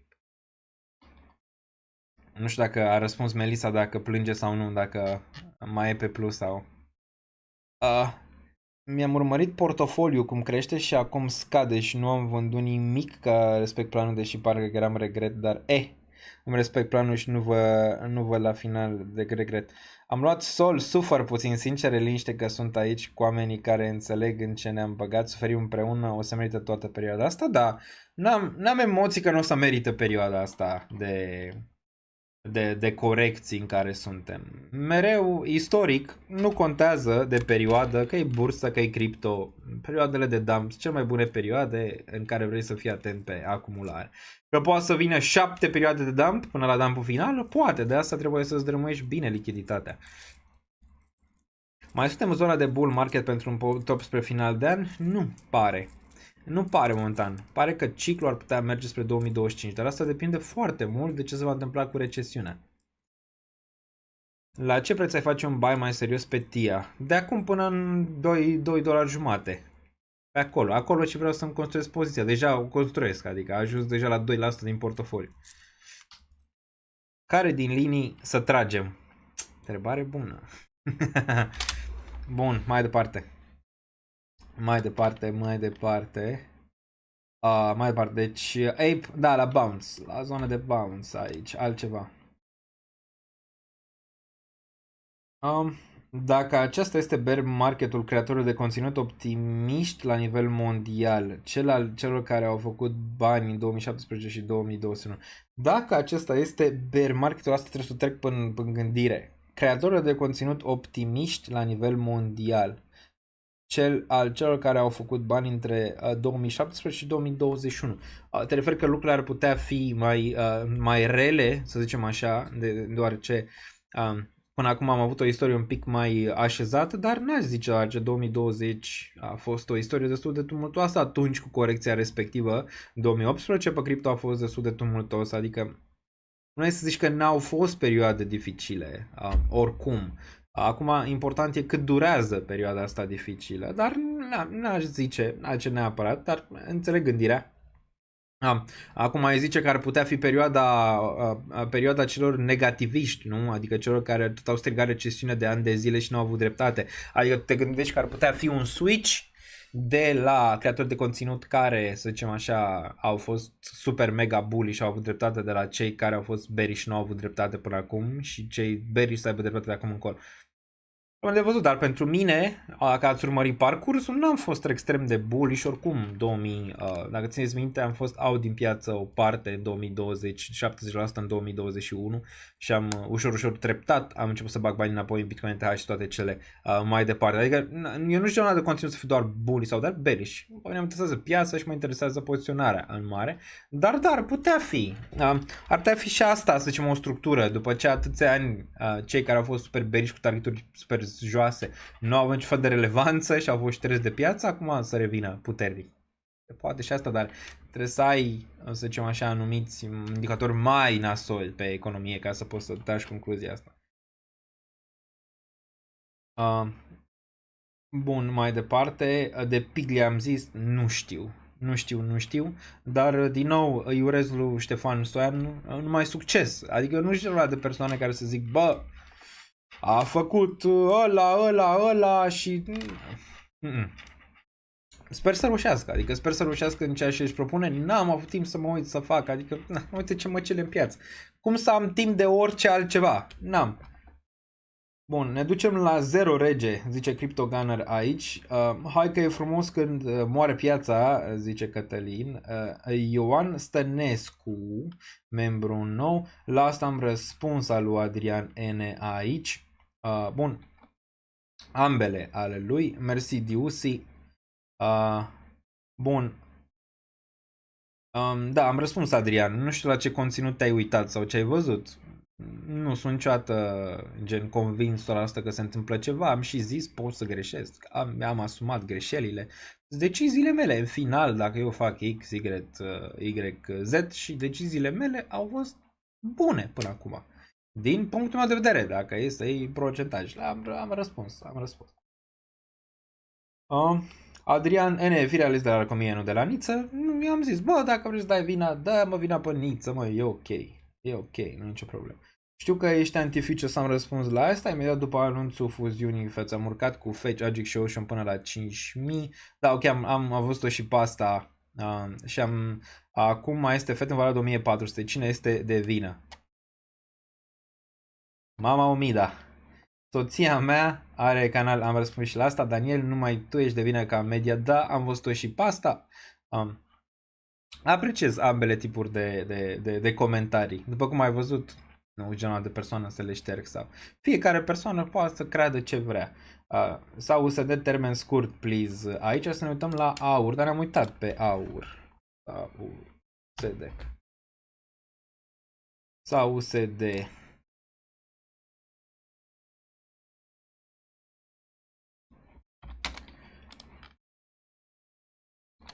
Sau USD 442 aici pentru sau USD, adică pentru hauri. Termen scurt, bounce, dar posibil să găsească rejectare din nivelul de 2450, dar binișor aici. Pare că vrea să urce, să găsi suport în 2413, după ce s-a urcat peste nivelul ăsta. Da, posibil să-l vezi înapoi în 2456 pe termen scurt. Bine, termen scurt. Bun, mai departe. O analiză pe TIA, te rog, am luat la 2.58, nu mai am vândut nimic, am luat la 4.50, nu vând nimic. Da, ne-am uitat mai devreme pe TIA, am făcut analiza că vrem, ne mai uităm un pic acum la final. S-a ținut bine, mai bine ca altele, momentan TIA. Țin mai bine ca altele și uite, vedem aici un bounce pe 1 hour de la TIA. Din păcate, pentru mine din păcate, pentru alții ar fi fost din nepăcat, doar ce chiar mai vreau nivelul ăsta, adică eu nu glumesc când zic că, ați văzut că nu glumesc de obicei când vine vorba de chestii mai serioase, nu glumesc când am zis că vreau să mut profilul de risc până la final de august și nu pot să fac asta dacă, de exemplu, TIA n-ajunge în regiunile astea de aici, am mai luat aici, dar nu mai pot să mai iau range-ul ăsta acum pentru TIA, dar bine, minimul care, acum TIA e destul de clar și simplu. Tot ce ai nevoie pe zona asta de aici. Reluare trend bullish. Trebuie să urci peste 7.65. Se pupă extrem de bine cu 9 și 21 EMA pe weekly. Am mai vorbit de teoria asta și v-am zis că nu văd bottom aici pe TIA. Poate testa regiunea asta. Aici am putea da 21 EMA. Coboară și probabil într-o săptămână, două va fi în 7.6. Ține ochii pe 7.6. Ca să-ți faci speranțe de la TIA 7.6 reluare. Probabil se va întoarce aici, în nivelul ăsta. Acum, dacă se întoarce, îți dai seama, haterii, am avut, noroc, domnule, că am avut un preț, am făcut un preț mediu pe TIA la 5-6 și apoi s-a dus în 18, de exemplu, și am făcut un 3x de aici. Și ar zice, păi 3x, puțin, da, 3x e de suficient. Ai avut suficient timp și încă ai suficient timp, dacă vrei, să poți să-ți construiești o poziție aici pe TIA, în nivelul ăsta. Adică piața îți dă timp aici. Numai că sentimentul tău nu mai e același cu cum era TIA aici, nu-ți mai vine, nu-ți mai arde să mai faci nimic aici pe TIA, decât să știi tu pe TIA, decât altceva.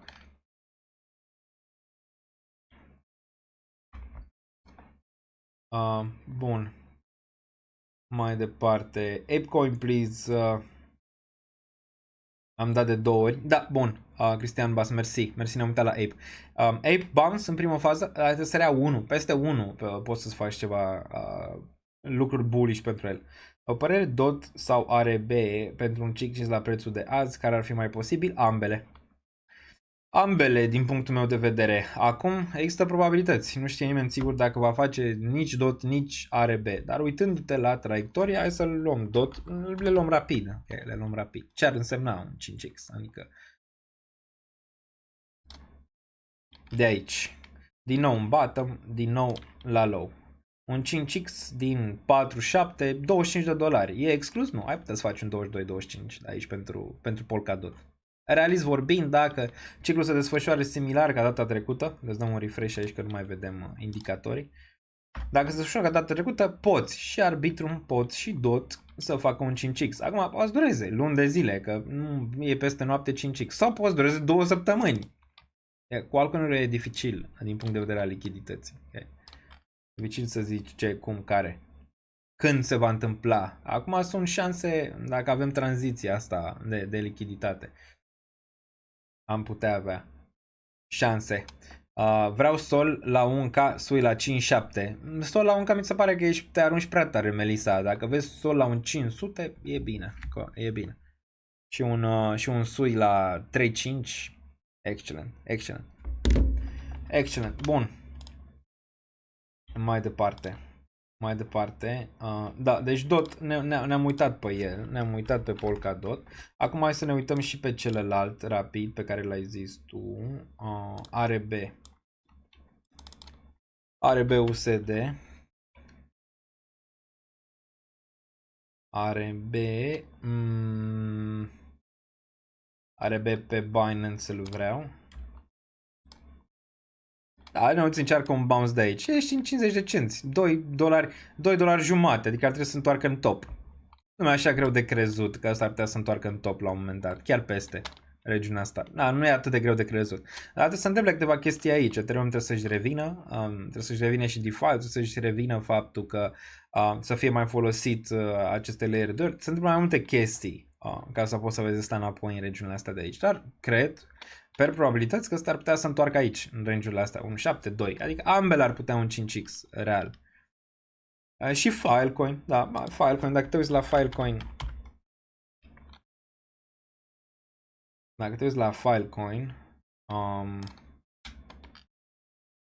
Filecoin, Buyer mare aici, nimic mai departe. Îl vezi în 3, un 5x ar fi 15, ar fi așa de greu.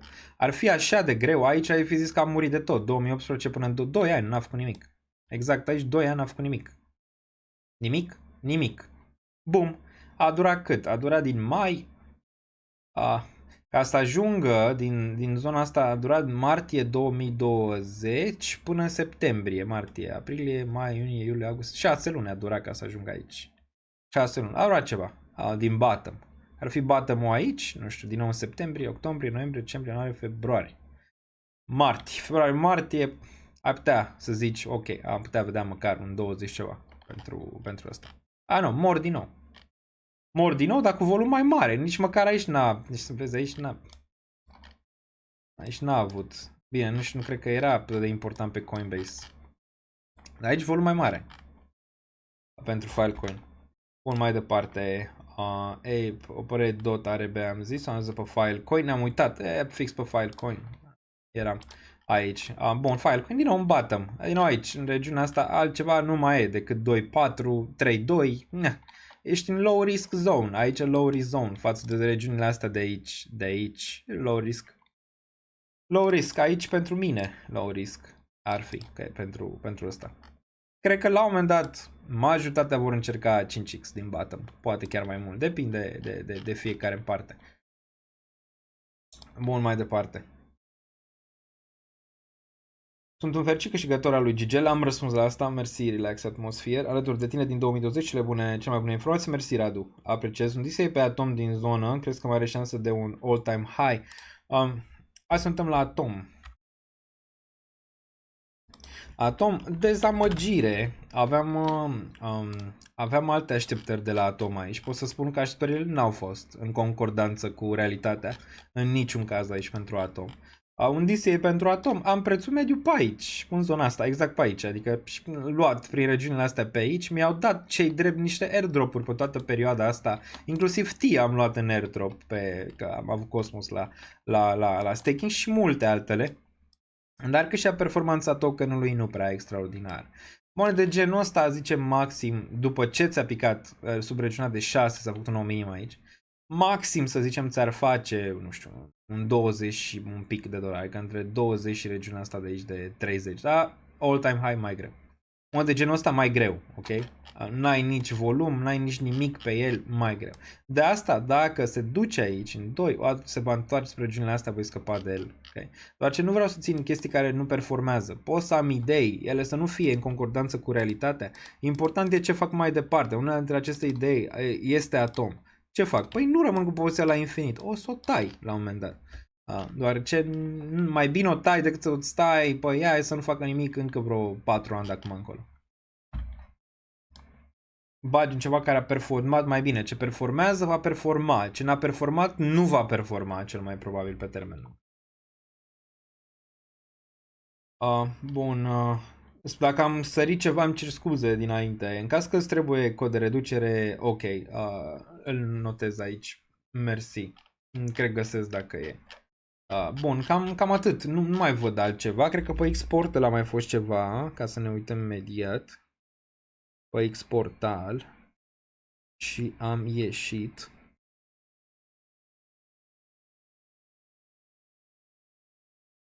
Bun, exportal. Da. Cred că da. Imediat. Da. Am aici de la Tereș. Zice, ce target median ai pe ENA pentru bull dacă nu s-a terminat deja? Target median pentru ENA, pentru bull. Momentan vreau să văd unde e bată. Momentan mă gândesc la ENA cum aș putea să am un preț mediu bun. Momentan aici pe ENA. Și unde ar fi? Momentan prețul e 35 de cenți median pentru mine. M-a interesat aici. Dacă ăsta e bottom-ul pentru ENA, ai putea vedea la un moment dat măcar regiunile astea de aici. Dacă bull market-ul vine ca lumea, ai avea niște targeturi destul de frumoase pentru ENA, deoarece ăsta în bull market va performa bine. Ai avea 2.27, 3.4, 4.48, dar n-are rost să te gândești la asta. Am vedere că graficul arată așa, îți faci rău. Te gândești mai mult unde ai vrea un preț mediu aici. Aici ai riscul cât mai low posibil pentru ENA, în range-ul ăsta. Poate ZK unde 2-3. Păi asta e teoria pentru ZK. Dacă ne uităm de aici la ZK, 10, aproape a făcut bounce din regiunea asta de aici. Teoria că aici e zona ta de risc scăzut și apoi ai putea avea, dacă îți iei un 10 cenți, ai putea să ai 20 de cenți 2x, în 30 de cenți ai putea să ai 3x și apoi vedem cum se desfășoară bull market. Dar nu poți să te gândești că face 3, 5, 9. Realist, dacă se desfășoară măcar ce bull market am văzut la începutul lunii ianuarie, februarie, martie, la începutul anului, ai putea vedea $1 pentru ăsta. Și de aici ai perspectiva la un 10x și riscul ăsta. Înțelegi ce vreau să zic? Adică ăsta e riscul tău mic, asta ar fi perspectiva. Asta ar fi perspectiva ta pentru ceva de genul ăsta. Aici. Riscul aici, reward-ul aici. Adică na, majoritatea arată așa ca risc în momentul de față. Și nimeni nu le vrea. Cu capitulări cum e la ZK din momentul ăsta. Bun. A zice atât pentru astăzi, 3 ore 24 aici, nu plecăm nicăieri pe piețe, am zis că nu mai ratez nimic pe perioada asta, mă găsiți peste tot, pe Discord, pe Twitter, pe Instagram, tot, stăm aici, vedem cum se desfășoară lucrurile, planul în continuare pe reducerea prețurilor medii pe august pentru mine personal, la ce am de redus, că unele încă pe profit, unele nu, momentan.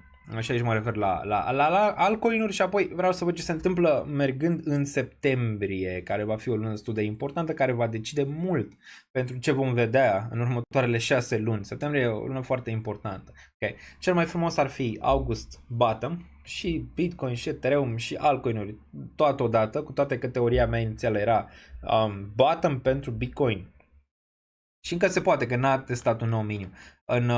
În zona asta, în zona asta de aici din zi iulie, ok, putem să vedem, aici, bottom, încă se poate, luptă, dar nu arată extraordinar, și august pentru altcoin, asta era teoria, acum vedem Bitcoin aici un pic suferă, dominanța încă destul de sus, dar pare că dă un pic înapoi din range-ul ăsta de 57%. Și omoară altcoin-urile. Bounce pe Saga, MPC cât de cât, $100.d încă la cer. Vedem săptămâna viitoare cum ne poziționăm, cum se poziționează și piața. Până atunci, clar, vom mai face niște cumpărături și vedem cum stăm. Cam atât pentru astăzi, un live 3 ore și 26 de minute. Dacă vă place conținutul, îl puteți găsi aici, butonul de like. Toate linkurile necesare le găsiți în descriere, de la Patreon, unde facem update-uri zilnic, la danielniță.ro, aici la XFi, care este sponsorul acestui canal, reducerea la NordVPN, Bybit-ul găsiți și pe el aici, aveți desigur și eToro pentru acțiuni și ETF-uri. Asta dacă vreți ETF-uri, desigur TLT și celelalte. Binance și toate cele. Ne-am uitat pe acțiuni, să știi, uite, vezi?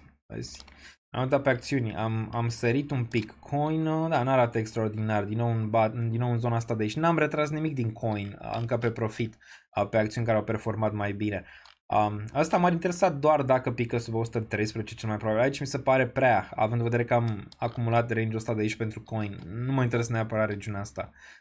Bun, DXO, eu pe picaj, GMU, vreau să văd totuși S&P-ul și celelalte, că astea au picat destul de grav. Nvidia, un pic de bounce aici, înseamnă că săptămâna viitoare probabil vei vedea din nou bounce de la Nvidia, cel puțin așa se preconizează. Pare că chiar dacă vom mai vedea luni, poate un nou leg down, săptămâna viitoare cred că vom vedea un bounce de la bursă și de la cripto. Bun, S&P-ul, da, e bear market pe S&P? Nu. Așa arată S&P-ul. By the way. Nu este bear market. Oamenii s-au panicat prea rapid și n-au aici nicio confirmare. Nici măcar n-a închis daily-ul sub 5324. Aici nu mai zic de weekly. Bear market confirmat, poți să te gândești, de-abia sub zona asta, de aici, de 4900, 5000. Sub 5000, le vezi sub 5000, poți să te gândești real la bear market pentru asta și recesiune. Aici, momentan, ce a făcut? A făcut target median, aici, rejectare din target median de bull market. Atât. Poate să stea în lateral până în septembrie-octombrie. Adică până în septembrie-octombrie poate să facă asta. Ok? Și apoi boom. Nu chiar așa că na, poate să facă ceva de genul ăsta. Septembrie, boom. Na, all time high din nou. Ăștia ți-a închis gura de tot. Na, nu-i pun cruce, adică structura intactă aici. Momentan mult prea devreme pentru a trage concluzii de genul. Hai să vedem săptămâna viitoare, hai să vedem septembrie. Răbdare. Nasdaq-ul. La fel, Nasdaq-ul are regiunea de 17.100, 17.096, 17.000, cum vrei să-i zici. Poți să pui întrebări, poate, sub nivelul de 18.000 în primă fază, dar încă nu. Ai mai văzut corecții de genul ăsta până și aici. Aici ai văzut minus 11%, aici ai văzut minus 7%, aici ai minus 11%, adică similar cu regiunea asta, un pic spre range-ul respectiv. La ăsta ți-a atins și targetul median de bull market, era normal să găsești ceva de genul ăsta și pentru bursă, adică VIX-ul, Moon Baby, dar trebuie să-mi urce peste 29 ca să vedem ceva relevant, momentan 23. Încă nu, vedem săptămâna viitoare. Da, că săptămâna viitoare se întoarce înapoi spre range-ul de sub 20. Vedem atunci. Ok, cam atât pentru astăzi. Ne auzim următorul. Daniel Niță, aici până la final. Stay safu. Much love.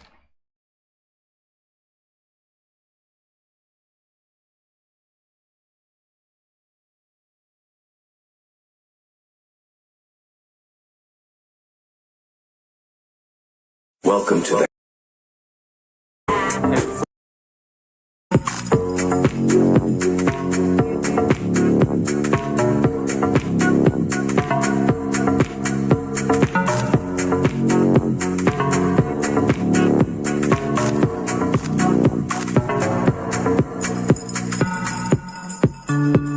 Banii, să nu vă... încă nu e investit, nu e cheltuit. Nu mai am niciun leu.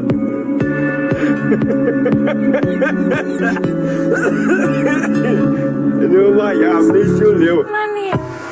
Ce clădim, ca cum a spus meșterul Manole, ce a clădit ieri, a căzut alalt, cade și după aia e de la capăt.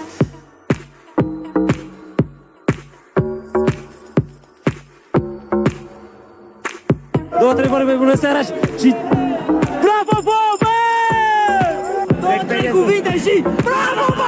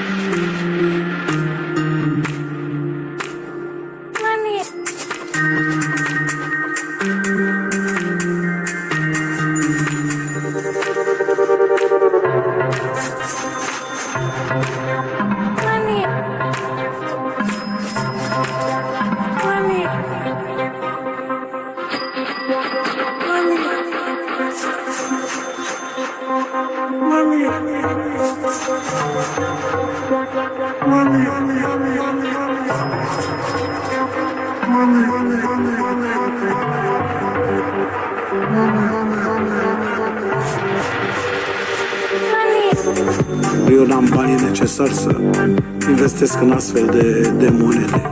Eu bag cardul, scot milionul, îmi cumpăr ce am de nevoie și atâta tot. Nu mă pricep cu criptomonede și cu astea. Pentru un lapte bătut și un sandwich mi-ajunge.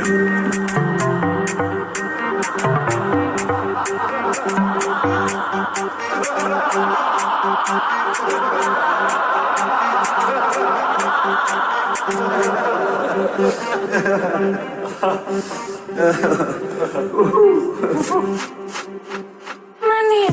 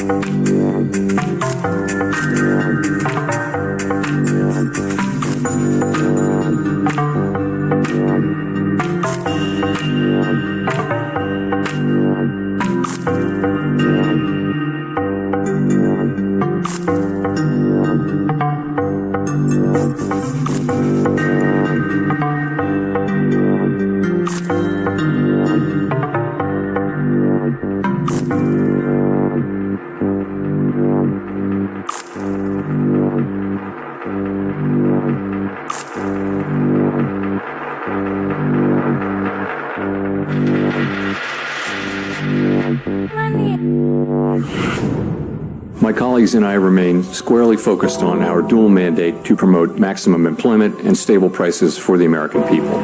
Today, the FOMC decided to leave our policy interest rate unchanged and to continue to reduce our securities holdings, though at a slower pace. Our restrictive stance of monetary policy has been putting downward pressure on economic activity and inflation, and the risks to achieving our employment and inflation goals have